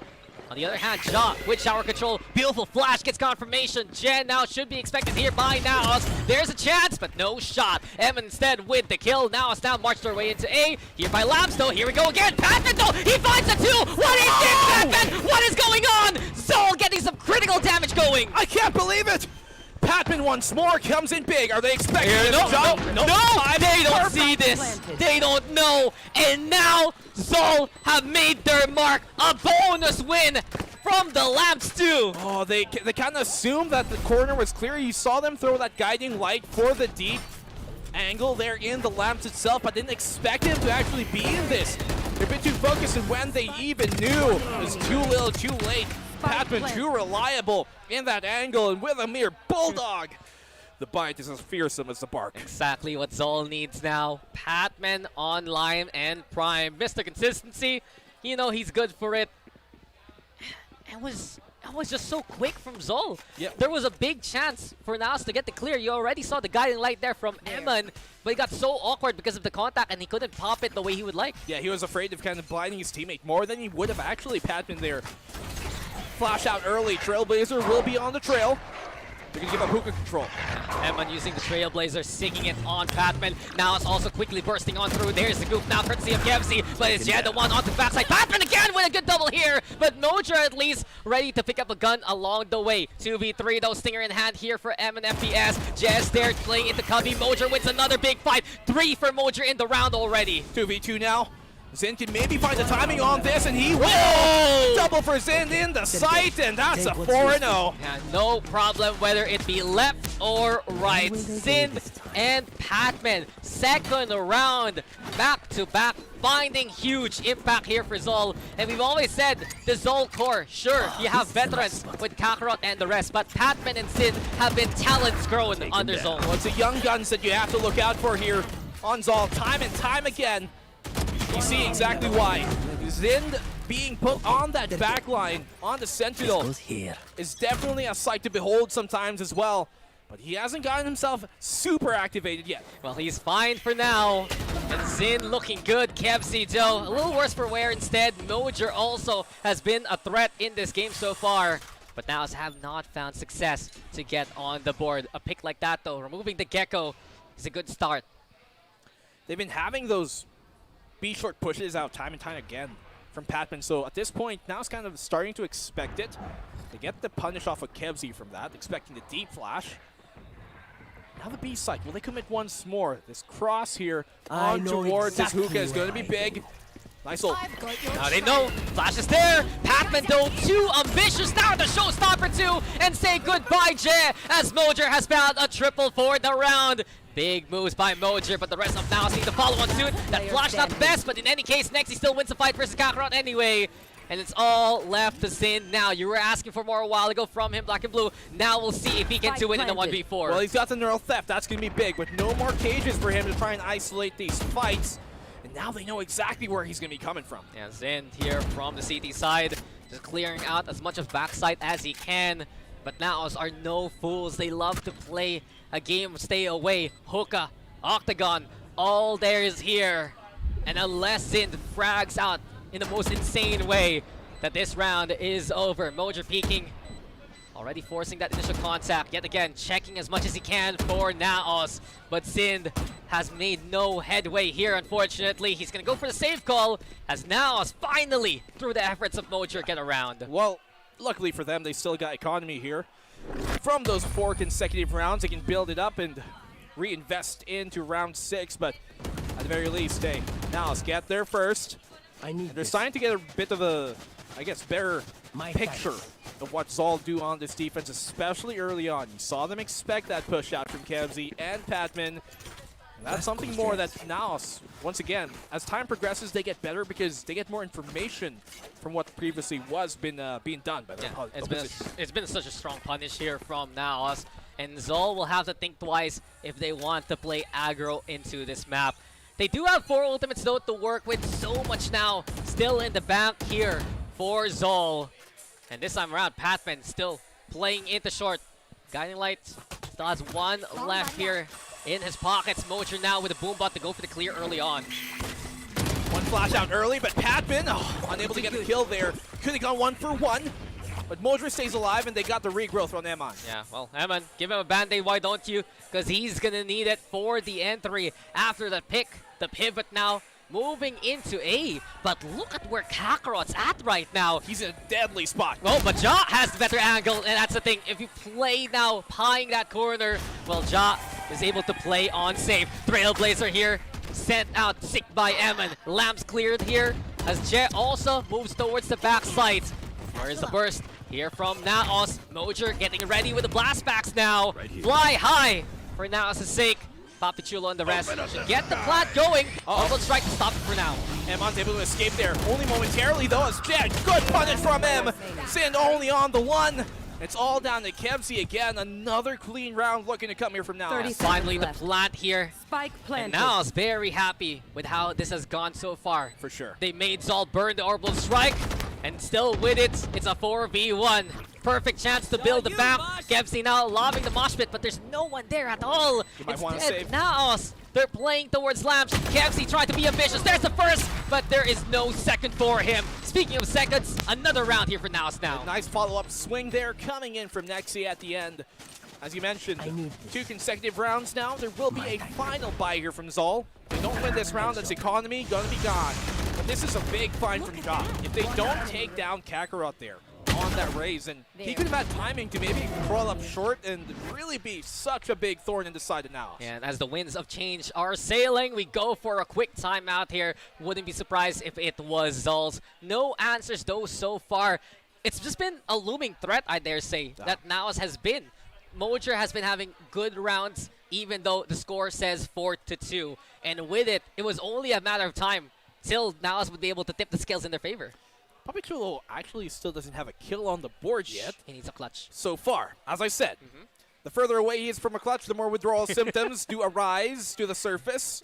But I think deep down, tucked underneath all that lovableness, there's a monster waiting. And when Papi Chulo does activate, that is when ZOL have to be the most weary of what NAOS could bring to the table. So far, these 2 rounds have been looking pretty good in the reaping what they've sowed early on by gathering information in the early rounds and then come in late like a well-trained boxer to land the punches they need to. Well, sure you say that, but I've been very excited to see Zin and Batman finding better form coming into map number 3. And exactly what ZOL needs if they want to stand a chance to keep the series going, to keep VCT PH alive, man. But hey, the fate of the PH is in their hands. That's true. And they have 4 ultimates still to work with anyway. It's a new skin. The champions. It looks like a Ion with It more looks like an colors. Ion Phantom, right? Yeah. It's purple. Yeah. Yeah. Yeah. Is what it is.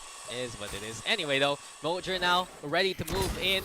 Boombot again used to clear out that hook. It's been conditioned here by ZOL that NAOS has to expend utility early on towards the short angle. But beyond that, NAOS will not force the issue, just back away after the initial utility. But look at the ultimates they got. The Seekers. Yes. The Thrash. Yes. What's more? The Showstopper. Oh, you tried. I remember when we had that quiz. Oh, no. And we failed. We failed horribly. Passive drift. Passive on drift. Jet. Yep. Anyway, though, now still putting their mark towards Hookah here. It can be a 2-2 split to play into B. But yet again, they're looking to see if Ja can find any impact. Zin has no reason to move here unless Mojer maybe chucks his paint shells that way. But they are trying to lurk here towards A instead.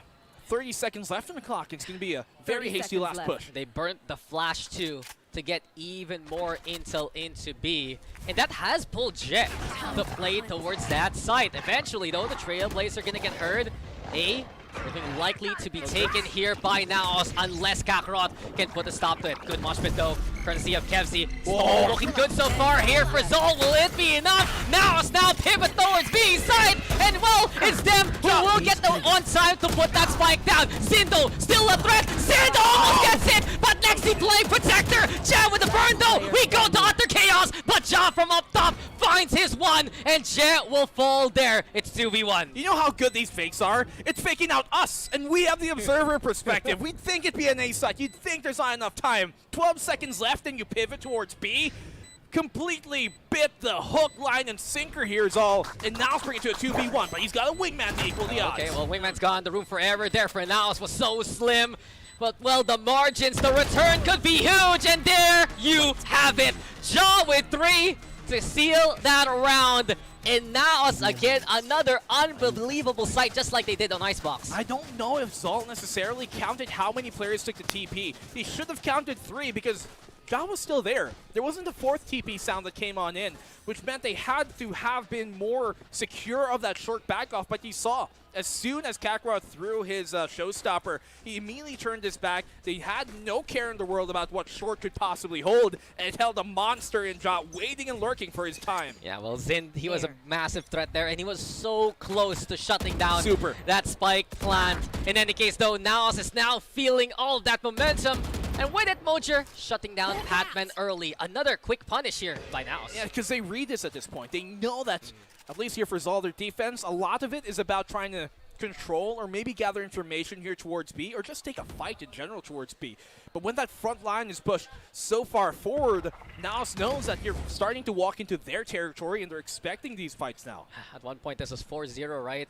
At one point, ZOL called the timeout, but NAOS has found everything going in their favor.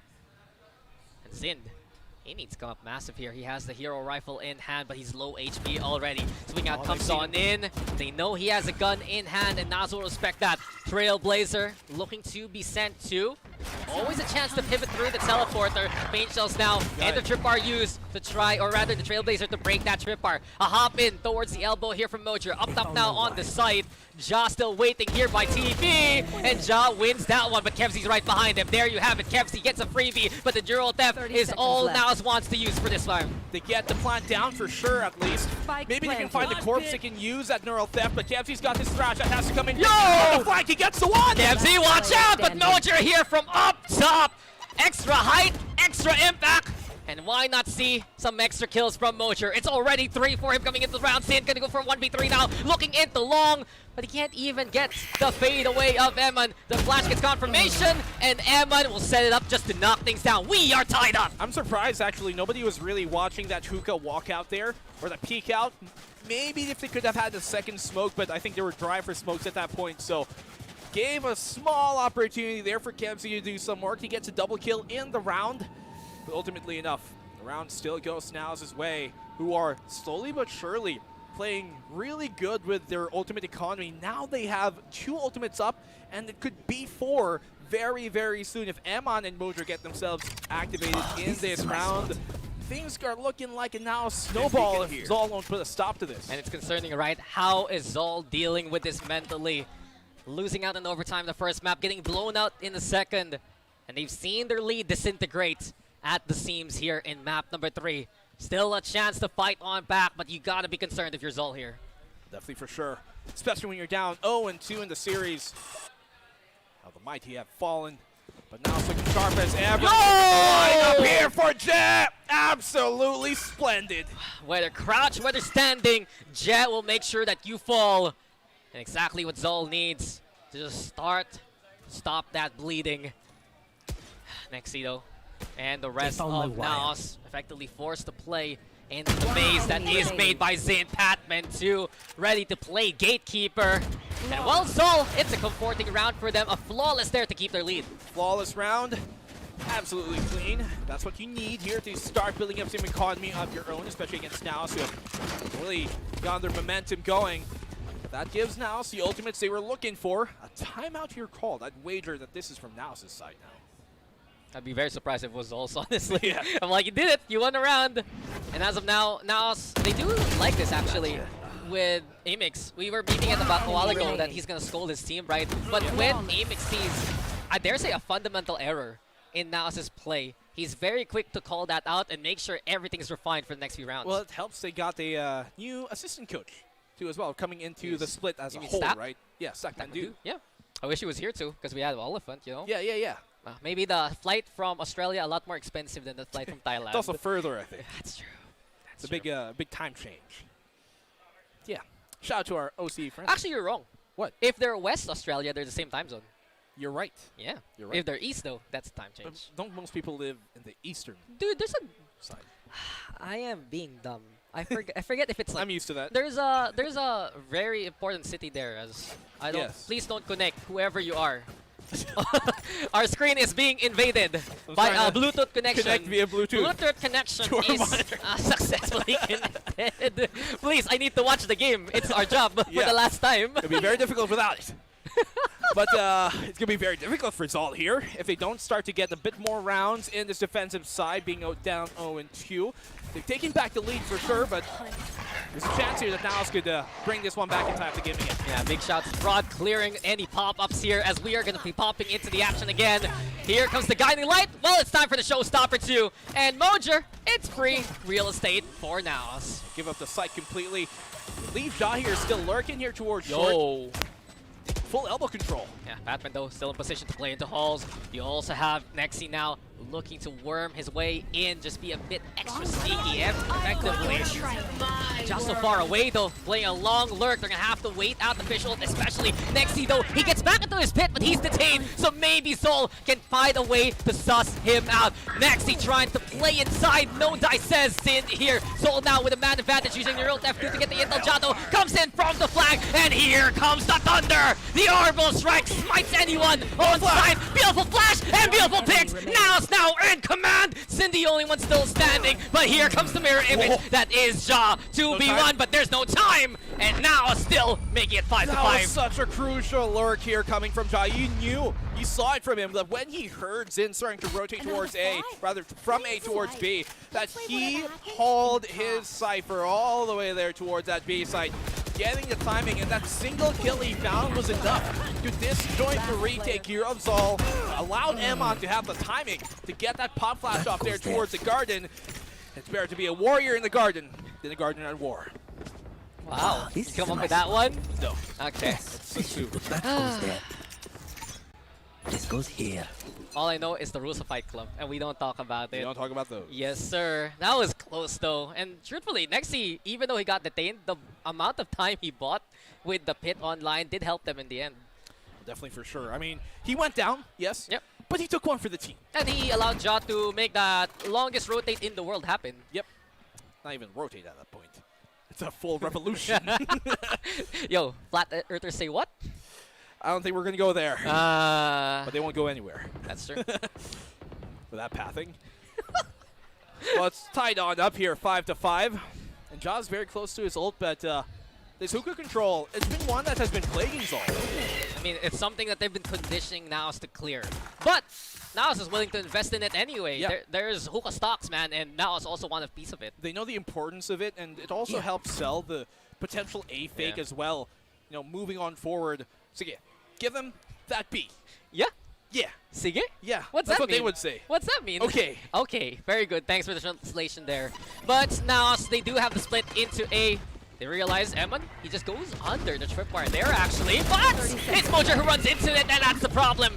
Just not enough height for that little doggy. Just crouched down too much, hunched even, but Zin finds a second before he's traded. Kevzi also catching out Papi Chulo. It is chaos here onto the site yet again as Ja fights Kevzi along the way. Spike though, out of range. Nexi now trying to pick up the pieces. Patman fall to his hand, but here comes Kakarot still in position, playing gatekeeper yet again. Nexi, he's forced to try and make the spike plant going. He doesn't flinch though to that flashback. Ice cold Nexi, ready to do it yet again. A slide on in, but there's the backstab from Kakarot, and it's still not enough for Nexi. ZOL still with the lead. Yeah, just couldn't hit the shot quick enough. If he actually got Jet immediately, considering his toxic screen was up there towards that short side, he could have had time to try and reposition against Kakarot, but ZOL at least able to make the most out of that interesting situation, that mess.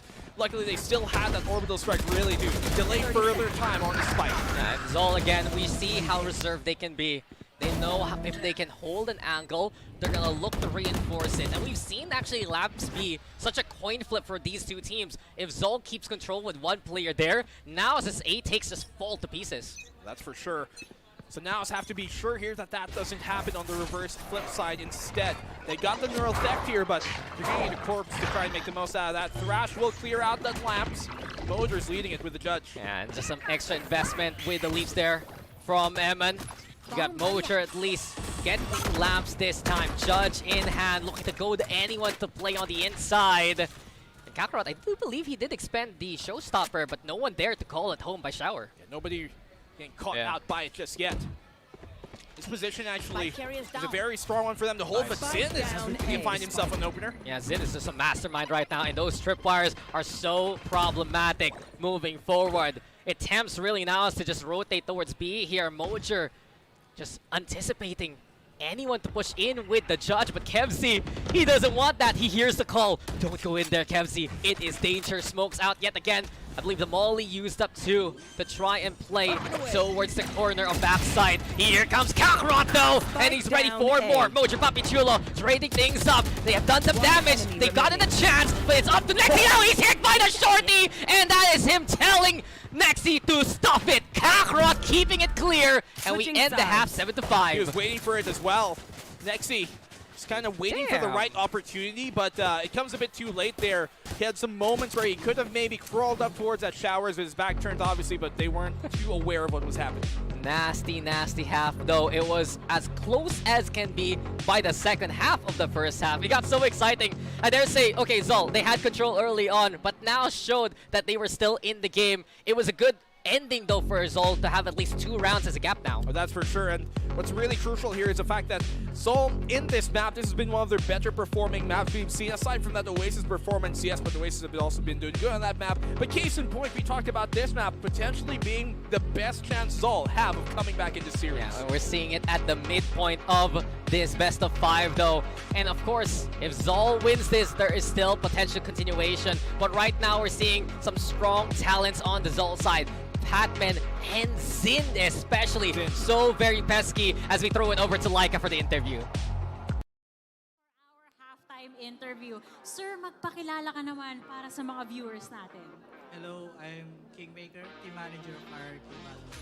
Ayun, syempre ang RRQ, isa sila sa mga VCT Pacific representatives natin. So ang katanungan ngayon, dahil ang ating mga NAOS Esports at ZOL Esports, ang pinaglalaban nila ngayon ay Road to Ascension. After Road to Ascension, syempre Road to Franchising dyan. So para sa'yo ba, ano ang pinaka-important na trait ng mga team para maging katapat ng mga global teams natin dyan? Of course, yung discipline. Syempre, yung willing to sacrifice time. Tsaka yung, syempre, mapalayo sa pamilya. Especially, you will be playing abroad for a long time. Ay, balita ko, yung mapalayo sa pamilya, relate na relate ka din dyan, no? Pero eto, syempre, itong mga teams, ilang beses mo na rin nakita yung struggle nila. Para sa'yo ba as a manager, ano yung biggest struggle na nakikita mo sa mga players out there? Of course, first of all, yung paano sila mag-adapt, both in-game, tsaka syempre yung paligid nila if they will be playing in Korea. And second, syempre, mahirap kasi yung galing ka sa online tapos maglalaro ka sa LAN. So, yun yung feel ko biggest factor for players. Adaptability talaga ang usapan dito. Ito, quick question lang. Isang sagot lang ZOL or NAOS? I'm rooting for both teams pero more on NAOS ako since Eman and Nexi is my former player, so I'm rooting for them for making it to Korea. Ayan, there you have it folks. Kingmaker na ang nagsalita. He's rooting for NAOS, pero pwede pa magbago ang lahat. But now, casters, back to you guys. Wow, wow, wow, wow, wow. Dude, I'm gonna miss that tone. Wow, wow, wow, wow, wow, wow. It's always gonna be stuck to two different earworms. That and the grab food saver dance. Food saver. I'm gonna remember that forever. But we did hear from the RRQ manager, and you heard Kingmaker. Man's just like, those were my boys from RRQ, especially Evan. They still are. Still are. Still will be. So many colorful faces today, right? We got TS, we got RRQ represent. It's nice to see kind of the culmination of this whole circuit, right? I mean, from where the journeys have started to where we are now, it's been such a ride. Yeah, everyone's come home, and it's been a fun run. But the action's still gonna continue 7-5 between, I almost said RRQ and Team Secret, honestly. It's in my head, of course. But it's ZOL and NAOS ready to still do battle. And truthfully, if NAOS can get this pistol, it's gonna be a good way for them to look to make their own run happen. This pistol is honestly a must-win for ZOL right now. Yes, but look at Zin's performance here so far. He is looking exemplary on this Sentinel. Multiple big-time moments from such a big-time player. Yeah, Zin. His tripwire setup has been the bane of NAOS' existence in that first half. Now he's in charge, watching out for those flanks especially. ZOL coming into the pistol very safe, very quiet. Just the ZOL way we've known and loved throughout this set. NAOS trying to play a bit more reactive here over anything else. Not looking to get aggressive early on. It's going to be ZOL to initiate the fight. ZOL, biggest part of their strategy, getting those safer plants with the wingman. Kemsey, though, can't get it done. Instead, now we get the contact onto the site. So 1-for-1 early on. Nexi taking a big brunt of damage, though, and watch out here by Labs because it's Kakarot being that looming threat. Kev's now with the plant manually. They move over to APC for the safer plant here. But look at where Papi Chulo is. He's going to be coming from the flank all the way there, so it's going to be a bit of time before he gets to the fight. Yeah, he's coming from there, but how soon? NAOS might need help now. Never mind! Nexi does it all! M2 still in position. We go for a 2v1, and Papi Chulo has arrived. Presence known, though. KFC expects both to the left and right. There's still threats there. That NAOS have half now for M and Papichulo also in position. Big shot though from KMC, and it's a big time moment, but Emma's the one who steals the spotlight. NAOS take this pistol now, and coming into an anti-eco, they've been so strong, a big chance to tie things up. Crucial clutch here for Eman at the end. And he has been also incrementally as the season has progressed and has his run with NAOS progressed, getting better and better at these clutch moments for him, not just in kind of those scrambles, but when he's solo, when he's alone, when the spotlight is on him, when he's the highlight of the round. Eman has really shown lots of improvement throughout this year. Yeah, he was a bit shaky at the very start of NAOS back in Split 1. Shakiness in the IGL, honestly a bit of ring rust coming into VCTPH, but he has come as his own in the past few weeks, especially here within the playoffs.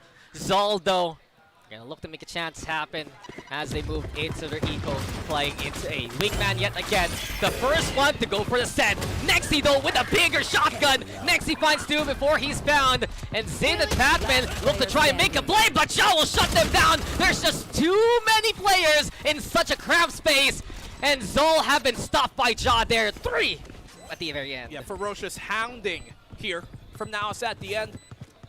2 for Nexi, a triple for Jaw, obviously catching the timing off guard from Patman. Now they've tied things up.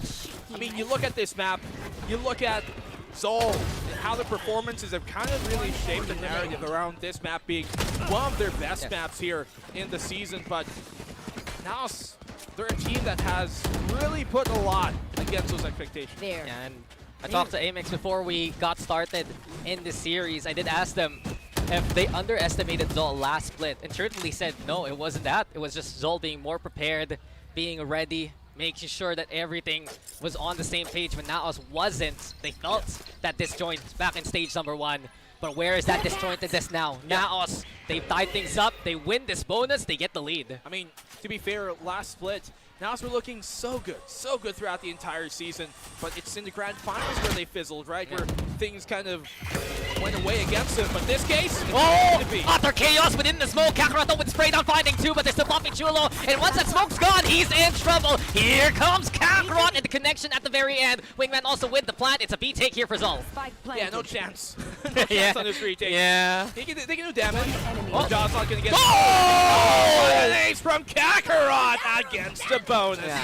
First one throughout the series, and it's Kakarot who collects them all. He can make a wish now. Really? That's how it works. Right? Like yeah, the dragon shows up and he's like, oh, you've collected all of them. Oh. Yeah. I think that's how it works. Is it? I don't thought it was his birthday cake you make a wish for. Before you blow it open. Yes. Not NAOS's defense. Do you have issues with birthday cakes? Sometimes. Okay. Well, that was a big moment there for Kakarot, but now NAOS will still have the bye. And not only that, Kakarot is 1 away from the showstopper. Nexi's actually 1 away from the Viper Spit. And maybe the orb being fought for here, actually it's Eman and Mojer the ones watching out for B along, so let's see how this initial fight really pans out. The thing is smart by ZOL here to assume that they're going to fight for this orb in the first place. Take That's why it. they put most of their players here. You hear though, Fish ult, and Game Changers to call it Victoria's Pet. But right now, Thrash trying to make its way through. Hook on Mojo 7 to catch on to Batman. And Kakarot just has to back away right now. ZOL, they're hungry for that Raise Orb. Give Kakarot that showstopper, but they just haven't found either the pick or the control that they would like. I was about to say, so am I. Yeah, it's dinner time. And do you notice here that Ja actually took Shower's control with utility, so they probably took the orb there too. So they know for sure now that this B site is where it has to come, at least if it doesn't come through short. That's a safe expectation to make. The paint shots have been used, so backside is safe to play on. Yeah, Kakarot has the satchels though to utilize this. He's gonna be there too, inside the tin can. That's where Mojer's at, and he already gets a catch on to 2 more. 3 for Mojer. He's hungry for some kills. Everyone finds Kevzi, and within the smoke, Zin trying to navigate on through. Clear sight, clear fight, but just the one who gets the catch before Zin can escape, and we are tied up 8-8. We're seeing great stuff here coming from Mojer. A triple kill within the site, and they definitely do not let it pass up. And as I said, because those paint shells have been used already towards long, backside is a lot safer to play. The paint shells, the prime target of that on the B side execute is at backside, and because Mojo could play there safely, get more than enough space to work with, but I have a question for you. Yes, sir. Fill me in the lore. Why is the Thrash called Victoria's pet? Yeah. She's got many pets already. She got the corgis. You got Alex. Yeah, Alex. But yeah, I don't know. It was the thing when I was teaching her Filipino songs and whatnot. I see. Yeah, it became a Jeep. thing. I saw the Jeep. Yep, it was a thing there in GC. But hey, we're still in TH now. And now they do have APC. And what just happened? The fuse was lit. The shutdown's there. And no fireworks at all for ZOL. They do get the plant. Nope. Oh, they got it in time. That was very close. After the swing from Nexi, at least we get into post plant here. Fire in the... That's where it ended, and that's where it shall be. It will get the plant off, but look at the odds here being even more so thrown in NAOS' favor. Sin, the only one to be able to get a single one. That's a 2v4, and they're all going down. Sin is out of the fight, and NAOS will take the round for sure. The poison, the flames, everything just hurts. Forecast now for the weather here for ZOL, and it is looking cloudy and gloomy. NAOS have taken this lead away from ZOL, and it was a very quick fashion. They let the spike be planted. They were happy with it anyway. Definitely overcast here for ZOL right now as things look a bit more gloomy. As you said, cloudy. Hopefully with a chance at meatballs. Yeah, that was an interesting round, honestly, because ZOL's win condition is to get that wing man plant safely. And then there was that moment where Nexi maybe didn't make it in time, but whether or not that happened, now still had the answer anyway, coming into an immediate retake. There's also the fact that they just slapped Kakarot out of the air. That too, as soon as he started getting into his ultimate, right, that showstopper, they changed the channel on him. And I guess that's sometimes the problem when you're playing the Gecko. Yes, you can get a safe plant with a wingman, right? But once you let that loose, it's committed. You need to find a way to either play for it or retrieve it if anything goes wrong. And we're seeing it here for ZOL. They come to a plant, they don't get to a plant. It's been a struggle as NAOS have taken 4 out of the 5 rounds on the defense here. I mean, it's kind of a similar game plan to what a lot of teams like to run on Icebox, where they have that Gecko, but once more, if NAOS can stop the initial plant attempt anyways, then that wingman, at best, it forces out a molly for NAOS, at best. Yeah. There. Yeah, just correct my verbatim, just let it be, basically. And they made do with what they had. Now NAOS the one away from the showstopper, and it's a freebie. It's Mojer and Job pushing into Shower. ZOL, on the other hand, looking to make a wish towards Fountain here. And the one to get the initial contact might be Emma. And here's it coming. Orb's taken here by Kakarot, but the one with the fuse looking to be lit.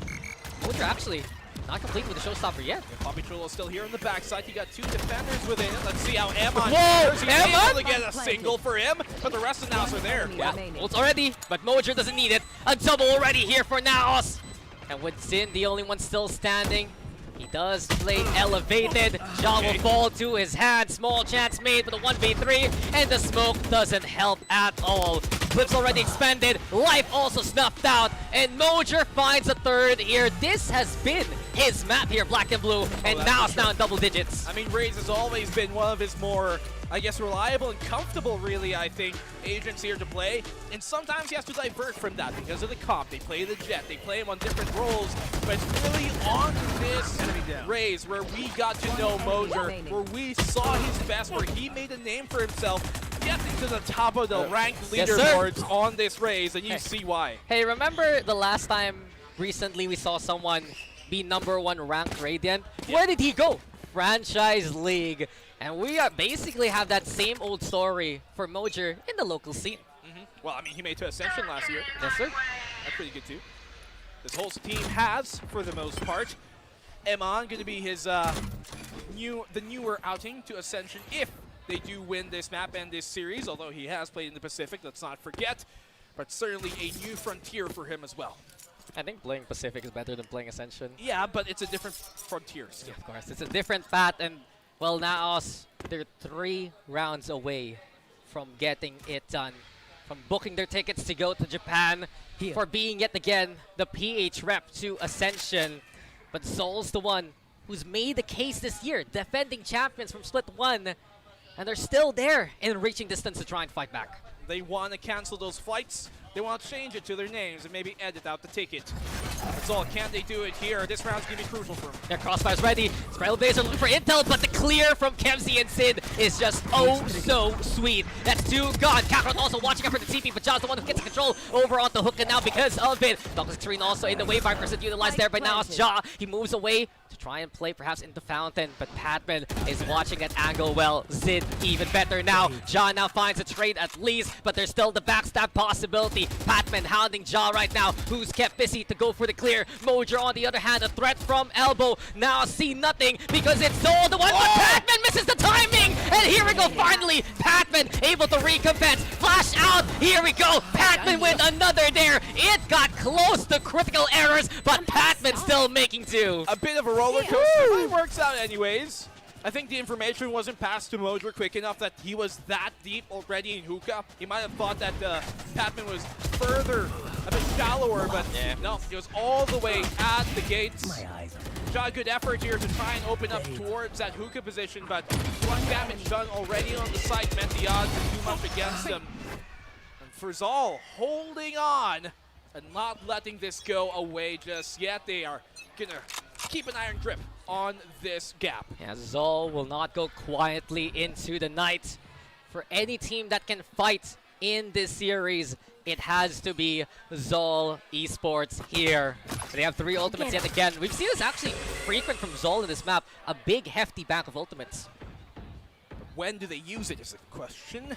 And some of those ults haven't been finding the value that you might expect. To be fair, the Orbital Strike has been pretty good for them. They've had a lot of really area denial playing off of that, and they've been able to successfully work out a lot of their rounds because of that big ult from Jet. But will that continue to be the case?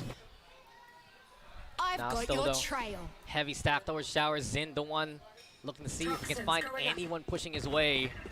But Seekers expanded here early on by Patman. Kakarot under rest now, look to make the play into A. Wingman with the plant. Poison Cloud gonna be there. It's Nixie instead who goes for the hold on the Shower. And the plants can't be committed by Little Bro. Kakarot trying to also go for the fake. Now still with control. Thrash gonna be online now, looking for any target in the Shower. But watch out from the skies! It's Mojer who sends it, but it doesn't get anything done. Orbital Strike now, danger zone. Kakarot here, massive with the 3! And ZOL looking to just find a way through anyway. Ja, he's shutting down his rampage, but Ja falls to the hand of Jet. And who's left? It's Eman so far away in a 1v3 slate. Oh man, they needed Eman a lot earlier here on the fight, but just so far removed from the situation. Danger close as Kemsey comes in, and ZOL have tied up the game again, and off of the play at Kakarot. In the confusion, in the confuffle, in the mosh pit, he is the conductor of chaos. So, in this game, it's not the showstopper, it's just the just stop. Just stop. It's not working for either team. Shut up! It's unfortunate. You can see the angle Mojer's going for, but a little too low, I believe, smashing into the box rather than going through. I think he was trying to thread the needle towards like he wanted front side. I don't know, I'm trying to show it with my hands. But he was trying to skim the top of the box. You realize the audience doesn't see your hands. Look, he's trying to skim the top of the box, but it's a little too low there. Yeah, just a bit too low. Altitude, not as high as it otherwise would have wanted to go. Okay. I wasn't going the way you were thinking. It's the last day. You can afford to get fired. Anywho, timeout from NAOS. And look at their economy. They're so poor. It is bad. It is bad. You can never. What did you say about NAOS? Poor.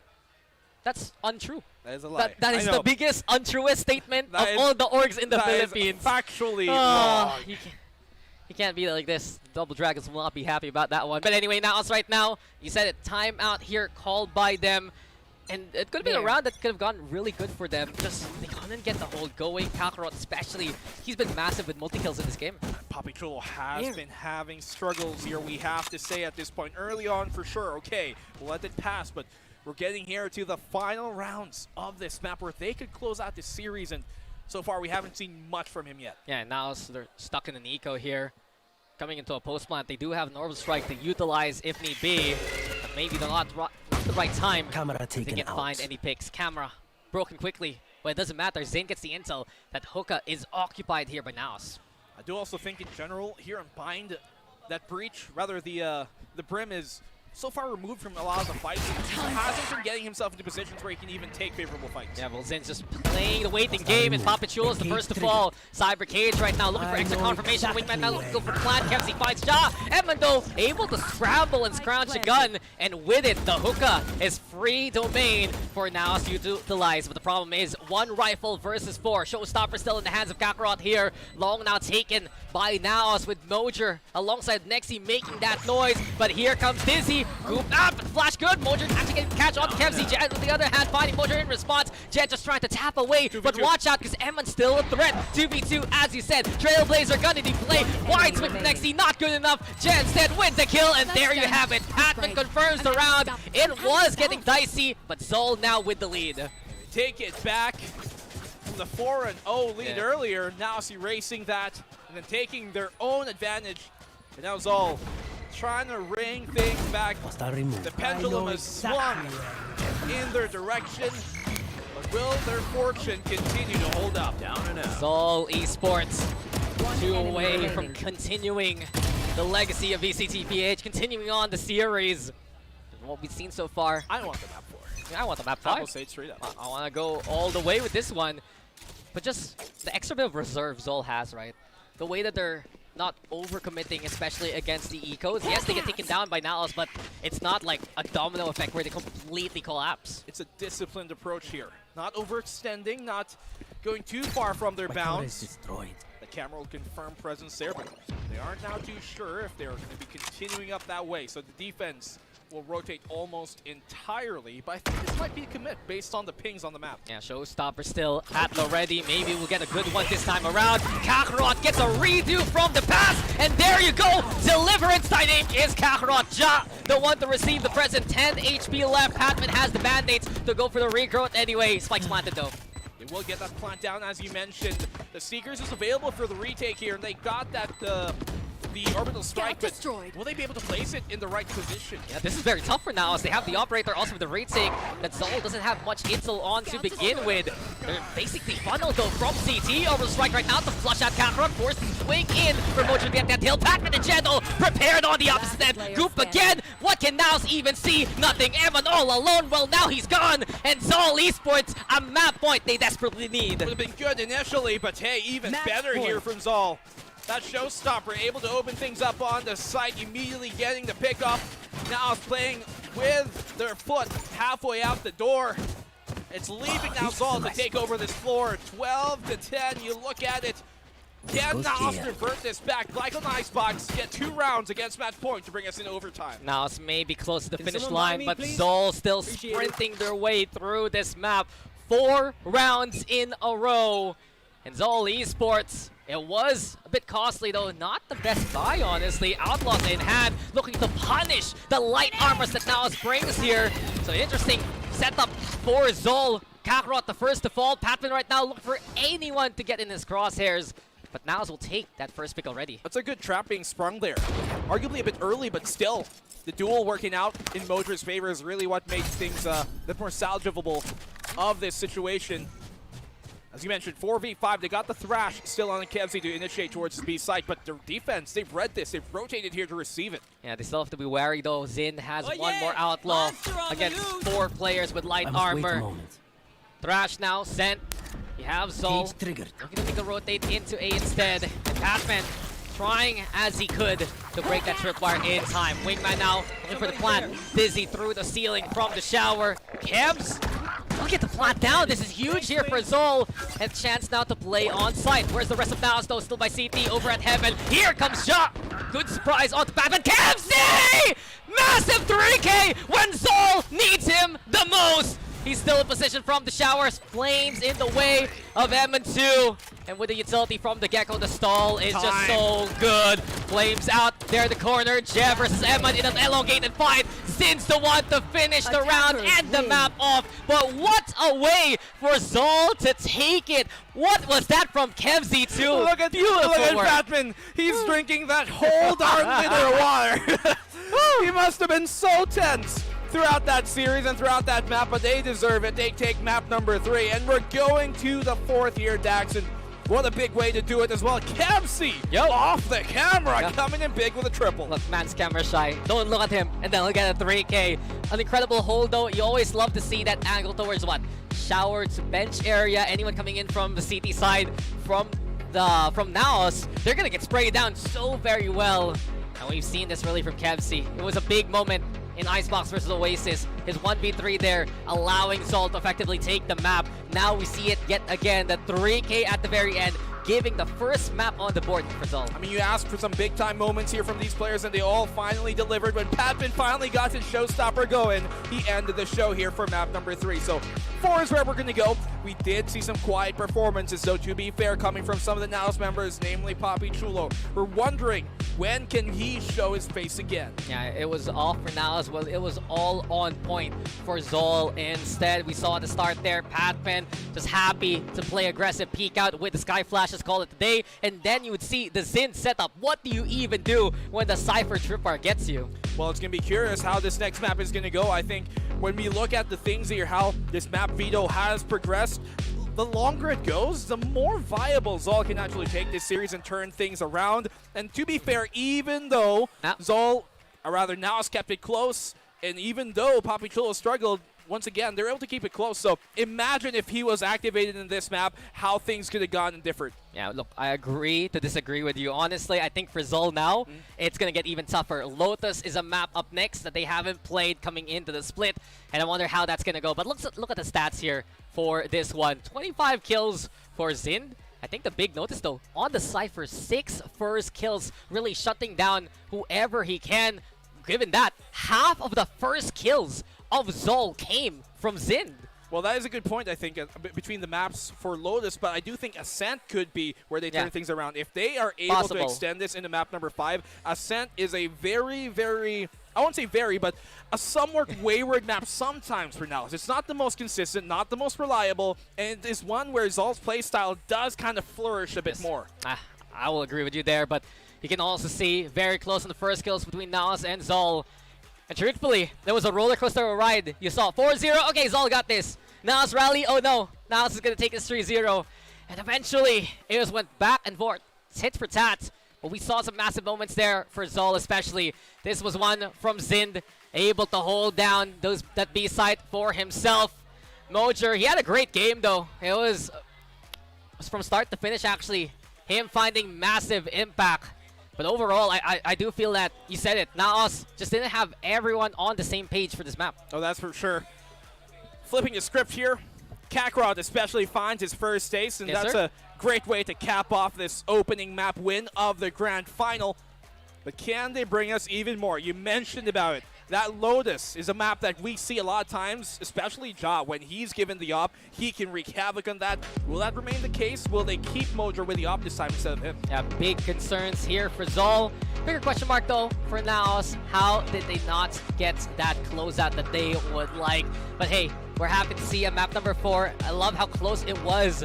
And it just goes to show that that Haven map was just so different from how Icebox and Bind were. We expected a closer series coming into this one, and ZOL is providing it versus NAOS. Well, we thought maybe it could come in Haven, but it's going to be coming on here, and so will our panel as we go to a break, actually. Halftime time. See you guys later.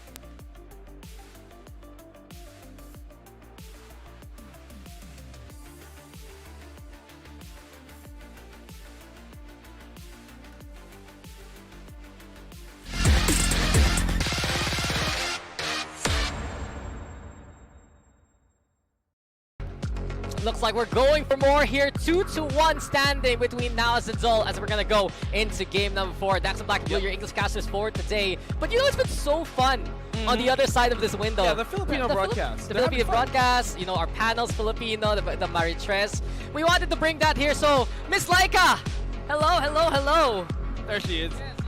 You have a microphone. All right, Hello. Laika, thanks for joining us here. I wanted to ask you, how have the vibes been with the crowd? You've been having lots of fun there. It's really cool because they have the drummers, they have everything down there, and I love how when the people see the reaction of the players behind the glass, they're all hyped up. Like the round isn't even over yet, but because one player stands up, everybody's like, "Woo! They probably won the round!" Who can you say has the loudest crowd cheer right now? Is it NAOS or is it ZOL? Voice-wise, I would say it's ZOL. Drum-wise, NAOS definitely. They've got the drums. They've got that going for them. All right. I mean, you guys are obviously having fun there. I have one more question. This is what it feels like I'm to gonna be panel part of you. the interview. I am the host this time. You are the panelist. Who do you think's got this next map, though? Oh God, Lotus. I don't think ZOL has the best track record here. Oh, hey, that's me. Okay. But this is their map pick, so I'm sure they have something cooking. I stand by my prediction. NAOS. NAOS. All right, there you go. Thanks for joining us here, Okay, Laika. back here. We're Go gonna. back here. I'm not You're casting. casting now. Stop. Laika's English cast debut here. No, never mind. How's it feel to be the panelist now? And I'm the host. No, I'm kidding. Thanks for joining us, and thanks for coming back. I thought you were gonna leave me. Yo, we were so close to getting a Laika to cast in English. Yeah. She has casted before, guys. Did you know? In the Tagalog side. We got Honeyglaze to cast English. In English, yeah. Laika when? We had so many crossovers. We had Dash, who casted in Tagalog for Filipino. I actually casted Tagalog Filipino. I just said Tagalog Filipino. What the hell am I on? Anyway, Tagalog What other Filipino. Tagalog is there? Yeah, no, but yeah, Filipino VCT PH. It's been forever since I done that. But it's been a wild ride here. And I'm glad we got the thoughts, of course, of the incredible stage behind us. I do have to talk about, though, coming to this map, Lotus. Let's be real. And I think Laika mentioned it a while ago. This is going to be tough for ZOL because this is the map that they refuse to play throughout the stage. And that is the crucial thing, right? Where is their information going to come from? They don't know that in themselves where they could possibly quantify errors. Maybe they can use scrimbucks, but we've seen how that has gone against teams sometimes. And so it's going to be a big question mark here, I think, for map 4. It's been incredibly convincing on the other hand for NAOS. And I do wonder how this is going to pan out. If the off chance that ZOL really gets this map, we go to Ascent. That, on the other hand, has been the NAOS ban, and we only seen it once versus Oasis. So really, the last 2 maps looking very exciting. And expectations, though, but I think coming into a map, ZOL will be very willing to bring out any of these wacky agents, right? Whether the Neon, maybe the Yoru, there is consideration here, given that Kakarot and Zin do tend to play a double duelist in 3-side maps. Before I answer that, shout out to Oasis Gaming, though. They're here in full force. The whole team is here. They love to, I guess, still be part of this ecosystem. It's lovely to see many different faces. We talked about it, like Secret, RQ, they're all here. So nice to see that. But to your question, I forgot what you asked me. It's okay.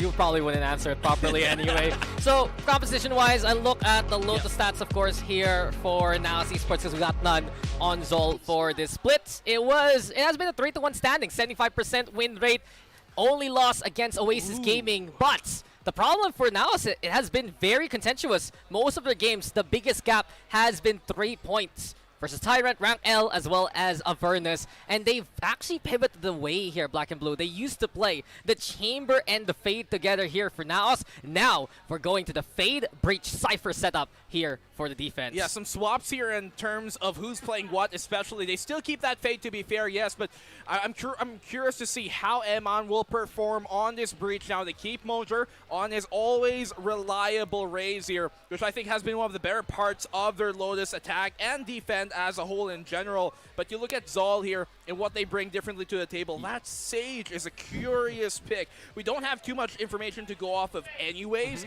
but they used to run that double duelist. They used to have the Neon here, but the Sage from Zind, what are they cooking up? This is exciting. I've seen teams even in NA that they can play double, triple, Sentinel even to make the postman so secure, especially their attacking side. So in those kind of situations, you'd run something like the Deadlock 2 to add on to it. But in this case, they still want the flashes there. Let's go, Kakarot! The shout-out is unreal! Satina. Unreal! Yo! I mean, Kakarot, He's been such a long time player. Yeah. How many teams has he been through in his career? You make it sound like that. You make it sound like he's jumping the gun all the time, but no, he's just such a hot commodity. He's a hot commodity. He's a hot potato. Everyone wants to pass him on around because of how good he is. Everyone wants to acquire him. He is the top sale at the auction, and you can see exactly why he's so flexible, so reliable, and now so deadly. Yeah, and everyone's just having a great time. Honestly, I'm really happy we get these crowd shots, especially we had like just to get the vibe to the audience, how Lance been did. Again, look, if there's playing the Viper, you know that there's a Viper smoke in front of them because of the green hue that's reflecting. He's radiant. Yo! He's luminous. Only a certain Cebuano caster says that line. But ZOL, I guess we gotta go back to that stage point. Zind has been fragging out, but right now, he's effectively gonna be a battle sage, right? If they get the plant going early, they're going to try to keep that barrier orb as long as possible for the post plant. Yeah, and that's going to be a crucial thing here. You look at what else they bring to the table too now. They also now finally have a breach in this composition. And I think that is going to be a lot more favorable here for the team, at least for ZOL, when it comes to having that breach. They have a bit more to kind of work off of. Last time around, we did see that double duelist. We saw the solo Sky be their only initiator, and it really wasn't a convincing case for that comp. And so I like the changes here from ZOL. Let's see if they can make these tools work out. Game number 4 is upon us. NAOS take this. They take the slot to Ascension. ZOL takes this. We go to a 5th map and maximize our run here at LAN. Double Inido for NAOS, always a strong suit that we witnessed a while ago back in Haven. Does it apply the same here in Lotus? Guys back on this Cypher as well as usual. Double peek out, and he's able to find the opening pick, but there's more around the corner. Still top finds it, and the third! Ja is unstoppable. Man's not done. Spike has been left behind, and Ja wants to continue the path, the rampage we've seen so far from him. Lobby taken, CT's taken. Already the T side here, and what can even ZOL do by this point? They're trying to make an opening through the doorway. Kakarot looking to make some noise elsewhere here, but now they're just unflinching here. Black and blue, they're prepped to go for the crossfire. Jaws holding by spawn itself, and as of now, Kakarot. What's the plan? What's the call? Wait for the fault line. There's the sun. Joe and 4 make that the ace! And that is an incredible opening here for now. And he is elated. Look at his smile. And I will always continue to fight for the case that this guy is the biggest player that we got. In terms of pure height and potential in the PH right now, he is in a class above the rest when he is feeling himself. You can see exactly why. From the duelist, from the Sentinel, and let's not forget he used to play controller as well. Always so reliable. The talent is through the roof, and someone will need to stop this man if this gets heated as soon as the map even starts. Still a big shift though. Cypher plays very differently from the initial chamber peaks that he used to love to run on this map. And ZOL on the other hand, Mound control now taken, look to put the pressure for Jaw Station. It is arguably a bit more reliable though. You don't always have to take an early fight, unlike that chamber. Get Jot here, still holding on to the site. He's got Phantom Hand. Yeah, there you go with the barrier orb, but Zin unable to cross as it's shattered at the seams. Jaw still holding steady. Phantom now in hand. And he's the one who's willing to go for the push. Using the main shells to try and get a bit of space. ZOL though, patient still onto the side. Eman though, good for the first already. And here comes Jaw, but he leaves behind the Phantom. Pick up here for Kakarot's big. A chance now to have some firepower for the rest of the round. 2v4 though, let's see. Phantom has been picked up, as you mentioned. If you can find a pick here, this could be big, but he's been taken down low. 5 HP, too difficult now to go for the peak. Prowler, too, getting the intel that Zin's nearby. And the last two standing here for ZOL, stuck towards the corner. They still have the spike in hand, though, to try and force the issue. But watch out, Papi Chulo now going for the longest flank, making his way finally to find impact. Heal comes in. Kakarot should be topped up to full, but do they even have any chance? Kakarot finding Mojer at least, but Papi Chulo yet again a threat. 18 HP, Kakarot back, left to limping. Finally, he's been euthanized there by Eman, and a second round for NAOS. They end his misery, pull the plug ultimately, but still relatively okay losses, I think, here from NAOS. They only give up the 2. That's the most you want, really, in that case, at the minimum. ZOL here, able to come up with a full buy of their own. They got the showstopper very soon, I think, from Kakarot coming. But what will be a big thing, I think, here with this Sage is how much control can they actually wrestle away. We saw them try and use that orb to try and cross into the site, but maybe arguably in the post plant is where it could be even bigger. Yeah, there is the threat of the overrun though here for NAOS. ZOL has that breach, has that raise. They can be very explosive coming into the sites. And that's what ZOL wants coming into post plant. Remove any anchors in position. Make NAOS give up the site just to have a fighting chance and then set up the wall in front of them. But as it stands, Boombot now sent towards stairs. You got NAOS playing over at upper instead. The flank yet again, though, very active between Mojer alongside Papichulo. Kakarot, though, clears 2 out already. Nexi in position. The Ghost good enough to get a kill of his own. But here comes Batman now. In the middle, finds that angle. Kevzi on site. Paranoia used to perfection. John M installed here now. Trying to get the breathing distance. Everything left to Jaw yet again. Kevzi finishes off the job, and ZOL will get on the board. Yeah, same thing for ZOL. Only 2 of them being found in that case. There's big things that you can see here. ZOL cooking up with that Sage. The fact that they got the slow orb to really slow things down, potentially on those A pushes. You saw them throw that slow orb there. That could really be a big hamper to some of the A main takes that NAOS would want to establish early on. Now, they used to have kind of their play here now is be centered around getting Jadi up, leaving him towards either A or C, and then the entire defense stacking on the opposing side, but that's not going to be viable here now anymore at the Cypher. Yeah, ZOL, they're going to always watch their flanks, make sure to condition NAOS to not even bother to play over onto the opposite side of the map. Now then, Showstopper into play. Kakarot clearing out the B site well. And yet again, we go for the utility check here. Nanoswarm still into play. Barrier Orb at the ready here for Zind. And let's see what kind of castle wall ZOL can build here on B. Well, pushing up forward here. ZOL absolutely gonna try and overrun on this retake. It's now to take the opening pick off. No ultimates yet to turn the tide even more so in their favor, but Zind has got them funneled. Yeah, Zind knows that this is one choke that he can shoot into. Jaw, on the other hand, still dancing, still fighting, and winning the fight anyway. Papichulo now on the board. Kevzi tried to play the linchpin here inside the smoke, but there's just no dice to roll at all. He goes on through shore, but already now swap positions, and with that, fates have been changed. The defuse comes in, and it's 3-1 now. Lovely stuff here coming in from NAOS on that retake. Especially with Ja winning out that fight in that duel versus Zind. The fact he found that just allowed the confidence for NAOS to flood out that link and really, as a whole wave, overruns all.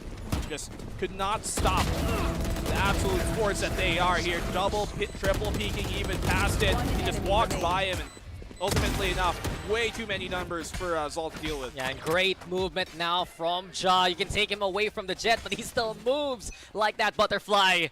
And with a 3-1 standing, yet again, ZOL left to a pittance of an economy. Sheriffs in hand. Already aggression here from Mojer. I think that root control being up top. Zind sees the leg. The spray down comes on in, but Mojer will give it up. Not willing to risk that early gun loss. Could have been disastrous. Coming back. But it doesn't come just yet. Bulldog in Emon's hands, and NAOS are trying to play this a bit more reactive. They're successfully able to take A main away, so they expect this C side hit to come. It is an eco. They still have the barrier from Zind. But ZOL have to remember, that's only temporary. He gets placed down. Yeah, wall used up, and here he goes, elevated. Ja does expect this, though, up close. And where is Zind now? Sticks the barrel to the head of Ja. Eventually catches out Nexty too. But eventually the criminal has been stopped. Emon with the Bulldog in hand. Mojer's Pain Shell's good for the catch off the jet also. And ZOL, they are trapped here yet again. Kevzi, he needs to shoot himself out of this situation. Still a chance, but with 10 HP, odds are stacked against him. A flash now into play. Good to get the catch on the waterfall, but it's not enough. Mojer instead through the wall even, and they call it now. 4-1 for NAOS. Well, ain't that something here? Is also doing good damage. That trick by Zind, that's a crafty one to have, but it's only going to work once.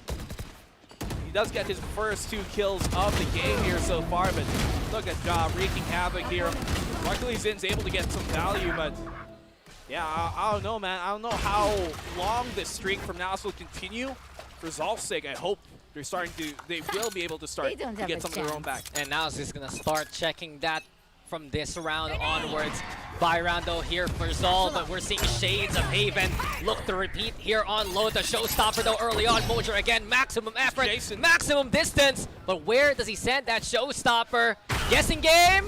Batman takes some damage, but just silent. The Prowler though exposing his position. He's low now too. From bad to worse. Batman though finds one. Zin also with the catch on the John. So with this A-side taken gonna be for ZOL. But while that happens, now as they clear out the flank, but at what cost? Man, look at Patman here. Even while found out when the jig is up, he's not gonna give up. And that's so amicable. But Nexi equalizes things up just a bit more. They still got the res and Rolling Thunder though on ZOL. It's a sweet kill for Nexi, but he needs more. Papichulo also look to make a play towards 3. Prowler sent. Fault line though slowing down Nexi's ambitions. Perhaps it's joining the push, but Nexi has found 3 for the round. Kevzi finally shutting down that rampage. Kevzi the backside, one close on the box itself. Papichulo though breaking Kakarot's face. We go down to a 1v1. Tap comes in. Kevzi though aftershock should secure it. Papichulo just wanting to kill, but he's giving it up. He knows the round is over.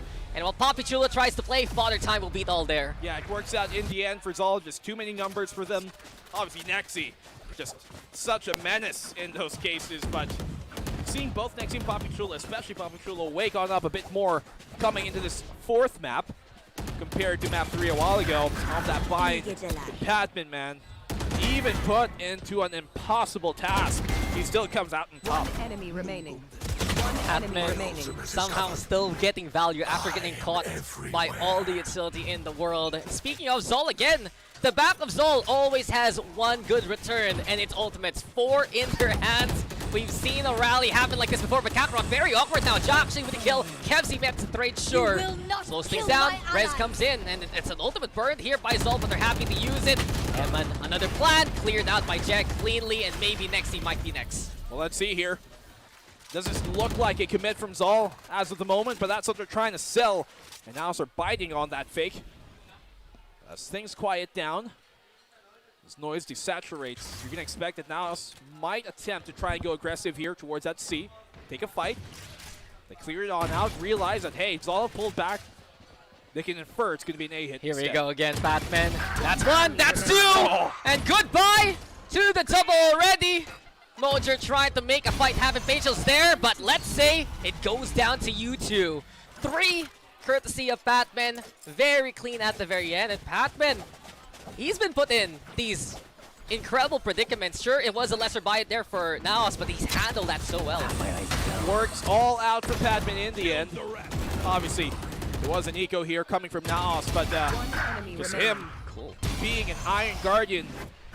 Nobody shall pass. And ZOL doing to what NAOS did to them. Cut that 4-1 away. Yeah, there is still a shot here for ZOL. They're getting into the groove now. And Patman leading the standings with 7 so far. 3 ultimates though still for ZOL. Now is actually a big bank too. And this is where I'm concerned for ZOL. Even if they get into post plant, now they have to deal with 2 ground phase ults. You got the Nightfall, you got the Rolling Thunder, and no domain is sacred when you're dealing with those 2 players. One way there towards that C main will infer that they're potentially going towards C, but it's actually a fake out towards A that they're really plotting here. Nexi will be the first point of contact. Let's see if he can land the shot. One way comes in time, but get that Patman, rather Kakarot down. Kakarot stumbles at the start. Nexi right now trying to change the goalpost quickly. Mojer though moves out, and Mojer wins the fight versus Jet. A big hold by Mojer, started off by Nexi. Emma next to add a step to this one. And it's Kevzi left to his own yet again. Kevzi's been put in these predicaments. It's difficult. He's been good at these kind of moments, but a 1v4 like this, especially with a triple stack towards upper.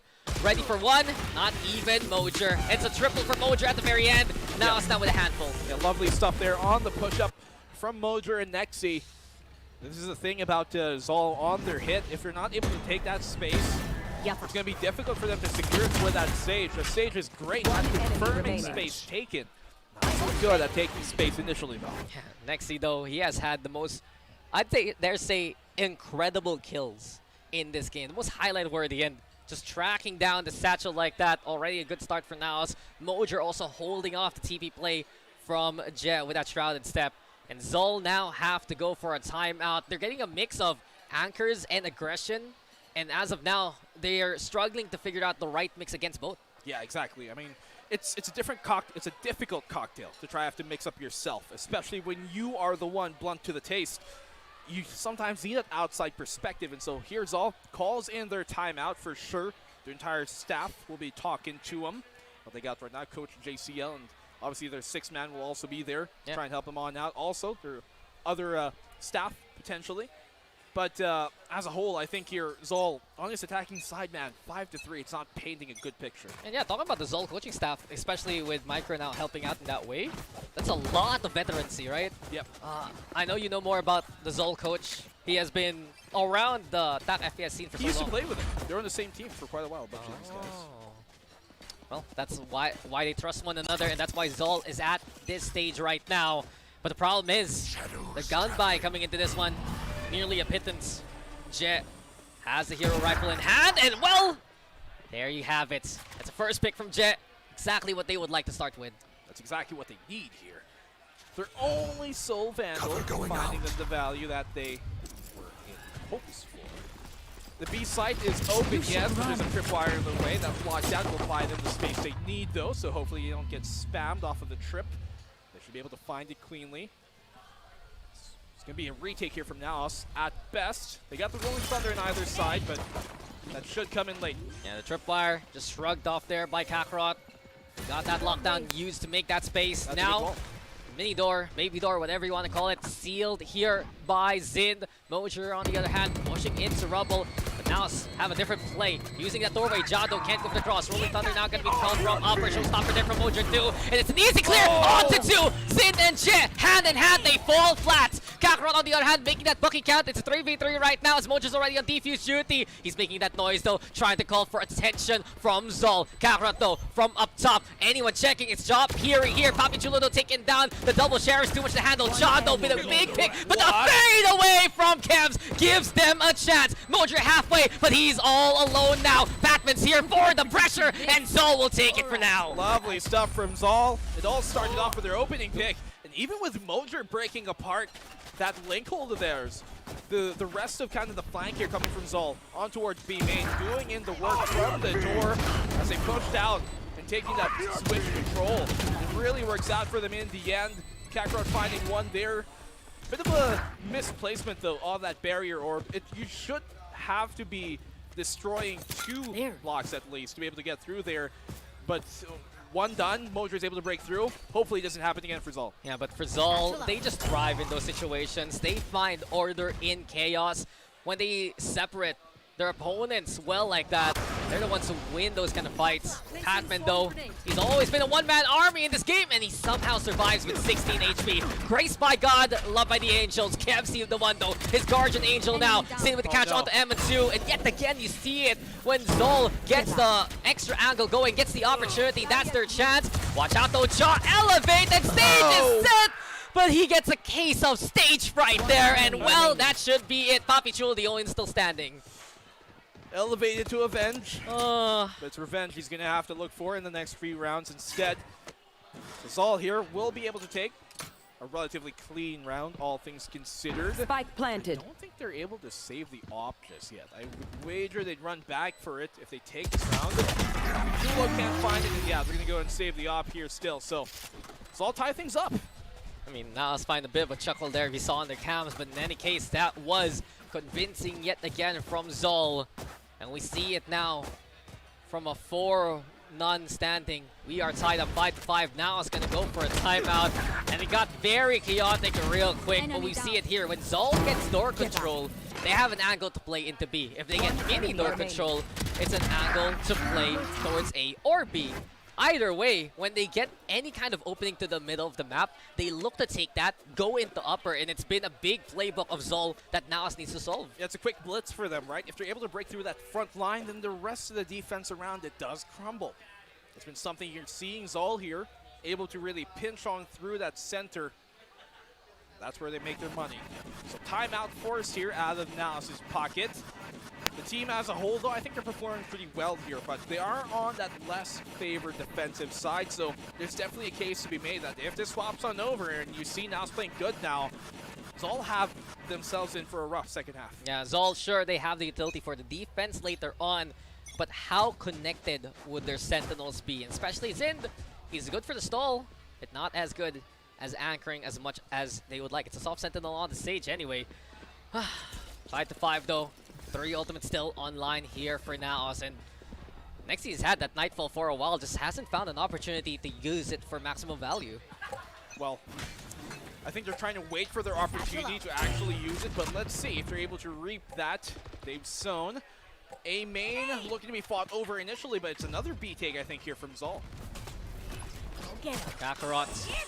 It's a Boombot, it's a showstopper, and it's already ZOL showing their hand to play into B yet again. It's a bit different though. Zin trying to go for the lurk path and actually making the operator count. And as Mojo tries to go for the swing, didn't expect there's an extra rifle there to utilize from up top though. Nexi shutting down Zin, who tries to climb the ladder. No spike plant as of yet. They want to get rid of Nexi and fast. There you go with the confirmation. A pivot to A is the call for ZOL. Yeah, great rotate here from ZOL. As they pivot once more mentioned. Keeps NAOS on their toes, unexpecting a double peek to come out from that lurk. They sold this fake time and time again super well, this time towards A. Yeah, Papi Chulo from up top, Kakarot already to make the push happen. And there you go. Team Ace, ZOL. Everyone getting on the board, everyone finding impact. And truthfully, that was so unexpected for NAOS. They thought that Op was all alone. Suddenly, a wild Zind appears. Yeah, exactly. And having the Op here on the attacking side makes it so much more difficult for the defense on Lotus in general, because you want to be able to have that Op superiority on the defense, and yet not a single time have we seen NAOS be able to afford to force that on out. It puts them in a position where the fights that you'd think would be advantageous for the defense, how few they are, simply are unused and unusable. Yeah, it's been a costly defense here for NAOS, and now they're suffering as they only have a Guardian in the hands of Ja. That's a C hold though for the Cypher himself. ZOL on the other hand looking to make their forces known towards Mound, but it's never a full commit. The doorway is all about conditioning. It's been part of the protocol to try and force NAOS to stay on that side. They expend the Prowler actually because of it. There you go with the Dark Cover too, but they're trying to fake as much as they can to put pressure on B. Yeah, this time though, NAOS a bit more wary of rotating quick. You can see them have Papi Chulo deep towards A main anyway, so they have no real reason here to rotate as they know Papi can't get contact and back on off. The wall was used towards C. Yo, it's three. Sell the fake. It's 3 sites, so they're faking B. They're faking C. They're looking to play into A, but Papi Chulo still disciplined, and I believe he's up top rubble right now. If you can check that one out. Zindo catching out Ja along the way, and here comes Papi Chulo, but he's shut down, swatted by Patman immediately. A wide open. There you go with the From the Shadows. The clear is just so set for ZOL here. Yeah, great read here. Imagine if they go B now that they're thinking it's going to be an A. Enough. 30 seconds It will left. be a plan towards A. The Nightfall is available, as you mentioned, but it's a 3v5. He's gonna have to use it for the retake and fast, but the Nightfall descends on nobody to look at the moon. It's Patman instead peering into Mojo. Paranoia also just corralling Evan into the corner. Up to Nexi now. He's good for the double. He's trying to find more, but 3 ahead of him. And with 3 still standing, ZOL will take it. 7-5 is the end of the first half. But you saw it there. ZOL did everything they can to sell as much as they could. Yeah, and even though NAOS were kind of on top of most of those fakes, right? They expected to be fake. They expected C could possibly be a fake even as well, and that's why they didn't initially kind of jump on the defense attempt. The fact that Ja was found early really turned things around in ZOL's favor. Got them another advantage that they even more so needed. In that case, allows them to close out with the advantageous scoreline at the end of the first half. But now we go on over to NAOS's attack, and this is where we've seen the best of them on Lotus. And going straight into it. 4 rounds in a row there for the side of ZOL to end it on a high note.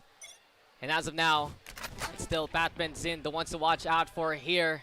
They've got an impact. They're the ones with the utility to go for good stall. Zindo himself, being the sage, he's going to have to gather intel all by his lonesome. And you can see why he's playing into Mound. Now still other plans. It's a B take already underway. Let's see it. B site will be given up for free. A full 5v5 retake will happen. They've taken Upper, yes, but so will they expect this wraparound? Yeah, they're going for more. They're going the distance and into A. They go to play, but Stairs still taken. Papichulo with the clear on the Kakarot. No, Jack able to get the trade onto Eman, but just the one playing over at Rubble, and a pinch very possible for NAOS now. They've circumvented the ZOL defense. Shaw is just a world traveler who stamped 3 to his name. Next he gets a plant. Sin, the only one still standing, and well done by NAOS so far. What tagged him there? Was it the camera that's tagged out G in that corner? He kept on getting pinged. That was crucial from Ja. Great timing as well. He waited for Jet to fall back before he exposed himself around the corner and just made things so that he was there in the crucial moment when ZOL would have been preoccupied dealing with the brunt of the push. Yeah, concerning here for Zin now. He's looking for any kind of way in. Barrier Orb's a good plan. Mojer, though, putting pressure from Tree. They still can't win the isolated fight. NAOS also broke the ice anyway, and there you go. First conversation here in the second half. NAOS pistol. And since the defense was more consolidated at the start towards A site, that meant that when they did tap the spike, and the fact that they took the option to try and go towards Link instead of Upper, made it so that it put them in an awkward spot where they were right exactly where NAOS wanted them. ZOL were trapped out there towards the grass without any real cover, nor concealment for them to play with.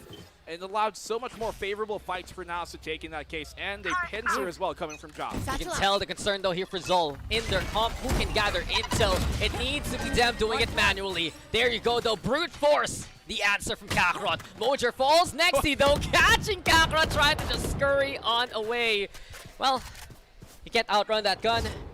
That bullet is faster.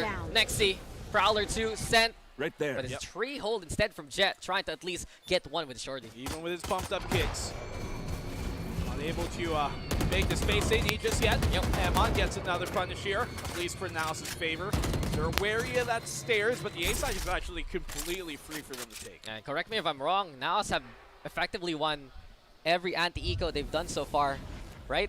They've also lost in the series? Yeah, in the series. And they barely lose members. They lose 2 at maximum. It's always been the case here for NAOS. Let's see if that continues here. ZOL, classics in hand, playing on the backside. There's the flash into play. A one-way also being set up with the dark cover too.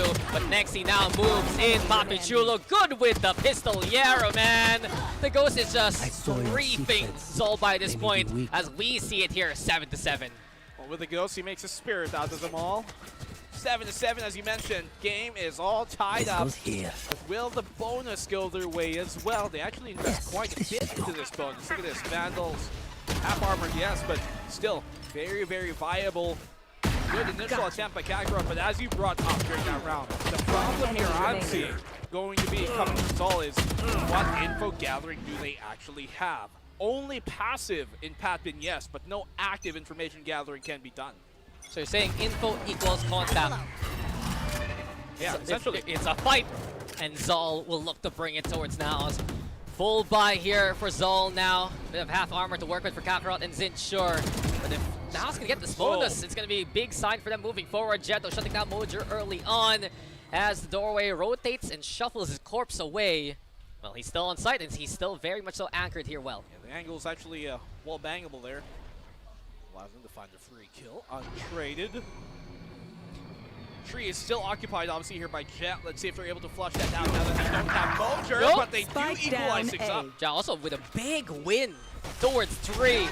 Just making sure to make noise with the doorway. Kevzi versus Papichulo. They're both expecting it. They know it. The close contact's possible. And Kevzi, Papichulo breathing distance. Kevzi wins the fight there. And a chance for ZOL to make this retake possible from the drop, though. He's stuck here. Needs to go for the flash peek yet again. Nexi Patman there. You got the board just the only one standing here for the side of NAOS. But he does find a way to go for the wraparound, high and low, crouch and standing. No two ways about it. That's a pair for ZOL to hold on for the round. A second earlier, that could have gone very different there for Ja. You can tell that ZOL were kind of wondering, hey, he's not making any noise right now. In the front of the side, he's not making a peek from Tree. He could be wrapping around and they get the timing perfect. And line on up for it as well. So ZOL able to convert the anti-bonus. But that really did come off of the free pick that Jet was able to find against Mojer there ultimately enough. If that pick didn't fall through untraded, then who knows how things could have gone on a bonus. So now, so you're still in a good spot to tie up the game again. Yeah, it stemmed the tide, especially in the overrun. And ZOL Esports, they lost a bit coming into their buy round. They still get kitted with 4 Bulldog, Light Armor, Jet. Well, you get the scraps coming into this one. Mojer though and the rest, lovely angle by the way. But here in the backside, Jay yet again tries to play the anchor here for the team. Paranoia used early on. Dissuading the initial push actually of NAOS. It does stop them initially towards that tree, but only momentarily. Yeah, Papi Chulo is prepped again to look to set up those smokes. Mojer on the other hand crawling his way towards stairs. Boy, the Prowler also getting confirmation. They know not just in position. He might want to TP out of here as soon as possible. No, going down fighting in the blaze of glory. Mojer the one with the shutdown. Papi Chulo even through that smoke. How's that possible? Check his PC. Oh, we can do it manually. It's just right there. But in any case, ZOL, they've lost 2 already, and how do they even make this retake possible? It's going to be difficult, but it is possible, as you mentioned.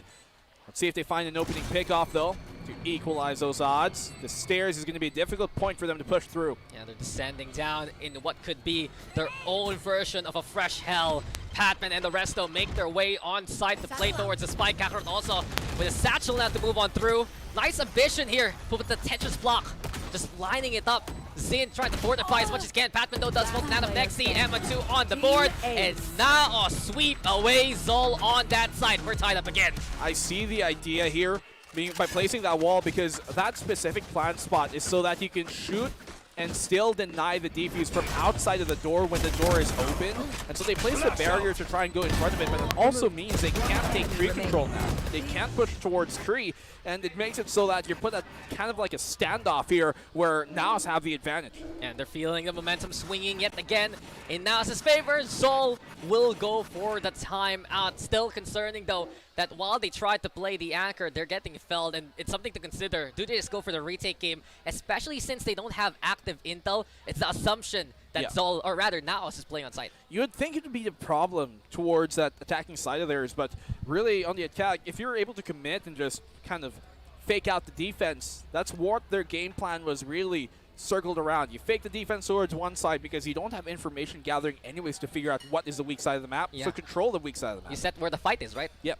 Exactly. And that is what they are going to be struggling to do here in the defense now, because they have no real idea where NAOS could be committing, right? And that's part of the reason why you see their Jet, when there's pressure on towards him, immediately has to burn his paranoia, because he doesn't know how far close up there. Yeah. Are they coming towards stairs? Are they still inside tree? They have no idea. Yeah, it's a matter of conversation. Should Jet be giving up that backside after he's spotted by Nexi especially? It's been a point of concern here. And ZOL taking their time to talk it out. A heavy stack though on the eco. They want to make the push into rubble here by A. Jet actually crossing on through, but the Haunt already exposing his intentions, and now feel danger in the winds. They're backing out from this area. Great spidey senses on the back of NAOS' neck, tingling those fibers, knowing, hey, this is looking pretty dicey. And now they pivot towards his C site. They do have Padbin here all on his lonesome. Can he get value out of this position for the class? Yeah, Nexi telling the rest of the team the confidence to play into C. Very vocal right now here for NAOS. Noise made. Kakarot though ready to send the showstopper, but he just can't find the angle. The shutdown courtesy of Mojer. Sin finding Jaw in response, sure. But there's still a chance here for NAOS to get a safe plant. They make their way through the vent. Spike still in hand. And they're actually going to go for the classic mount plant itself. Mojer though, a triple to his name. Papi Chulo also adds his hat in this ballot. And why not go for 4? That's Mojer for you. NAOS now, that's the lead for them. Lovely stuff here coming from NAOS. They knew that A-side hit was coming. They could smell it in the water. They could hear it coming. And when they did, they knew the game plan should be to go all the way, as far away as possible from the brunt of the push. Do not let ZOL play to the numbers advantage that they could maybe force out in a push like that. Now we go to a tech pause of all things, but hey, I still do think ultimately enough, ZOL, they're still in this map. Hey, we got through 2 maps without it. At least we're still here in the series. And yeah, quick little tech pause. Gotta wonder what's going on. This is so fun. When there's a tech pause, I can look outside and see who's having problems. Who's got an anxious face? Yeah, everyone good? Everyone good? Looks like they're just trying to resolve it, I think, on actually the NAOS side, if you notice it. I see Mojer drinking water. I mean, everyone's... Oh, they're getting water, okay. Anyway, it's been Very tit for tat yet again here, Black and Blue. It's very, very close of a series so far, barring that Haven map. I think it's on the ZOL side. I wouldn't be surprised. I can see them pull a flashlight out and look at the PC. Unlucky. Something probably fell or disconnected. Anyway, though, it's still a problem here for ZOL, right? I think that's the term to use right now. The disconnect has happened. One tries to play the anchor, the rest look to funnel in on the retake, and it's just not meshing well for ZOL on the defense. Is it really a disconnect or just perhaps latency? That's probing. Here we go again. Problems for them here once more. A simple delay, while it might look like a lapse, sometimes it's more than enough just to really shake things up and throw you off your rhythm. And that's more important here sometimes, where it might not be a big lapse in judgment or a big lapse in timing, but a small one is more than enough to throw you off of those beats that you were waiting for to hopefully come. So I gotta ask you right now. No. Okay. I guess we'll just stay quiet here.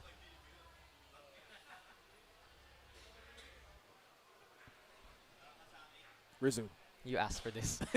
Yeah, I mean, my question for you is, who do you think has been the most impactful so far in this series? I want to make a case for Mojer, honestly. You wouldn't be wrong for thinking that, I think. But I will disagree just because it's fun too. And I will say it's Mojer. Yo. And that was my original point that nobody else made today so far. Okay. Yeah. So why Mojer? Because he's been doing so good in every single map. I don't think you can say there was a single map where he struggled or even showed kind of lapses in performance. And we saw that from the get-go of map number 1 here into this map as well in map number 4. What is happening? I think the Filipino side is trying to hype up all the girlfriend buffs, you know? Oh, I see. Yeah, it's getting into the Scream Fest here. You can feel the energy at the back. We're here in our little corner here for English, so we talk about technical things. So yeah. But you gotta love it. We're here with the onliners. Yeah, guys. And then people who touch grass are over there.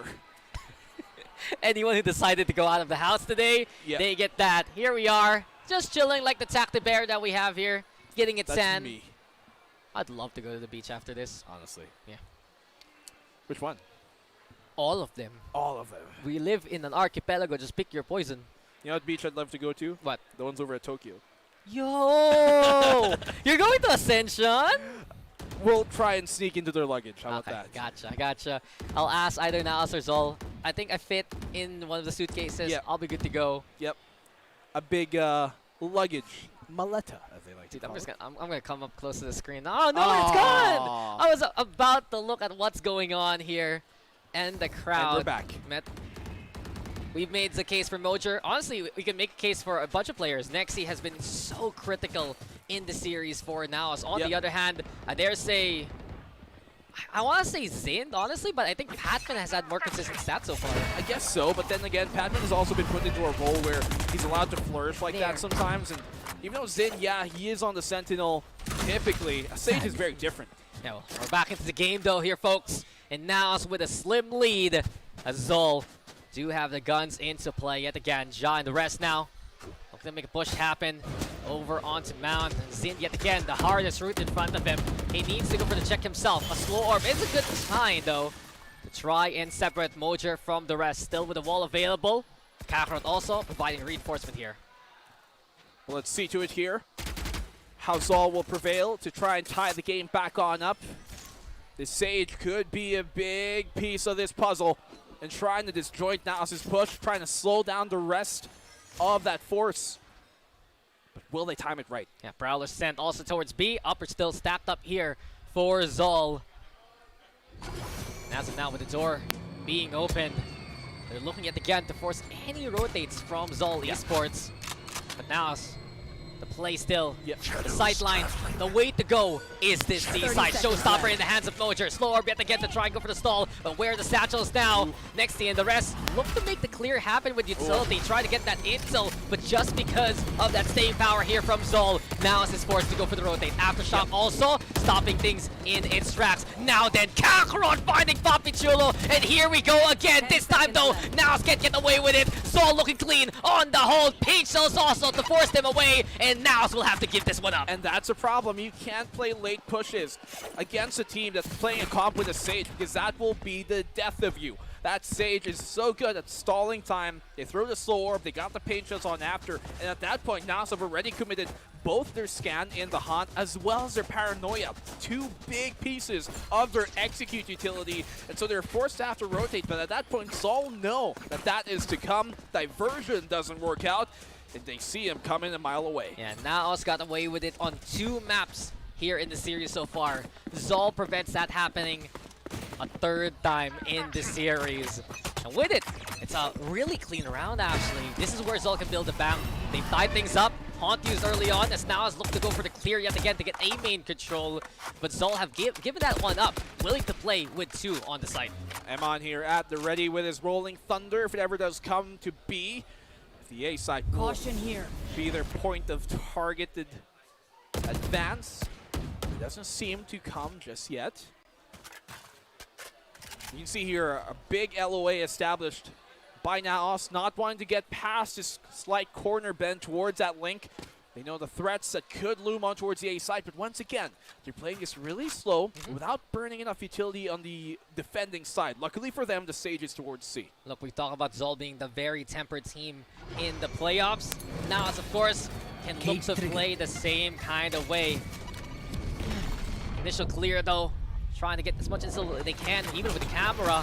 But Paranoia staves off the initial burst. Mojer still, though, 2 satchel showstopper. Now we get a Rolling Thunder on the side. Time to fly high yet again, and Mojer grounds KFC there. Papi Chulo finding Jet 2.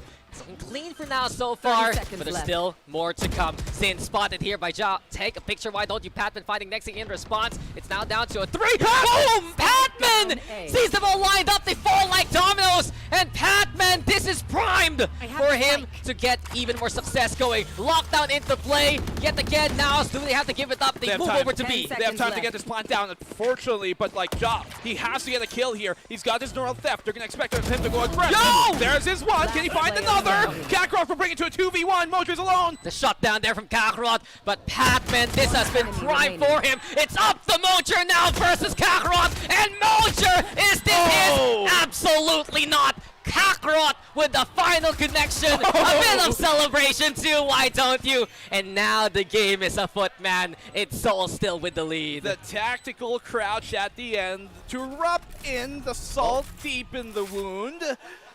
Jiggling, wiggling, and figgling with him at the end there.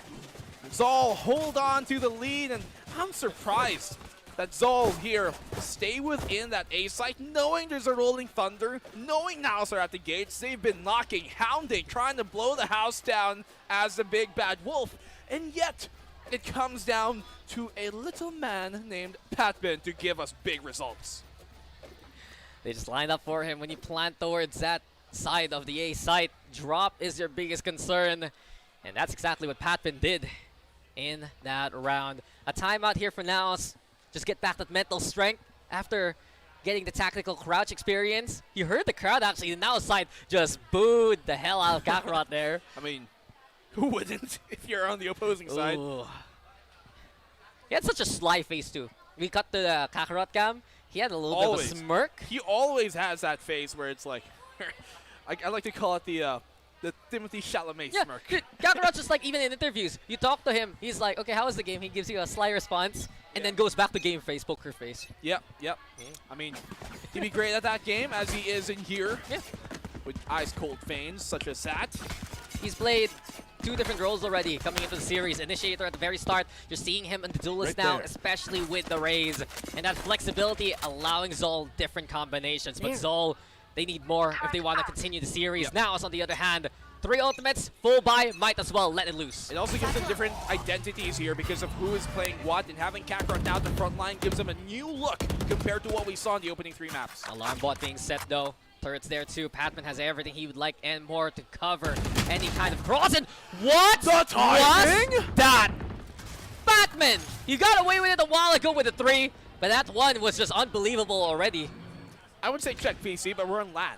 So I don't think it continues out that way, but very smart spray down. Great game sense from him, as always, as of course cerebral, not only mechanical from this man. Yeah, Prowler now being sent though. They know Mount's taken, and Jet, a little bit of panic there. Thought about the ultimate. Shroud Step's good enough to get away with it. And now, Right there. They're looking to find a way to make some noise towards door 2. The spike in the hands of Eman. A pivot possible to play into B if need be. Swarm is here. And they know that the Killjoy set up after the kill feed saying Patman found Mojer there. Swarm now broken. Turret gone too. Still a second swarm in the way. Nightfall gonna get used by Nexi this time around. The stall with the Molly. Slowing down NAOS' pace.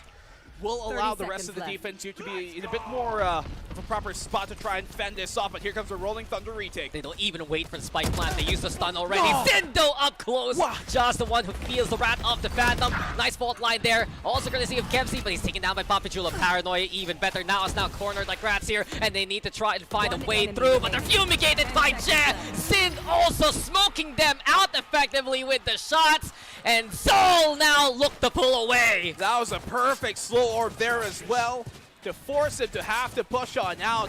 And rounds are looking okay for NAOS initially, but not able to convert in those opportunities. Jock would have had a free kill there, but I guess he shot at the ponytail instead of the head. Utter extinction there for NAOS. And while they still have a bit of a back to work with now, it's ZOL in command and ZOL in control. If this keeps up, we are going for the whole 5-mapper. We are going to Ascent if ZOL can get even more done. But Papichulo and the rest, a chance still with the rifles. Paranoia expended early, allows Kakarot to move closer into Mound. Door opens too, they're looking for opportunity, but NAOS refused to let them have it. And you're seeing ZOL here getting very confident in pushing out here towards B and C. Looking for fights, wanting to take them. They're just terrified of this. They don't even peek, but the punish is there. Yeah, but Kakarot left behind by Jess from the shadow. He goes back to try and recompense for that initial movement. He's the one holding on to C. Zin, on the other hand, breaks the tripwire there at mid, showing his hand too. But now, so we're happy for that first pick. They can just regroup and look to play the man advantage elsewhere. Cage triggered.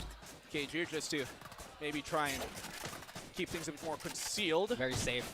Yeah, just making sure they don't get picked off for free. Neural Theft will give them a clearer picture of what to work with.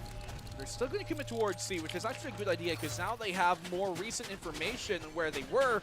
But as they go towards A, that's where Patman is once again. Yeah, they have assessed the numbers and they're willing to run into the Killjoy utility. Never mind, double back, make that noise, and go over onto C. They're trying to fake the fake. Now it's looking to be as real as can be onto that C side. Kemsey, on the other hand, the only one there standing, as Jet has already been forced to move. And Mojer explosive as he gets into the side. Flash comes down. Paranoia is there though to dissuade him, and the plant will go down here for NAOS. Yeah, good double back out here from NAOS to pull that defense away. They sold the fake, but then they hold on to the post plant. Here we go again. Smoke there used. Kemsey though looking for the cross. Sees the barrel of Evan. It's a freebie for Kemsey. And there is still more work to be done here for ZOL. Jed though pitching in. Double for Jed. Papichulo from down below though being a threat in the deep.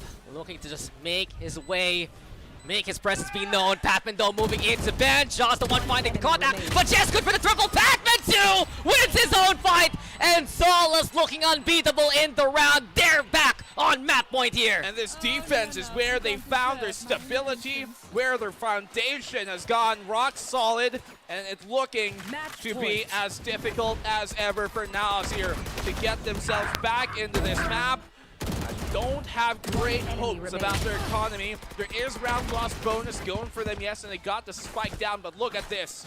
Bunch of Guardians, a Bulldog. Not the best look now for NAOS. You thought a while ago was a force buy. This is as, well, iffy as can be. Two Guardians, Bulldog, as you mentioned, from the shadows utilized here for Papichulo, perhaps to get that intel. But ZOL, yet again, a position of confidence coming into the start of the round. They push towards B, they get that box under their control. And as of now, they're looking to see where NAOS will go as noise is heard towards Rubble here. They take so much map control away here by taking that Rubble, rather that mountain towards B. Here. And first to them, that A side is probably the priority target right now for NAOS, at least initially. Been trying to get these fakes going, and it's been working to help them get the plant every now and then, but the post-plant hold here has just been insufferable for them to hold against the retake with, and now that Kakarot's got his Showstopper plus the res on Zind, there's even more for them to have to worry about. There's always a case to be made when you play slow against ZOL. here playing into their hands. Now has not found success at all. Stun's good, the showstopper even better! And Mojer is sent to the bench after that one. Kakarot with the first kill. Ja taking a picture there of Patman, who's unable to go for the full swing on that. Gets rid of the tracker on him. Kemsey, on the other hand, clearing out the TP there of Papi Chulo, but now still looking to make the play into a linchpin though off the defense. Patman yet again pivotal in this situation. Nexi though, good for the one. Ja, all eyes are on him, shrouded in the shadow, within the smoke now, waiting for any swing. Here comes Ja with the peek outs. And he's able to bail out for free as well. They've got the res. They have to know A Heaven is going to be that point. Sind and the rest looking for opportunity to bring those numbers, but no! Ja refuses to let any second chance happen. Next, he also with the guillotine, and Ja is the executioner.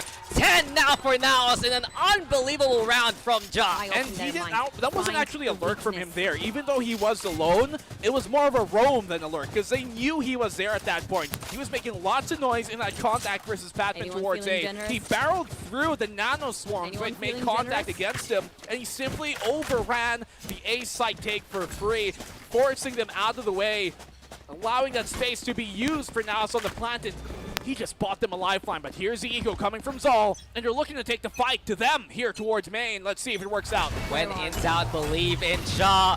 Mojer and the rest will play for Rubble yet again, and Kemsey catching Papi Chulo early. Chaos now onto the battlefield. Here comes the showstopper set through, but it narrowly misses the mark. Sin still alive and fighting the barrier or for fortification to get through the mini door, and at least they keep their lives alive, but now can go to A. They still do have that res though, so you're gonna see them try and hold on to that maybe for the round. What a pick from Zend, and he's got the res going, but now they know where this came from. Absolutely nasty there from Zind, and he gives his life up to bring his teammate back to life after shock avoided. But watch out for drop again. Kemsey, silent assassin, but Nexi got the alert and spots him there.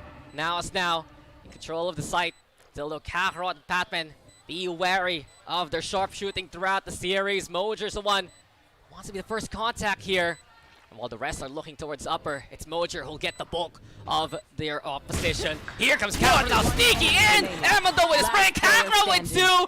And Kakarot, does he be the hero? Not gonna happen! Nexi moves on to the next round. That came way too close for comfort on an eco.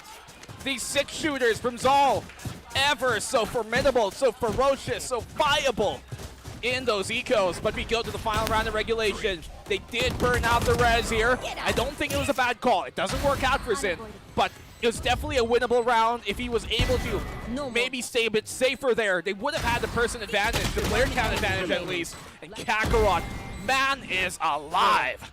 Nasty shots there from ZOL, but it just wasn't enough to seal the deal. Now it's looking for overtime. They don't want to go to Ascent anymore. They want to finish it here in Lotus. And they're moving into an empty C site. Utility, the only thing that could stop them. Nightfall, though, doesn't find any targets. Mojo already with it clear, and now we'll go to the post plant here. Yeah, C site's ripe for the taking for sure. They will be able to get that spike down, but their post plant is the bigger question if they're able to convert. Will they push out here towards that CT? They expect it. The water is difficult, and they get the catch in Nexi. Yeah, Mojo though with a push. Patman finds 2. Ja also deciding to play aggressive. We go to a 3v3. Neural Theft now. Papi Chulo also with a shutdown. Lockdown's gone! And Emma wins that fight there. Last Jet, what can he do? 1v1 now, and Zin! Emma needs to keep it calm, needs to keep it collected. Zindo, calm down below. And here we go. Intense moment! It's Evan who gets the right reset going. We go to overtime. Another one for the books. How appropriate that we extend this to its furthest extent in overtime. You can feel it, you can hear it. Everybody's absolutely elated. And what an electrifying past few rounds we've got. You can feel it from our prod too. This has just been an incredible series to watch. Second overtime game in the format we've seen so far. ZOL looking for extra lives. NAOS looking to bring the death sentence. And what a game we've seen. Ja gives and takes, Patman gives and takes. Absolute messiah plays from both teams here. Crucial play from Papi Chulo there as well, using that neural theft to buy space towards water and get that lockdown diffused. Got so close again. You can never count out ZOL in any situation, but NAOS, they've done what they can to continue play on Lotus. And now Mojer wants to stop things as soon as possible. A bit too greedy though with the orb. Paranoia now from Papi Chulo. Kakarot in cover. Papi Chulo's just stuck there. He takes the brunt of the pain shells and freebies here for ZOL right now. This was a stun as well here coming in from Kevzi. Perfectly timed and perfectly orchestrated. Rolling rather showstopper will be towards A. He's going to get away, but they're going towards C. Blessed by the Lord, Emman will say hallelujah with 9 HP. But NAOS, this has been effectively sloppy from them. A bit too greedy, a bit too eager. And it's all who capitalizes. Kakarot playing it very safe right now. That too. While that spike is moving towards C. C will be the site they're going to commit to. Tatman still waiting here, but his window of opportunity has passed, but he can open another one if he lurks on the flank. Jado has to bust through the wall, and Peekaboo, it's in. He sees you. Nice Honto gets the intel. Series also flank. being primed. Flanking said, mount controlled though by Kakarot and the rest, and ZOL have everything they would like and more in this whole plan. Pac-Man, massive double from the waterfall, and why not look to add to this flood? Next, he cannot swim in these waters. It's ZOL back on match points. Another ZOL opener for the OT. Switching sides. And really, I think it came there too. I'm not sure if it's nerves or just overzealousness, but definitely greed here for Mojer to try and go for that orb without having any real control. I guess he tried to think that, or he inferred that off of their pick, that ZOL would want none of that smoke. They would back away. They wouldn't want that beef, but that's what ZOL are here for. They want the fight. They continue to get the punishes going, and then the follow-up punish as well on Papi Chulo, who, as an Omen, you think he would be able to escape kind of those plays, but the stun and the pain shells come perfectly in time. Yeah, NAOS will have to wipe the slate clean after that one.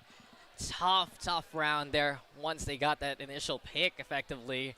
And ZOL is always that team that will punish you. If you make any kind of slip up, if you make any kind of over-eagerness, this team in ZOL Esports, they will look to find that opportunity. Timeout here by NAOS. The thing is, their attacking side hasn't exactly been super favorable for them either. So things here are put in a pendulum that don't exactly bode their favor. I think ZOL here have a really good chance to extend this into our fifth map, into Ascent, and take those keys away from NAOS. But let's see what they've got cooking on up. We've seen big players come from NAOS in these rounds. Will it come to more heroics to keep him alive? It's Batman, all right. Taking a while to set things up, but there you go. Moving now into B for the Killjoy. It's a heavy stack actually here for Zolas. There you go, technical pause. And that's what I was wondering because he wasn't moving for a while. Well, he's moving in real life. That's I don't think you want that when you're playing Valorant. So I think he's fine. He's alive. He's there. Okay. But well, honestly, it's the nature of the beast. You know how it goes. I think it's only appropriate for a grand final to have one of these.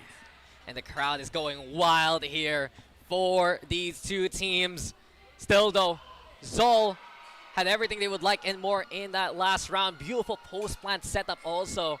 And that's exactly what we've been looking for here for ZOL in this game. That confidence to play into bend from Mound, even find a way for Patman to lurk. Everything aligned there for ZOL in that last round. And they just need one more to end it all here. Or rather, to continue on, rather, and end Lotus here. Well, I think with the way things are going, we might see a map 5 here, Dax. Yo. And that would be very appropriate. Look at our EMA representative there. You got Gecko, and you got our EMEA you superstar. got Deadlock. You're right, right? Yo! I didn't know we had cosplayers today, but I'll take it. You brushing the brow off. Shout out to our good friend there, obviously, as well. Pot and Yulia. Yeah, yep. Both of them. So many characters. That's the guy with a million jerseys under his shirt. He needs more. Yeah. He needs like 10 of them. He needs, what other teams could we get? The Cardi. Carti. Carti. Everyone. Everybody. I don't know who has merch. Just get it from them. I want merch. Can we get merch? I like that. Are you gonna do it now? Are you gonna e-beg here? I'm gonna e-beg. I'm an e-beggar. You're not a girl though. You can't get away with it. That's unfortunate. I'd place my Gcash, but for merch. Will that work? Look, if you do an ooh right now, you'll probably get some donos. Hell no! I was so close to getting it. I mean, Fluffy do it in Game Changers. Yeah, but he's a fluffy bunny. So you know how it is. That's true. Rest in peace. Hey, there's a small little Pikachu there. Wrong game, but I'm for it. I'm for it. I know this looks like a already amazing crowd, but there's actually there's a wall behind them, and there's even more people behind that watching here. So we got a lot more people than the camera might. The setup's been a little bit wild. There are big tables in the There's people middle. watching from outside. Yo, we are getting filled up here at High Grounds, and especially with a series like this, there is a big chance we go to a game number 5. This 4th map is already intense, and truthfully, almost every single map we've seen between NAOS and ZOL have been a nail-biter. Haven, a lone exception. Great plays there from NAOS. Great counteractions versus the double duelist. Beyond that, though, Icebox, Bind, they have been neck and neck. Lotus especially right now. Oh, definitely sure. And you were disagreeing with me, Dex. That Lotus could be a good map for ZOL. And I come here to say, I told you so. Okay. Okay. Yeah. No intel. Hey, look. No info. Smile for the camera. Yo! Over here. It's a shout out to us now. Hello. Hi, Twitch chat. Do you guys realize, if you're on stage right now in the High Grounds, do you see that the border for the screen reminds me of a cell phone that's lying down? Yeah, I guess, right? If you have it landscape, the screen right now, because I think they should. No, they're not gonna be able to see it on the broadcast. I don't think you can show the screen. The screen turn around to itself. Yeah, that's gonna be a screenception. Screenception. Well, I would like to incept. Yes. Within myself, that I'm having fun here. So, do you think if we go to a game number 5, can ZOL complete the reverse sweep? I think so. I think it's very viable. My initial point in the first place was Ascent is a very possible map here for ZOL to take away.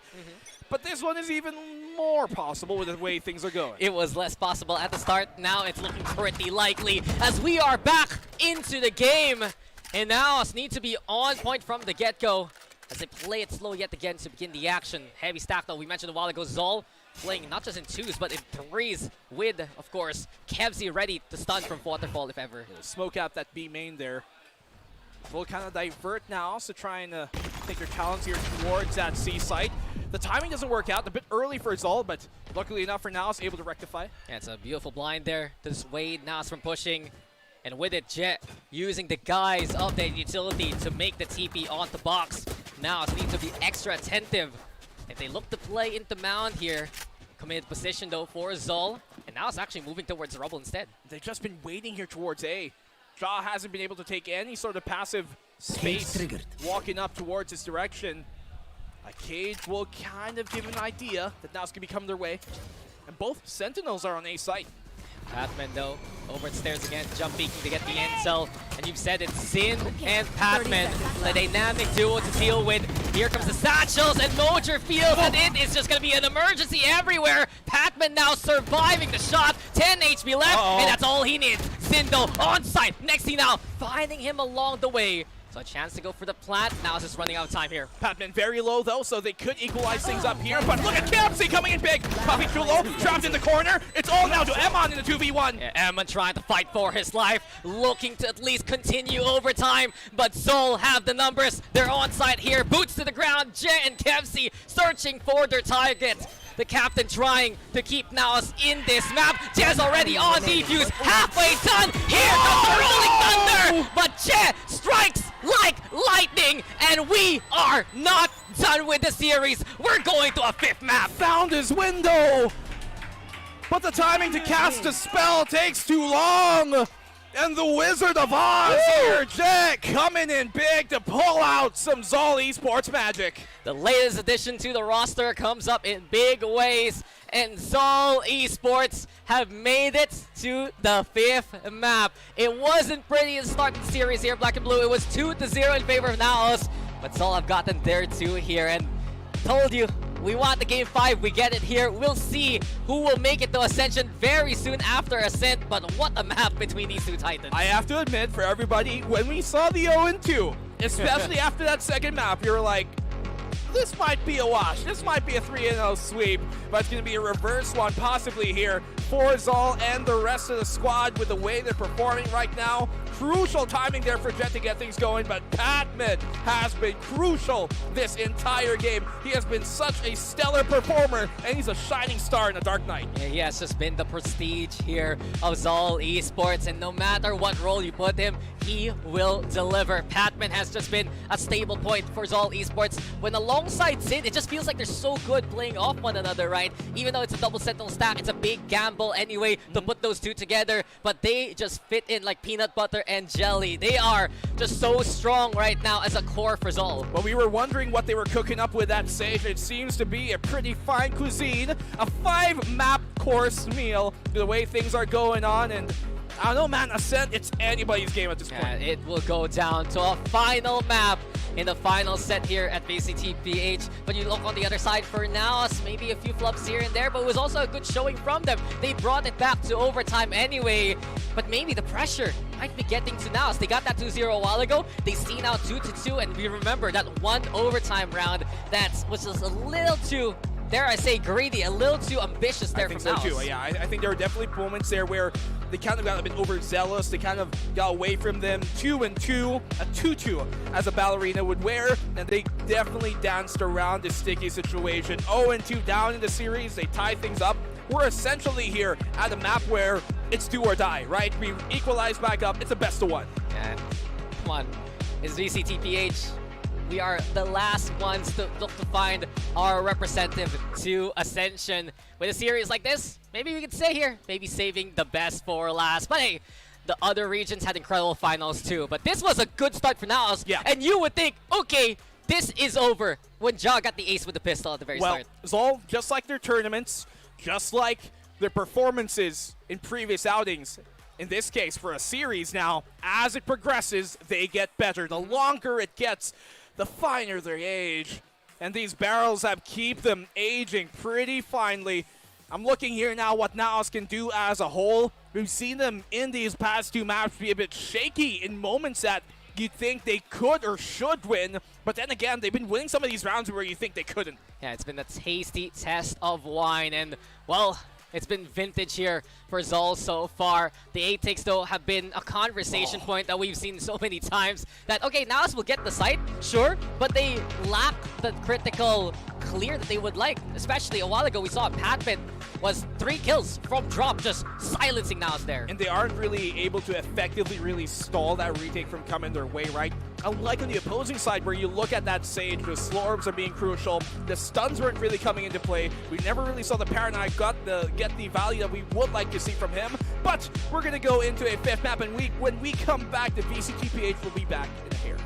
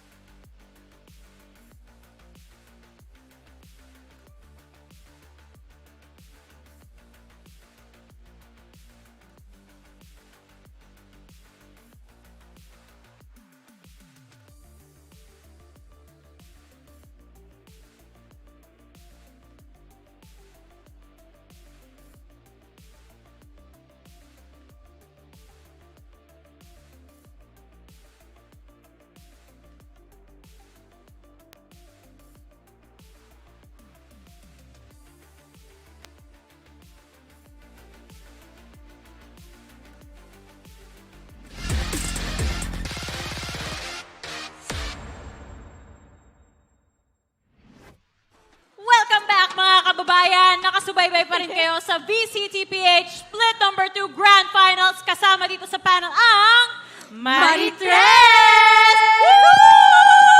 May special guest kami na gustong mag-hi.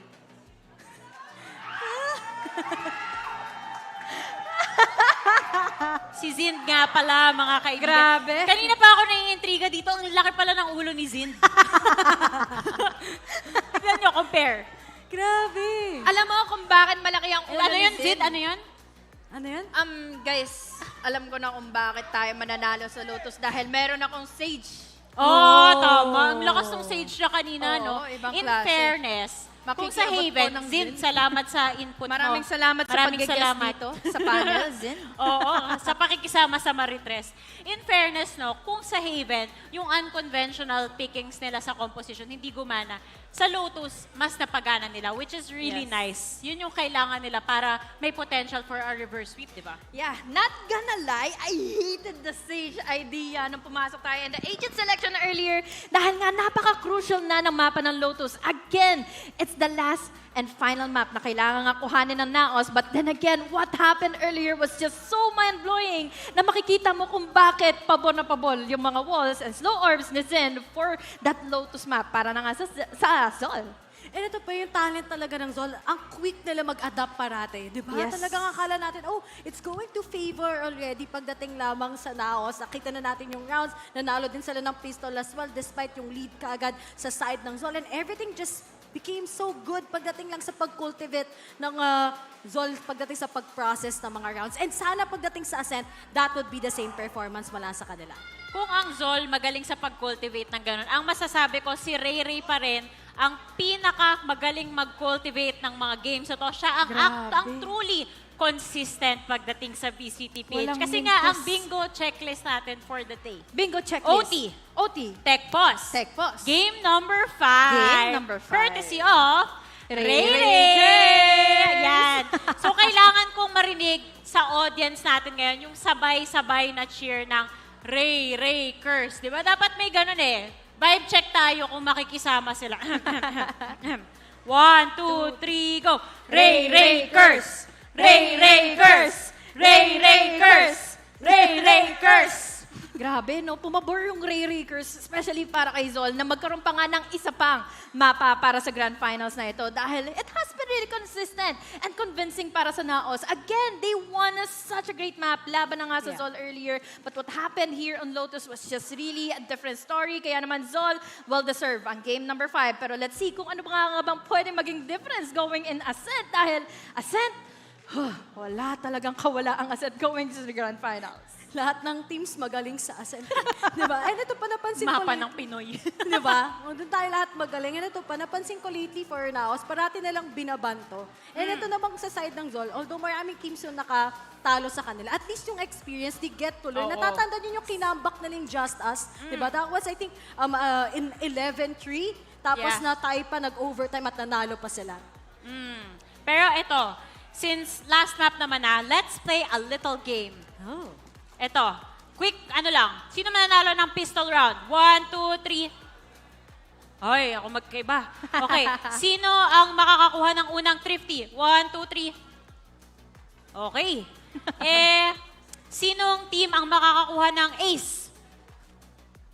Uy, ako na iba. Okay, dahil dyan guys, ira-wrap up na natin ang panel segment natin. Casters, ready na ba kayo? Dahil eto na ang final map natin sa Best of 5 series. ZOL Esports versus NAOS Esports, only on Ascent.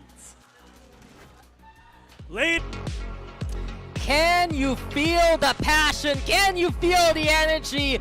We are here at the end of the VCTPH road, and game number 5 is exactly what we wanted. It's been an incredible run, but it's an even better series between NAOS and ZOL. NAOS, guys, taking 2 maps at the start, and then ZOL rallying back to force a decider. Hey, it's a bit of closure at least. At least we come into this map knowing that this is it, the final map of the VCT Philippines so far. It's been an incredible 4 years, but after today, we're gonna know who's our final champion of this run. And whoever takes this crown will take their talents to Japan. Ascension awaits the winner. Both teams, of course, will see continuity within VCT SEA split number 3 in the months to come. But as of now, NAOS and ZOL absolutely neck and neck. And if all the maps to ended, all our roads lead to Ascent. Well, we're going to see who's going to ascend up to a higher plane of play at the end of this map. I can't stress enough, the stakes here are huge. The SC Challengers, both of these teams are seeded into that technically, but Ascension is where they want to be. And it's all going to come down to the tried and true classic map of them all, Ascent. And, you know, compositions is a little bit interesting because both teams love to play the Ascent standard, but we've seen from NAOS, the one time that they played this map against Oasis Gaming, it was the Cypher, and they took that dub. But that's the thing, right? Lotus was a map ban that ZOL prioritized, yes, but Ascent was a map ban for NAOS throughout the regular season. And because of the fact that we swap into different maps here, the fact that we add Abyss now to our map rotation, it kind of forced out that ban to have to come from NAOS. Otherwise, they're going to have to play it. And so now this leaves Ascent on the table when things are going so crucial.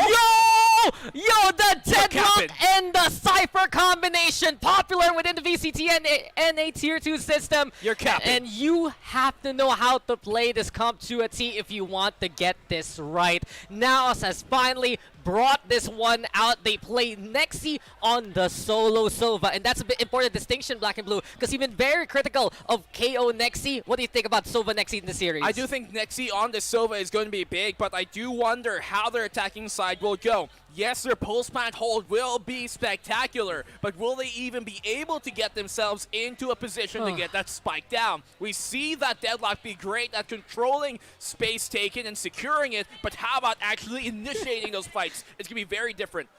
I think even the prod didn't expect a Deadlock pick. we show the Clo doing a T-pose there, but all jokes aside, you look on the other hand here for ZOL. Standard comp, yes, but it's Xin back in the driver's seat on the Jet. Well, if there's a time for him to go big, it's here. And imagine the feeling ZOL would have if they're able to make their debut appearance after this map into Ascension. It all comes down to this. All roads lead to Grand Final map number 5 as ZOL start on the defense. Yeah, NAOS WinCon has to be post-plant. Anything else on the attack is going to lead to absolute naught. And I'm looking at the stats here, Black and Blue. 19 first kills in the series for Mojer, 17 first kills for Zind in response. Neck and neck between the two duelists right now. Isn't that just huge here for both of these teams? Nobody really having themselves a bad series. You're seeing the best of the best from both of these squads. But look at NAOS here. They look to go B. Yeah, Mojer moving in from Market. Paranoid's there, and it's perfectly placed by NAOS to catch ZOL in their trap. ZOL eradicated immediately here. Didn't even need to get the spike planted because the round's already done. Immediate shutdown there of the initial hold. Did they have a Deadlock wall there? All the way that deep towards the CT? Lineups. They have a lineup to block off the rotation for the help defense. That is big. And look at this as well. The paranoia. We've been critical of Papichulo's paranoia this series because we haven't been seeing it connect the way that we're accustomed Second map to. only. Yeah, second map was the best showing from him on this agent. On the other hand, though, a big win here for NAOS because that means that there's 7th pistol round in their game. Only 2 pistol rounds actually for ZOL. It's been an advantage point for NAOS so far. Zinto! What was that? 2 with the Sheriff. They both go down with Evan and Papichulo already gone. And this is why ZOL are such a ferocious team. This is why they're in the conversation still of this grand final. It's because of these eco rounds that they're somehow able to convert and get value off of. Let's see if John can do the same! Oh! Never mind, Jazz got his number. That is nasty here from ZOL so far. And now, for the first time in so long, we see a anti-eco for them. They look to play into a double stack there towards 3. And Patman looking to scrounge at the back. I love the call here from ZOL. Kakarot watches the dash on through. Here comes the high-low setup. Mojer taking some critical damage here. Next, he's the one to watch out for now. They try to go for the spike plant. No dice. But what can Patman pick up along the way? Stinger now in hand. Nexi and Mojer, do they expect this? There's a peek out. Nexi quickly trying to flick over to get that kill. Mojer, though, very low. He's gone. ZOL looking to take this one. Overwhelming Nexi down in hell. ZOL take a second round here now. Well, we see Xin be put back on that duelist here. And now we wondered how could he come back and swap back into it. Looking really good so far. Double opening pick with that Sheriff. And once more mentioned, ZOL are so good on their eco rounds. One of the best eco round teams we have here.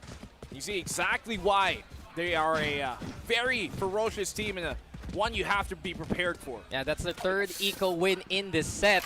But also to watch out for when ZOL is on a half buy situation, they won half of the rounds even on the lesser buy. So never underestimate ZOL. As I said a while ago, they've taken that second round in the game, and it's now forced to play a Pittance hero rifle here for Jado. They fully understand the idea of it's not about what tools you have sometimes, but how you play it. Their cards, using them to perfection so far in this series, in these past few maps especially. And we mentioned, the later this gets, the stronger ZOL seem to be. Yeah, and Shaw, the one to watch out for. Pac-Man, though, he is in position. And with 3 there, he's just able to ride the wave. ZOL surfs on the corpses, and now it's there, and it's 2-1 now. Quick 2 rounds now for ZOL for that second there as they take over the lead. Obviously, they're in the defensive side, so they're going to want to take as many rounds as they can, but this could have been a 2-0 to start things off for now, so they're going to want those attacking rounds, especially knowing that, at least so far, this series has been turning against them. And I don't blame angles like this taken by ZOL. You look at the comp here for NAOS, where's the flash? Yep, no KO. No flash, but they have the nade from Deadlock, right? If they can get a catch early on with the grab net, you said it, then that can be their chance to shut down those aggressive angles. Yeah, but it's just so unreliable. You have to pick a certain spot, unlike where you have a flash that really gets a huge area of effect, gets a whole perspective blocked off instead of just a singular spot. It's very different. They do have the paranoia, and that's looming death creeping up, but it is a slow hitting one, and look at Zin here off already. There's the punish. Ja finds it. Ja able to at least get the catch. But poor old Nexi losing his arm and losing his life. Mojo, though, over onto mid. A slower play here from NAOS. Bit of default, actually, as they're even moving into Cubby as well as A main. Sonic sensor set up here by Emma, trying to see if anyone's going to swing his way, making that noise. But eventually, NAOS relenting to put that pressure away from A, moving into the B side instead. Let's look at it here. 4v4, things settle down. This pizza is open for a bake.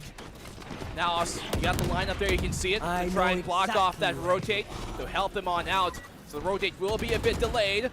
Moser here gets information, but they know that backside is occupied. GrabNet connects, but Kevzy's able to take it out in time. Still, Moser gets a pick. Yeah, Kevzy getting back in standing distance, but it's just not enough. And Moser right in your face. Beautiful ultimate there, used by Ja. Opportune yet again, courtesy of NAOS. And 4v3. Again, the rest look to find a way in towards this site. You do have Mojo though holding close. Also there by A main. It's Ja trying to find a way to get the pinch going. Pop flash now. Kakarot looking for any kind of opening. Ja refusing to show his hand. And the stall from NAOS looking good so far. ZOL all corralled in the lane. Sonic Sensor hears it coming. They're stunned up, they're caught. And NAOS equalize. Good job here by Ja to keep him guessing, wondering where he could be. I would even wager, if you really wanted to play things for the long game, that he doesn't kill Kakarot there, just wait. Let them get the kill, simply so they don't expect you to be waiting in B again. B main, rather. There is always a possibility with 2 Sentinels on the attacking side like this. You have to watch your angles and your timings. That's something ZOL is wary of. And we're looking here, our question was, the Deadlock isn't really the best at taking space. We were saying it's great at rather securing space we've taken, but we see them take space with it in the form of having that barrier towards the CT on B, which delayed the double rotate to help on the defense. Yeah, this is something that NAOS has been stowing away for a rainy day. Nexi, though, finding Zin early on. You know, we had a theory early on that they were banning Ascent not because secret strats. Yes, not because they didn't want to play it, but more because they were hiding their pocket pick. Does this mean if Ascent this late in the map pool, did they want to bring it out in Japan of all things? Ideally, yes. I think so. I think this is their idea from the start of maybe midway of the season, and things have potentially fallen into their hands. Yeah, well, there is consideration with Theorycraft here. But as it stands, Zin has already lost his life. And ZOL, they do have to be very wary of a potential A push. A pinch possible. It's split up now with Ja alongside Nexi.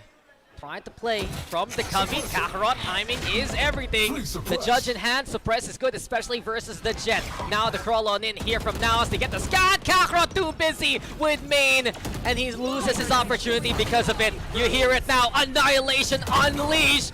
No catch though, no one wrapped in that cocoon. Jet instead looking to still stay on the site here. He's just crouched down. They know he's in hell. Eventually flushed out here by Emma. Kevzi from up top though. Getting it wall banked there. Papichulo, he's fallen. And well, Badman's gone. Kevzi, it is awkward here in the 1v3, and why not make it harder with the Baron mesh? Yep, secure it right there in his face. Kevzi knows that this is going to be difficult, so he backs off anyways, and look at the spam off the wall bag from Nexi. He hunts him and he confirms him. NAOS have taken the lead on the attack. Yeah, huge triple there for Nexi, but a rare sighting here from ZOL. We're in that they get caught trying to very busy with utility, right? You'd expect the Kakarot to want to hold that short as much as he can. Nice shots there, but in the end he was forced to look towards main with the fragment in hand, and that was when NAOS struck.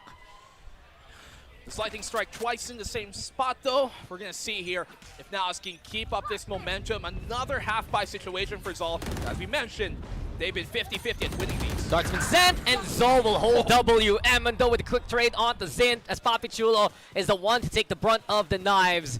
And there's hustle here from NAOS. They're going to have to leave a gun behind, sure. They want to play into B, where Patman awaits them. Kevzi also tagged down to 32 HP. Ready for the shock darts. There's contact with the turret, and this could be some good damage. Amado and Mojo still willing themselves into the site. The dash in's there. The fragment too little too late to catch out Emin, and instead now, Gravnet, Kakarot, sit down for a while. Well, I think they know that he got caught because he should be able to hear it. Yeah.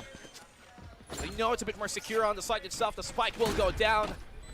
Jet will be able to actually find himself a rifle here to play with. You can see Moder trying to bait out the pickup from the Sheriff. Kakarot, he is put into a position of freedom. Liberated from his body. His life in the game. He's gone. Like, where do you even go? You're going to get wall banged if you try to play into the log cubby. Into lane, it's a free sight line. As they say, liberté. Liberté. Égalité. No more meddling. Liberté is ready. It's a Paris Olympic. Yeah, no, exactly. That's 3 words. I'm saying liberté, égalité. I don't know, I don't speak French, but Jay, you're speaking my language there with the triple. Unfortunately for him, though, he's spotted by Ammon, and now they still end it on high notes. You see, because they have 2 Sentinels, he was still thinking that Ammon could be lurking somewhere else away. You know, that conditioning early on here by NAOS, by Ja especially, is going to be keeping ZOL on their toes. Now, the thing is, as that deadlock, man, you throw your utility, you place it out on the site, you can do whatever you want at that point. That's the beauty of agents like Cypher and Deadlock. Honestly, fire and forget. Put that utility there. Leave it for a rainy day and look to play those mind games. Also, extra sound cues there with the Gravnet we mentioned a while ago. Now, though, a quick pivot into B, and those quicker decisions coming into this map will help them out immensely if we see ZOL play aggressive. And honestly, in a post-plan situation like that, those sound sensors are a pain in the bum. Like, they're one of the worst utilities for you to run into at this point in the game. If there's anything worse, I can't even name a trap that's worse. It's probably the worst. I'll be real. Useless at the very start of the round. And effectively covering the flank. But you said it. It's like a MOBA. It scales well. They're for the late game. They're for post-plant. And you cannot shoot when they're around. Yeah, exactly. And it's you can't even see where it is, right? You have to kind of infer it could be here. But I'm seeing so many cheeky spots. And the thing is, it doesn't just, its area of effect isn't only horizontal, but vertical as well. Which means you can put it above head height. Somebody walks into it and will still stun them. This guy deadlocks. No, Hello? I just Hello? see TikTok lineup. Ah, okay. Honestly, I'm a big fan of this comp. I play this a lot.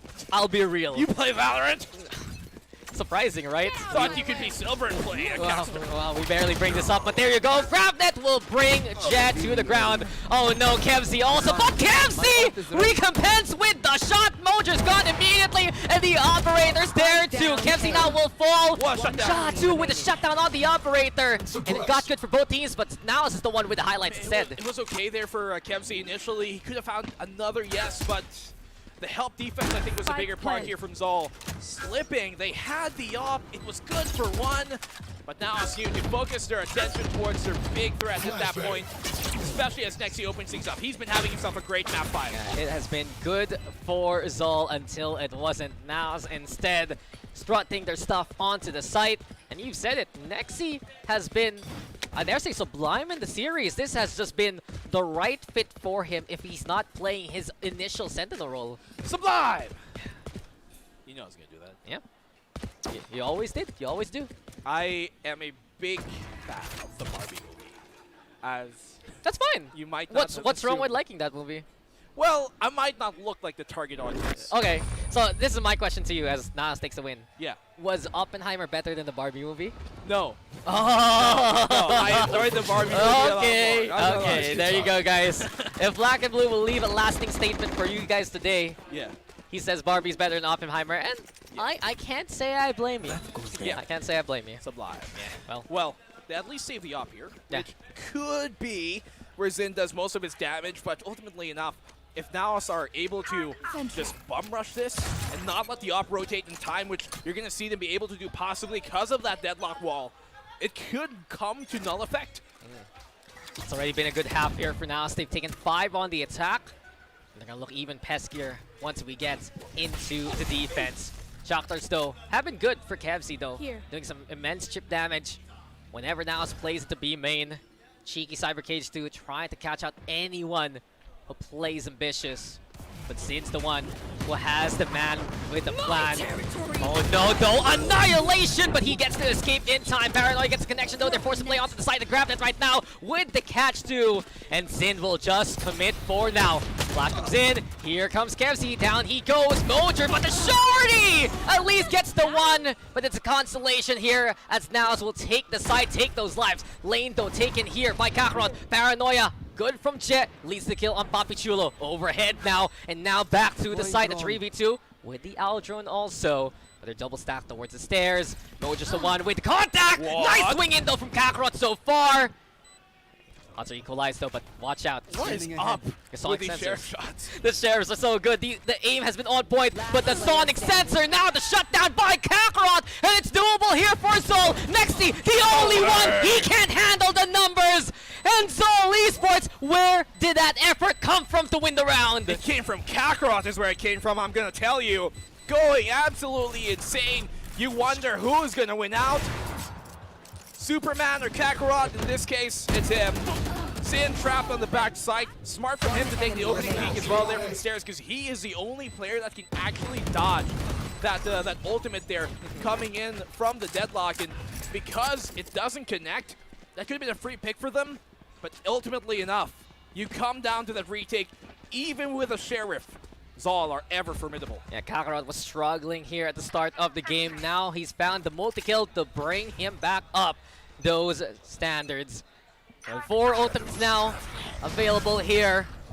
Get a quick little suppress actually, courtesy of Kakarot. I was thinking that Papi Chulo was going for the TP, but it did get cancelled there. Let's fake it out. Rather cancel it out. Initial fight here towards mid.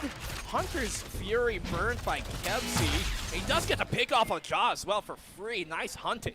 Yeah. Well, Kevzi, he went fishing and he found at least a Jaw along the way. It's a big fish. It is a massive fish, especially how much of a critical player Jaw has been throughout the series. But as of now, Mojer and the rest, looking forward to dash. That came from Eman. Yeah, he's going to have to look at the TikTok lineup later on after this game. Mojer eventually with the execute onto the site. Here comes a lockdown, though, in response from ZOL. They're going to have to give up the site, though. They have no way to destroy this. They don't have time to maybe go for the hasty push or get the plant and bail on out. So what is the option here from NAOS? Do they pivot towards B or recommit the A? Yeah, they're looking to break the barrier mesh, though. ZOL still keeping the stone wall set here on A. This castle is fortified, and they even know now that Mojer's nearby. You gotta wonder what's the call. Papi Chulo isn't even within the group with the spike. They're gonna look to make the split happen anyway. Fragment now into play. Zindo with a shot onto Eman. Mojer getting a tag early on allows him to at least punish Zin, but it's not enough. Kakarot instead with the collection here, and Pac-Man at the last is pristine. 4th to 5 as ZOL is finding their own answers. Good stop here coming from ZOL. Keeping that bleeding from continuing further as they find a second round in a row. and put now NAOS into a very awkward economic state where some can afford a weapon, the others can't. The Hunter's Fury here from Kevson really kicking it off to start them and get themselves going. And because Ja falls down early, they now have no more other pressure off the lurk to kind of pull the defense away, make it a lot more stable and focusing on the choke because Ja was taken out. Yeah, Ja falling means that, well, NAOS will lack, honestly, opportunity to really get these rotates going. Yeah. If Ja was alive, maybe he could have crawled up towards B and they could have ran towards B instead there. Yeah, maybe also if Papichulo had that spike, it was near the area. Considerations with the From the Shadows, but isn't that the case so far in the series? A lot of maybes, a lot of what ifs. But right now, the reality sets in, and NAOS is the one who's having struggles on the eco. 2 rifles in hand, 3 ults though to utilize, especially Nexi's Hunter's Fury. Indubitably. But Ja does have his neural theft. That could be big for this push. Here comes out the execute. You can see him looking for the fight, and there Zin gets his. Zin has been good for these singles throughout the rounds with the operator. And what's one more to this grave? Kemsey also with the shovel right now. And NAOS is filling up the board pretty quickly in this round here. Shocklight's also doing damage towards Eman right now. Papichulo alongside Eman playing on site. The Aldrin though gets the intel. Eman burning to the Nano Swarm. And where is Ja going in this situation? Looking to make a flank happen, but the numbers have dwindled. He's all alone. He gets a backstab, but he's only good for the one there. And ZOL now have tied things up. We are seeing this in action, Black and Blue. Whenever a team gets a lead, the other one always rallies back. We've only had kind of one stomp in this map, rather in this series, but every single map has been close. Every single map has been neck and neck for the most part. It's a great case to be made that both of these teams are definitely deserving of that opportunity, but obviously only one shot prevail. But Zin here, never afraid to take an opening pick. Yeah, time out now for NAOS, and this is the problem when you're playing against an operator without the KO. Where's the flash, bud? Because they're not getting the space that they would like. Exactly, they don't have a double controller either to continue to smoke off those possible angles, and so if maybe a grab net doesn't connect, then sometimes it's going to be very, very difficult to get themselves going on. You would have expected maybe that wall to be placed either towards heaven or that tree as well, but it doesn't come either and leaves these opportunities for a player like Zin to strike. Yeah, Zin has just been racking up kill after kill right now. Most of the first kills in this half have been through that operator so far. And with 11 on the board, he's matching Mojer. Well, I do believe, I'm going to go up to the screen here, is 1 away from the Bladestorm. Wow. Yeah. Good job. You can count. I mean, have you seen our setup? You know how far the screen is from us? I guess. Yeah. For sure. Gives us a reason to stand up, though, but look at Mojer here, looking to fight fire with fire. I think the consideration for NAOS right now is who gets orb priority. Yes, you can get the blades for Mojer, but you can also get the Annihilation for Eman. I say Annihilation, get priority here. That's an arguably bigger pick, especially for this round, that they can utilize to get the equalized half. Yeah, I mean, it's full buy anyway, and they have the operator in hand. You got Papichulo, though, keeping an eye out on that orb. There's the smoke to try and fake a few intentions here from ZOL. But this is going to be a big matchup awaiting if Zind and Mojer do cross paths. The drop down there sees the head, and Mojer's just decapitated by Zind. Oh, has to feel painful there for Mojer. He was relying on his teammates to be watching that angle. When he drops there, you kind of want to see a peek out from Link, but then again, they were obviously a bit wary of the op being there and bearing down towards Link in the first place, and so now it's put into a spot. Ja has potential to buy them opening. Since has been commanding in this game as operator. Yeah. No buts, ifs about it. It's just been his show every round at the start of these rounds, right?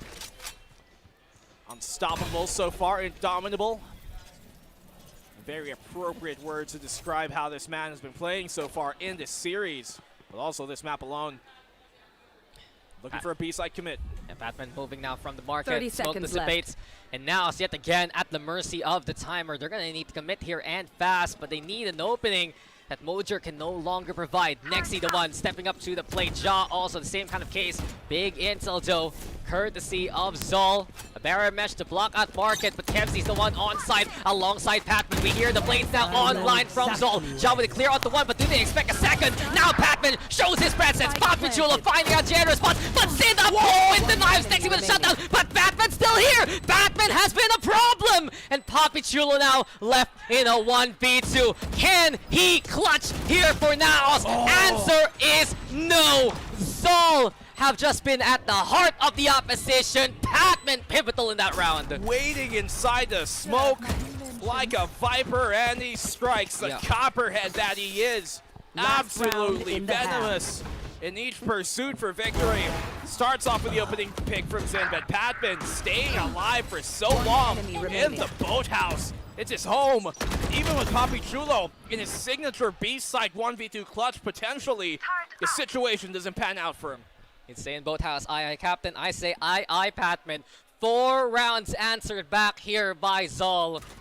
And they're looking likely to make a 5th possible by the way Zin has used this off. Last round though of their defense, and then it'll be the hard path on the offense itself. 4 ult still here for NAOS. Bladestorm out for Mojo now. They have a ton of ultimates to utilize here though. I would wager it might be a good idea to just try and rush a site. They've got that from the shadows to get Papichulo in the backside, and the rest can follow up. Yeah, might as well play aggressive at the very end. Nexi, he's looking for lineups here towards mid itself. Yeah. But it's just empty, evacuated here by ZOL, who's just banking on what Zin can find towards A. The action though, moving towards B here. I mean, the conundrum you have in this case is that you want to play slow, yes, to kind of find out where the op is, but you never want to play slow again at the same time when peeking the op, right? You want to go fast, you want to overrun it, you want to make so sure that that op is going to be forced to retake, if anything. You can tell already, Mojo wants to make a play. And he cleared the smokes at the start from the shadows, also going to get used here. Seems like it's now time for the annihilation alongside the Hunter's Fury. 2 for Mojo though with the blades, Emin also getting catch on the Batman. Eventually now, NAOS with a cleaner take on B. Perfect, right? Using that from the shadows to check the backside, and that they find out, and then the 2 ults came to follow up. Yeah, no way for Nexi though to play away. Instead, it's Kakarot's fragment right now to clear the corner, playing it very safe so far, but now is already having other plans on the post plant. 3 of them sticking around the site itself. No need to save anyway these guns. It will be halftime after this one. Kakarot though in position by lane. Paranoia avoided by Papichulo. Here we go again with the Sonic Sensor. It's a 1-for-1 trade. Damon still has that need in hand. Gravnet at the ready. They want the Force Jet to just sit on down. And there you go. Noise made. He's too busy with his hands. It's Mojo instead who gets the catch. What an ending to the first half. We are tied up 6-6. Well, I mean, what do you expect at this point, right? You're going to get close game after close game. We're tied up 6-6. And shout out to Fluffy02 Gaming, who has returned from the grave. 6 feet under. Yes. And now stands tall. From 6 foot above. Retirement. He's only 5'11" by the way. He is back. 6 foot depending on which website you But check. you already know, no interviews anymore. Everyone is glued to their seats, glued to the screen. And we can see it here. The crowd absolutely enamored by the series. Enamored. Yes, sir. Infatuated. Wow, big words. From a big man. It's the English broadcast. You're supposed to open a dictionary from time to time. I don't know how to read. Yeah, same. That's why we're here at the final half of the VCT Philippines forever. Forever. Hey, might as well find an overtime, you know? It's still possible. We start things off with a grab net yet again. But end of the half begins the action. Shottar doing damage. Eman, though, he's taking the brunt of bruises, too. And eventually, ZOL, they're going to put enough pressure to force the deadlock away. And this is where we expect that deadlock to get most of its value, right? On this defensive side, you're going to have a big rough time if you try and simply rush either site.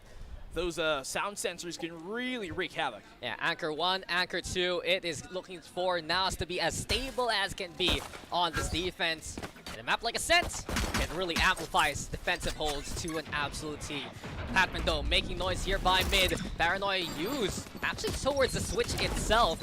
And NAOS will just give up the B main part of the site. Inside the smoke, though, it's Job, Awesome Chaos. Mojo also still here by CT. And this does force Kakarot back.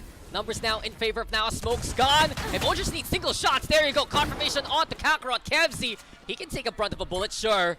Patman, 30 seconds he's left. moving forward. ZOL now stuck here yet again. NAOS has been so good in the pistol. They're toying with them now. And with 3 for Mojer, another good start to a half. 7 rounds here for NAOS. Great stuff done. And you can see where that grab net nade coming in big to get early damage done against ZOL, and then the wall comes up in their face. Just so much stall potential. And that's already considering the fact that this map here in Ascent is already pretty defender-sided sometimes. You got 2 Sentinels to deal with, both with invisible traps. How on earth do you break through? Yeah, it's going to be a tough safe to crack. ZOL will try to find at least any kind of code to work with. It is their eco though, but never count them out. We saw what happened last time in the last half. Oh, definitely for sure. In any case, ZOL always a threat. Formidable in every sense of the word, but Nexi, that's nasty, finds him through another wall. He has been having himself a great game 5 again. So, we've known Nexi to be what? Killjoy main, Cypher main, Sova main, apparently. Yeah. I thought, when you said we've known Nexi to be what, I was going to say Nexi. That's true too. That's you. Smiling, happy. Always. Always a good time to see Nexi, of course, at any kind of land. Mojer though, unable to hit the shot onto Kakarot. Kevzi also there in position.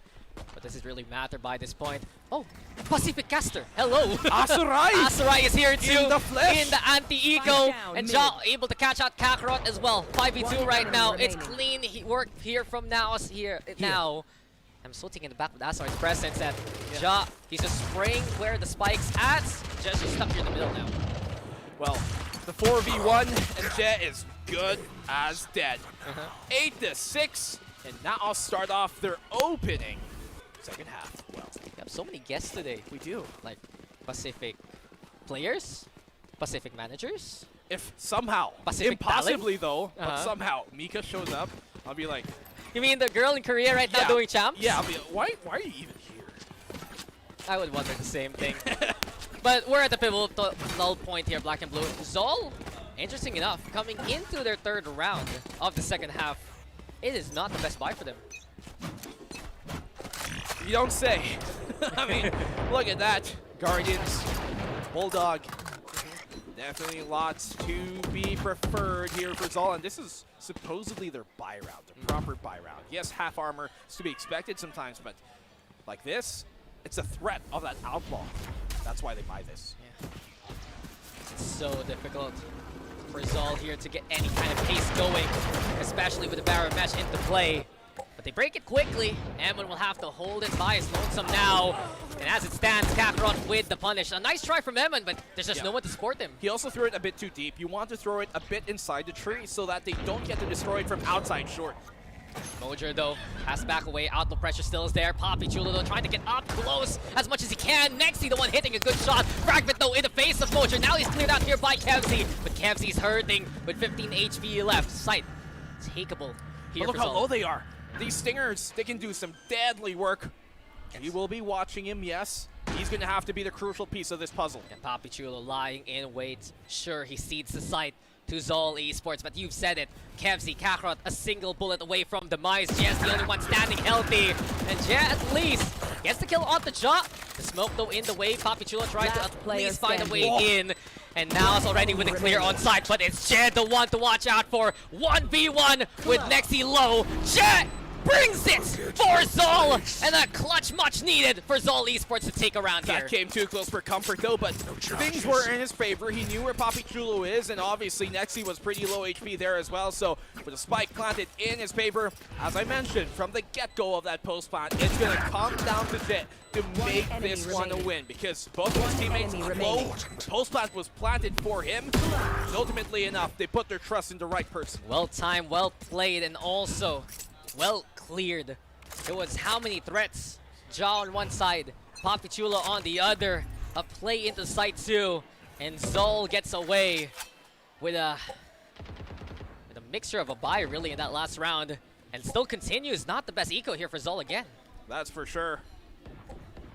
Now, as of the moment, put into a spot where if they win this, they could set ZOL's economy into a very bad position.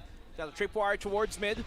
Look at how much really influence these Sentinels have. Yeah, it's been so expensive here for ZOL, but they found a way to win a round. They're gonna need another here fast. Patman, on the other hand, waiting at the wings, but he's caught off guard by Mojer, and the rest pushing forward. The expedition led by Mojer, the great exploration to get the double shore. The Kakarot now leaving a gun there by Market. Does still have a rifle in hand at least. And ZOL are trying to will their way into B, but it's such a big threat ahead of them. Nexi on one side, you have Ja on the other. Nexi getting the bulk of the action here. 3 have been spotted. First one falls, and the trio will tumble on down. NAOS with their knights. Perfect utility, perfect reads here, an absolute sublime decision making from NAOS as a whole. They could feel them coming their way. They could feel that, okay, they're squeezing away our mid. They broke the tripwire towards mid, which is signaling this is probably going to be a B split, right? And so in that case, you're get put into a decision where either you back off or you take space away. Instead of fighting for market, they fight for B main, which ZOL didn't expect. They didn't even use utility to initiate that fight, and they get the timing off of Patman. Yeah, tech pause. One last for the ride. One last. One last. It's been a long day without you, my friend.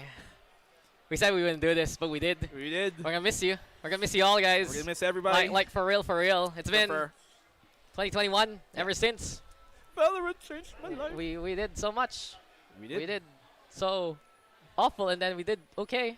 I think we're pretty good enough. I'll be happy about myself. I'm just hoping that we're doing y'all a service watching at home, and we're doing you justice. You know what's funny? I had a year of tech issues where, honestly, my gain was wildest. Let's be real. It's probably happening right now throughout this cast, but I don't mind. I'm just used to it. The hype casters have returned. Nah, dude, I'm so noisy. That's the thing. But you gotta give some noise for this team right now, these two teams. It has been so close. It has just been the best of the best PH can offer. And here we go with Din. He's dashing in already. He has a steer in hand. Wants close quarter combat. Papi Chulo though peeks through the door. Papi Chulo with a Papi Chulo. This is his time. This is his stage. And the triple already. This basically stopped. It's all in their tracks. It's an eco, of course, yes. But you love to see it from Papi Chulo as always. Not only for the rhymes, but every single crime he commits. Kakarot will find himself a second. Only to give away for Papi Chulo. I need the stats, honestly. I think Kakarot has been the eco-fragger to remember in the series. Especially with the Ghost. Ghost and Sheriff. Those two. But right now, he throws a knife towards Nexi. Sure, he's suppressed, but he can still shoot you. 51 HP left for Kakarot, but he does have space to put that spike down. He will be able to get it down, actually. No real attempt here right now to stop that from happening. They know they want to play in the strength of numbers and their economy. So that is where they're going to let it be. The plant will go down, but let's see what Kakarot's got. Yeah, no command, but no one to res him. The peek on that. Papi Chulo is silenced! And with 3 to his name, 11 HP left. That Ghost needs the biggest taps in the history to shut this one down, and there's no dice. You gotta give big props to Kakarot. A round of applause with the effort, but NAOS make it to double digits. Yeah, I mean, that got further than it should have. Okay, so good job there by Kakarot. Nobody expects even more than a single one there, so he gets 3. Really good job done by him. But you're going to need even better here, Dax. Kevzi struggling so far. We saw good utility from him early on the defensive side, but the fragging hasn't really caught up to his, at least, impact with his utility. I need a timeout count check. Second? I don't know. You ask me. People. Why did I even bother asking? I can't count. Okay. But the thing is, NAOS have everything they would like and more. They still have 4 ultimates in the bank, 1 away from the annihilation. It's a full buy here. I really think that if ZOL loses this round, that might be it for the series. They're going to be forced to play an eco again. And sure, they've done it in the history of the series, but you never want to be put in that situation. And what a heartbreaker it would be. These boys have fought so far, so hard, against every single doubter. Most fans, viewers, audience, everybody, even talents involved, always assume that it's probably going to be NAOS and maybe Oasis to make it here, right? Yes. But then ZOL back against the wall, chips on their shoulder, monkey on each neck. And they're still able to wait all of those doubts off to make it to the Grand Finals for a best-of-5 full series. But this story is not looking to page out their way. They wrote it if NAOS are able to take this next round. They wrote half the book of this year, but they're trying to get their pen in the last page. It's NAOS taking credit. They're the authors right now of what we've seen so far. And of course NAOS, they just want to prevent a complete meltdown. They were up by 2 maps.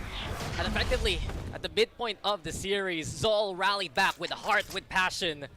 It's all a big round underway. A chance here to get back on the board. And 3 ults are taking the control. I mean, it's crazy. We've talked about it, right? Champions.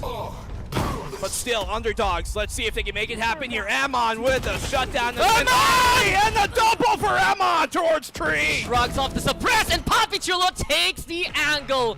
What happened there to Kakarot? Standing, sitting, you would not know, but in the end, the process will fry. NAOS just cook up a setup that worked so well for them to feast on ZOL. Oh no, it goes the distance. But ZOL here, slipping when it matters the most. You can't say it's nerves because these boys have been at it for quite a while. Some of these players have been playing since maybe some of you were born. But in the end, it's NAOS who do have their favor. Fortune in every round. Look at the economy of ZOL here. Match point is their only saving grace. NAOS Esports. They have everything they would like and more. And they throw a massive curveball coming into this map, right? That deadlock out of nowhere, unexpected. Who would have expected it, right? Difficult to get that read. The defense is impregnable at this point. ZOL struggling to get a single round here. Good pick off by Padman. Well, they get these single kills, that's for sure. The Sheriff is always going to be a threat, and Sin, he's 1 away from the Blades, has the Vandal in hand. ZOL needs a hero and fast, but Papichulo will say no more. No more heroes, no way in. Main instead, the one to watch out for. Hunter's Fury, as we do see KFC trying to get confirmation on the kill, but NAOS are looking to litter A main with the Graves of ZOL. KFC, good shot, only one still standing, a 1v2 ahead of him. I'm not too hopeful about this, but I'd like to believe. I'd like to think that this is the timeline. We see KFC make magic happen. You talked about his clutch potential being big, but NAOS, I think they expect this. Look at the rotate towards B. This has been the playoffs to remember for KFC. 4 massive clutch rounds against Oasis on Icebox in the lower bracket finals. Big moments, equaling, surpassing the record set by Papichulo. And here we go, yet again, a leader in many teams. Now the one to try and find hope, but it's snuffed out there by Nexi. NAOS are doing it, 1 away to being the reps again. This is it, series points. A second showing, a second shot at redemption. Let's not forget how far they came during Ascension 2023 last year. Top 4 is where they finished. But now they're looking like the champion seed. You know they want more. You know they wanted to do better. Besides making it to the playoffs, if we remember correctly, they were at the top of the group stages then, right? Yep. They were a massive force to be reckoned with. And they fell short back then. This is their chance now to look to find their own revenge. But ZOL, one last chance. Blades ready for Zin, who has the stinger in hand. An execute perhaps, they're looking for an opportunity through mid again. You'd like to believe that ZOL have a bit more in them. They've got more in the tank to extend this further. Let's see how far they go. NAOS have every ultimate in the pocket. Zind. Tripwire in the way, broken down by his teammate, doesn't want to expend any of these blades. But now they're prepped for this. A swing comes out from Mojer eagerly. The flash comes on in. Zind with a punish on Mojer there. He's taking damage. Never want to snuff out that hope. Cloudburst in the way. Kakarot trying to go for the spray. Looking to put pressure on the door too. It's a good opening pick here. Exactly what they needed. Perfectly placed by Kakarot and Zin in conjunction. They want to steal it. Shock Dart. Will he get it? Yes, he will, but the trade is there from Kakarot. Kakarot well placed with the swing. Very proactive here for ZOL, but head of KFC speed, and that's the spike. Shadow has the from the shadows at the very least. There's a backup plan here for ZOL. They don't get the spike. He was trying to get it, but will he be able to take it back to the ult? Yes, he will. Yeah, there you go, but it's M on the one. You have to wait for now in the boathouse. Utility in hand, Annihilation in the other. And here we go with the Cocoon, wrapping up one of the targets. Kakarot needs to spray to keep Jay alive in the fight, but no, the cover!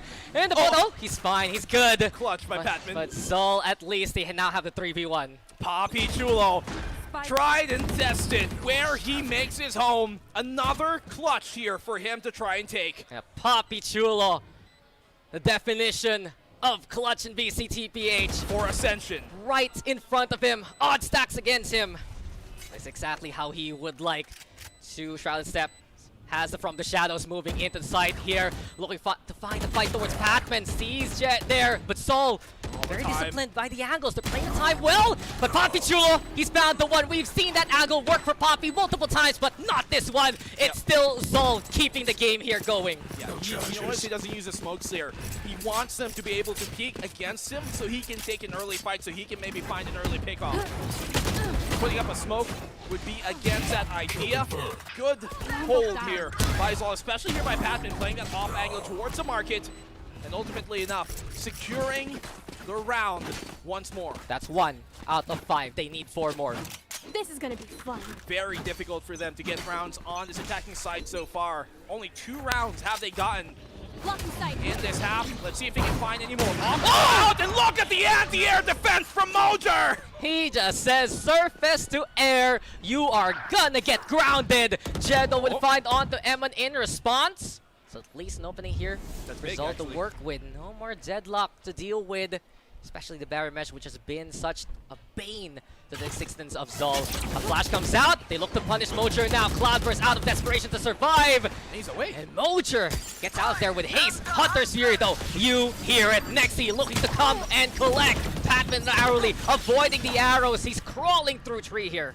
Let's see if Patman can find the timing he's searching for. Poppy Chulo still within the sight. Standing He's trying to go and hop on up from that heaven, and there's Patman striking. Yeah, Patman still in position. Nexi now with a shutdown. Mojer with the blades too. Cameron here down in hell, but Jess still alive. Jess still fighting. Now against Nexi. Cameron sees the head, and Nexi, well, you are dead. 9 to 12. ZOL will keep this one going again.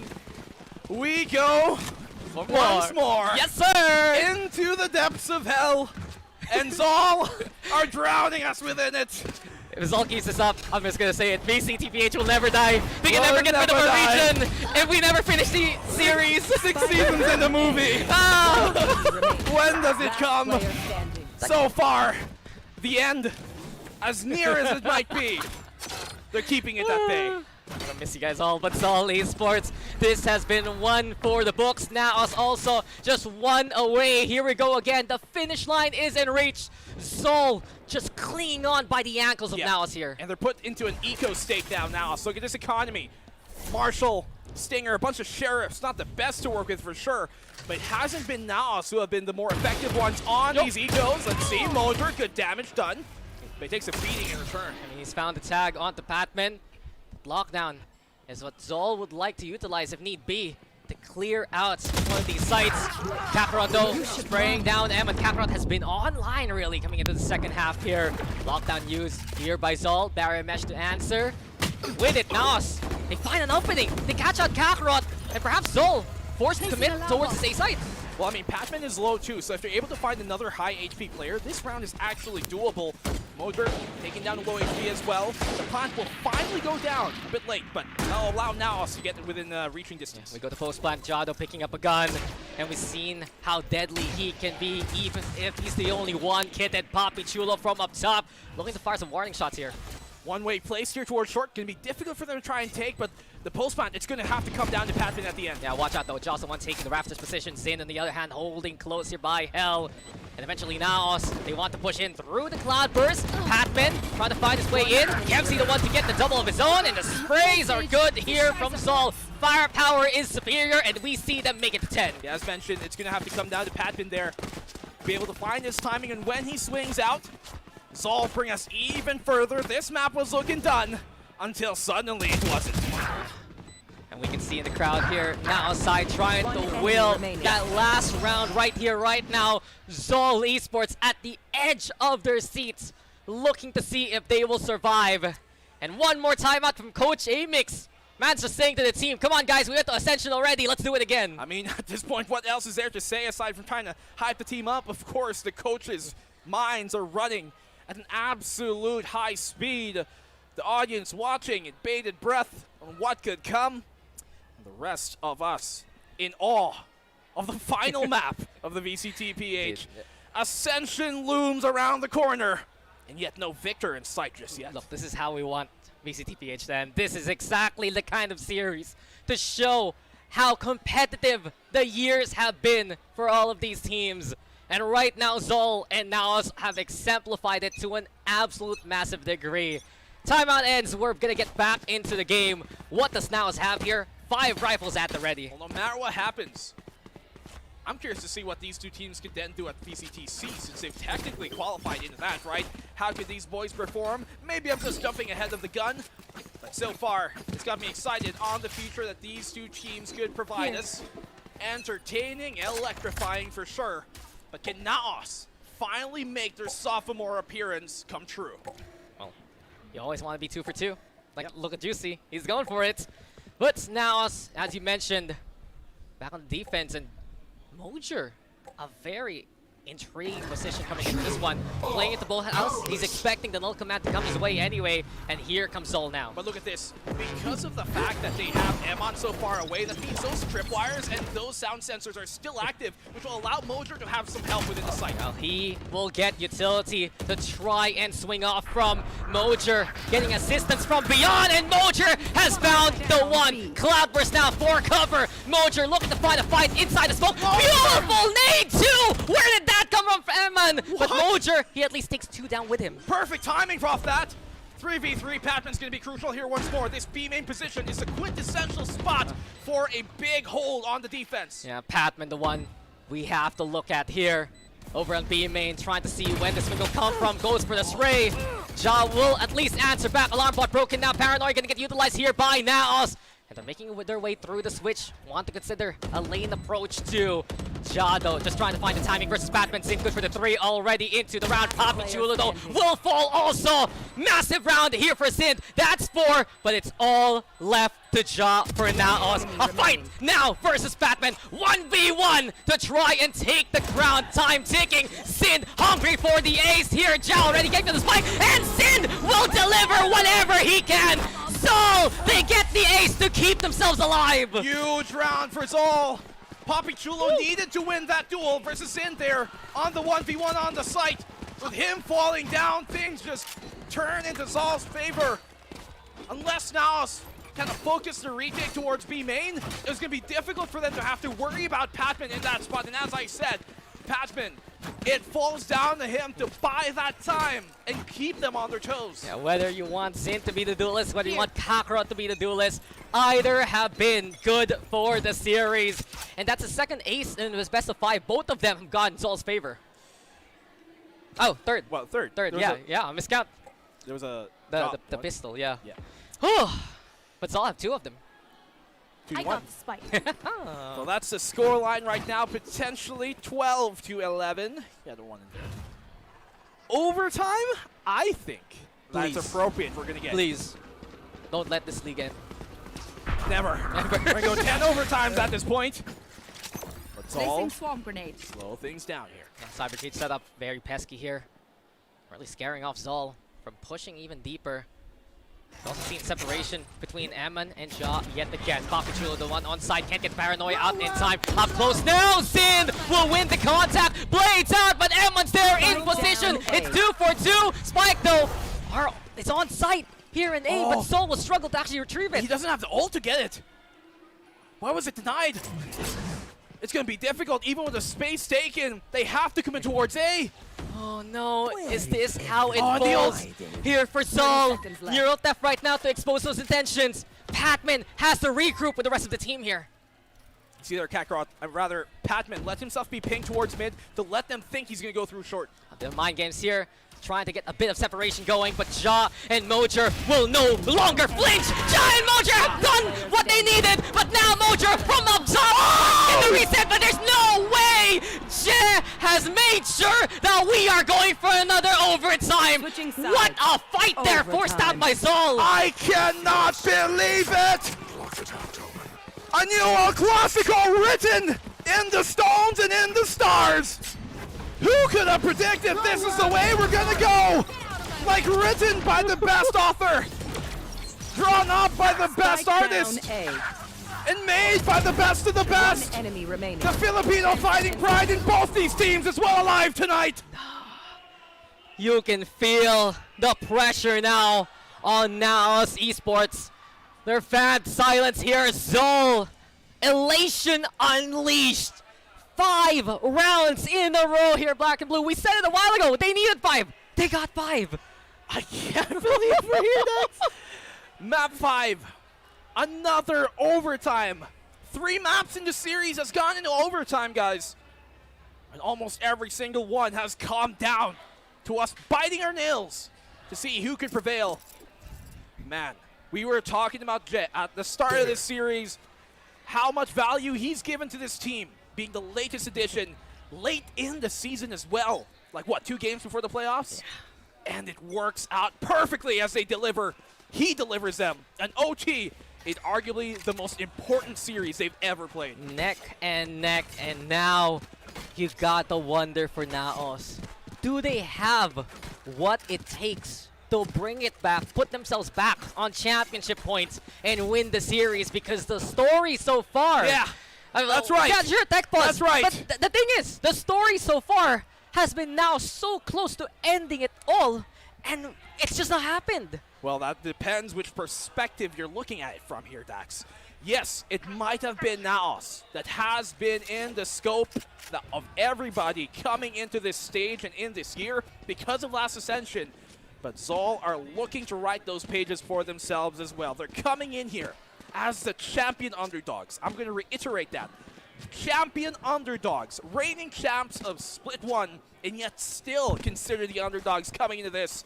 But that's where they love to be. Once again, chip on their shoulders, but they're looking to cash out here right now as we go into overtime. The final map of the VCTPH is looking to deliver. And you gotta wonder here for NAOS too, how will Mojer handle this pressure? He's gotten 28 for the game, an incredible stat line, if I say so. But in that last moment, really, it's where in those 50-50s, in those duels, consideration on where to better go.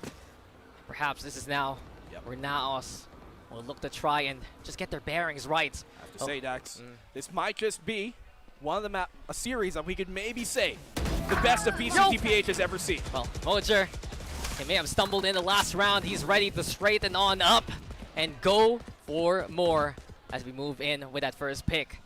Goodbye to Patman. That's utility effectively shut down in the hands of ZOL. And Kevzi will have to make a play here just to at least even things up. John, next to the one. They're waiting for the timing. Kevzi will be able to back away though. Gains information, but because he only sees Ja, they're not too sure if it's a commit. They might infer that it could be a link, rather a lurk. Look at the mid-fight here. They're doubling up, though, in the market. It's going to be close contact yet again between M and Mojer and the rest. Here comes Mojer right now. The swing's good, but Kevzi sees them line up for him. 2 out of 3 taken down. Papi Chulo picking up the pieces, and we can go to B here. Big double there from Kevzi. I almost thought he was going to get the third on Papi Chulo with the way things are going his way. But the plant will be placed down. ZOL, definitely a winnable round. Zin and Jet, 2 exemplary players to have on the retake. Early burn on the Paranoia. The Cyber Cage really scaring off Jet there. And Ja and the rest, they play within the site. Both household yet again. We've seen this from NAOS, willing to play on the site itself. With the smoke now, setting up a bit of one-way, drops down, and Ja will also drop in alongside it. Nexi also making sure Jet cannot repeat what happened last round. And NAOS is back to where they really started. It's championship point yet again. And you can tell because of the drums. You can hear it over there. And you know that they are elated to be up in the lead.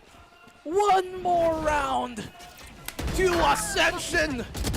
One more round to another look at the international stage for Papi Chulo, Ja, and Co. How the mighty have proven to be. It's still not done. Mighty, yes. Yes. But they still need to be fearful of what ZOL will Job's bring not here. done. Job is not done. ZOL have made sure to force this pass regulation. Here. But the efforts from Mojer, you have to notice it. 30 on the board. Incredible outing from him. And a big reason why he is back. He's in position, and he is the main duelist of NAOS now. TM on here. His grab nets have been big in this map. You cannot understate it enough how many times we've seen crucial grab nets come on in And you mentioned it. It might be meta, or at least common in other regions, but you have to know how to play that deadlock to a tier in Ascent, and he knows how. You need to know how to play deadlock to begin with. Ja, though, in the meantime, he's playing towards stairs. He does have a tripwire in the way. The dash on in. Sin lands on the trip, and Ja will get the one for free. Through the wall, maybe another victim. Eventually, tripwire's gonna get broken, but Zol have been stalled here already. Great pickoff, and that's for free as well. Let's see this opening contact. Yeah, here comes Jet. Wants the angle towards CT. Mojo the one looking for the fight. Sprays that Pathman twice across, and NAOS will this be the death sentence. 3 for Ja. Jez all alone. Neural Theft into play, and from Thailand to Tokyo, they are gonna go to Ascension yet again. NAOS Esports, the champions of Split 2 here in VCTPH. Welcome back to the international stage. It's lovely to see. NAOS, they faltered at the end of stage 1, but stage 2, when it mattered the most, no matter how hard it came, they still take it. We'd like to thank you all for joining us these past 4 years at the VCTPH as NAOS make the return to Ascension. A heartbreaker for Zol, glory here for NAOS, and we're gonna send it over to our stage very, very soon. It's been an incredible conversation though here, Black and Blue. Zol, making sure that the Wiz was competitive. You have to feel for Zol. You can see the passion, you can see the energy they brought to the series. It's the heartbreak now. It's painful to see them, how far they've come, the chip on their shoulders. A few rounds from proving everybody wrong. But we have to give our hands up to them. They still make it to VCT SEA. NAOS Esports, tried, tested, and wanting to go further than top 4 this time around. Yet again, the best that the PH has to offer. People say now's the time. I say it's been a NAOS dynasty for the past 2 years. And a lot of love here, especially for Emban. He's been that addition at the start of the year, that new IGL. Everyone trusted this experience. Everyone thought he could be a leader now out of the shadows of the greats. Wow. And now it's time for the world to know about Nexi as well. Yeah, we are just absolutely in awe. I do have to say though that it has been a tough road for NAOS. Yeah. ZOL, they were the defending champions. They proved it yet again. I'm gonna throw it over to the stage right now for Like and the rest to say. Ang masasabi ko lang, iba ang enerhiya dito sa high grounds. Iba ang ingay, iba yung thrill, iba yung emosyon kung nakikita nyo yung audience natin dito. Pero higit sa lahat, iba yung pagkakapanalo ng ating VCT Ascension representatives. Congratulations, NAOS Esports!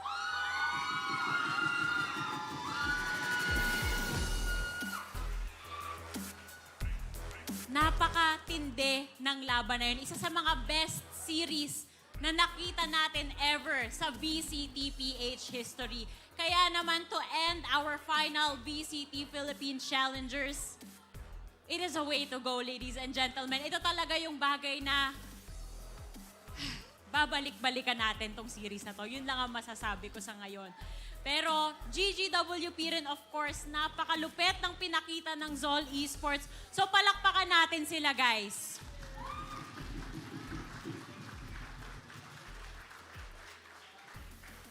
Siyempre, dahil napakatindi ng ating first runner-ups, bago natin sila paakyatin dito, ay gusto ko pong imbitahan si Fahima Malambot, ang ating GAB representative. And may we also call on Ms. Frances Angelita, the Product and Campaign Lead for PPGL.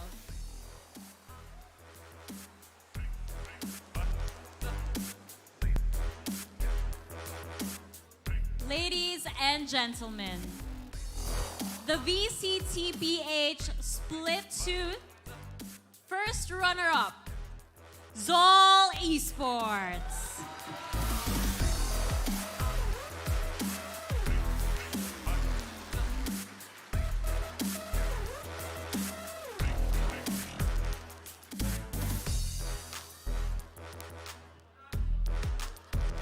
This was also an uphill battle for ZOL Esports.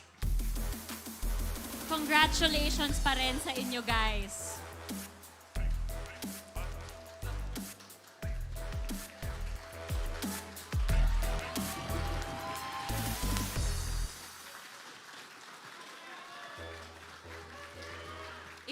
alam natin yung pagmamahal for ZOL Esports.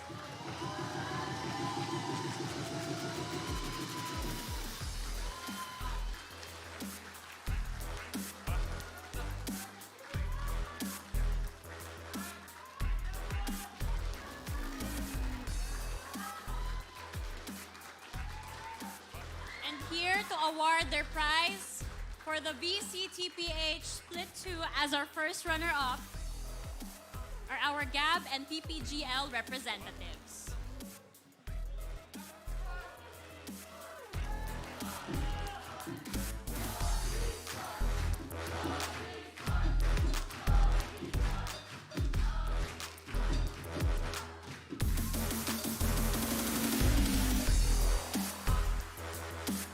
One more time, congratulations, ZOL Esports!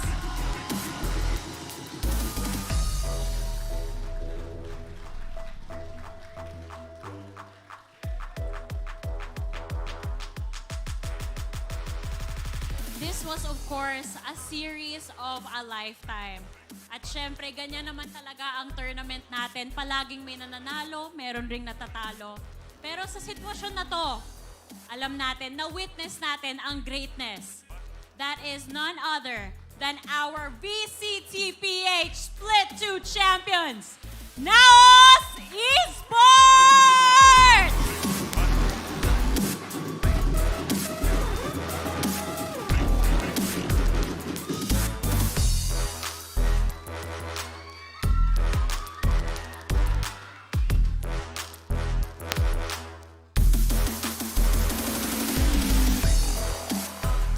Congratulations!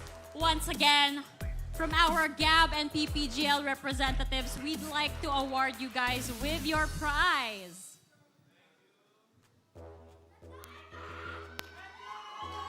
For our champions, it is a whopping 600,000 pesos!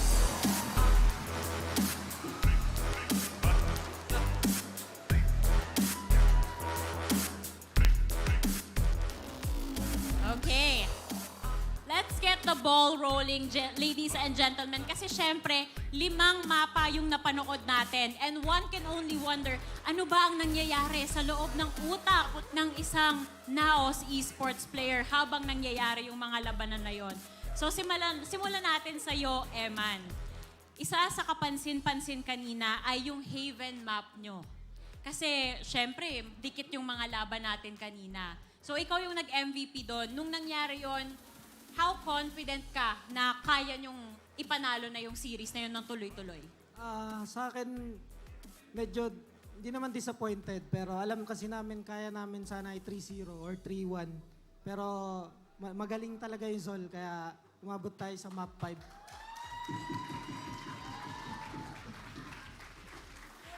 Nakasink in na ba sa'yo yung nangyari ngayon? Sa totoo lang, kasi alam ko kami mananalo ngayong araw. Ikaw naman, Ja. Eto na naman tayo. Papunta tayong Ascension. So, papunta pa lang naman doon. Pero last year, napagdaanan nyo to.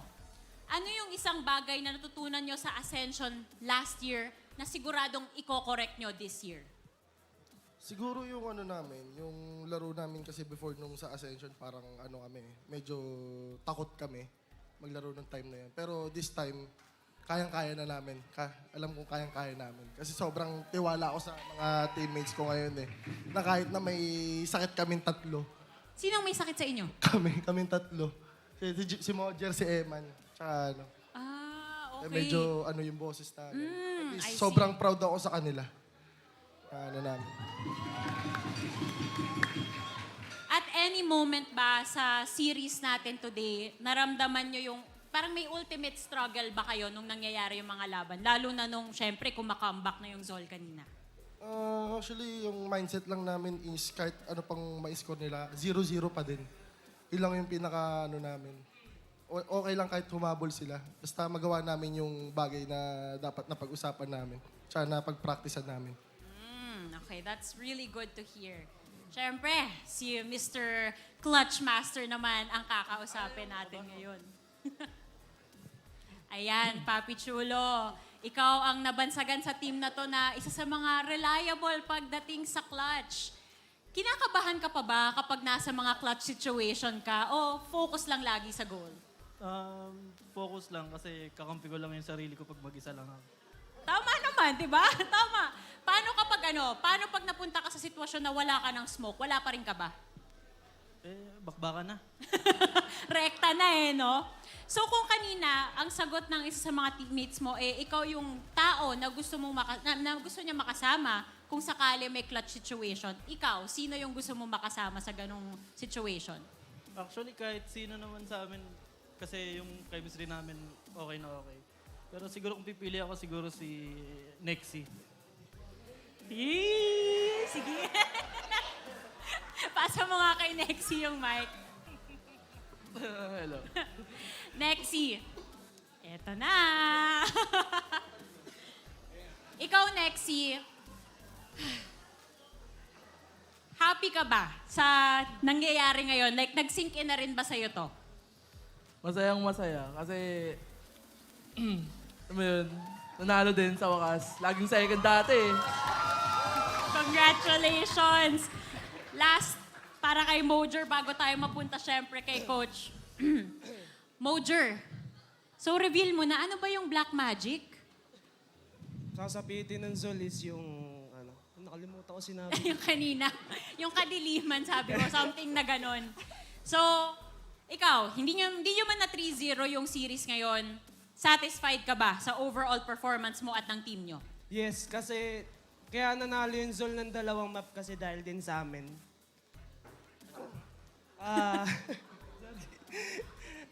Kumbaga, feeling mo yung pagkakulang nyo or pagkakamali nyo dun sa series kanina rin, na na-punish din kayo, kumbaga. Opo. Ayan. Siyempre, Coach Amix, kailangan kong marinig. Naririnig ko yung mga sigaw mo kanina. So, daanan natin really quickly ano yung mga emosyon bilang isang coach sa mga kaganapan dito. Siguro sobrang stressful, pero at the same time happy. Siyempre, dikit yung laban. Mix talaga yung emotion. May masaya, may malungkot. Pero importante pa rin kung sino pa yung nagsa-stand up the best. Ayan. So, congratulations sa inyo. Thank you. Ladies and gentlemen. Yan. Sama-sama kayo. Hawakan nyo lahat yung cheque. Yan. Okay.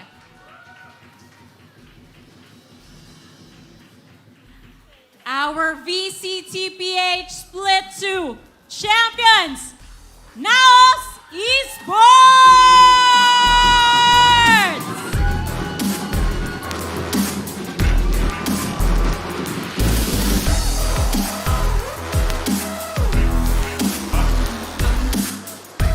Thank you so much, ladies and gentlemen, sa panood sa VCTPH Split number 2. And in behalf of all of our broadcast team, mapa-talents, mapa-backend, lahat-lahat, thank you so much for making this all possible. At maraming salamat din sa aming sponsors na Mineski Global. We have Grab, our super app as well. And of course, ang Gab, ang aming tournament ay sanctioned by Gab. Thank you so much. And once again, congratulations, NAOS.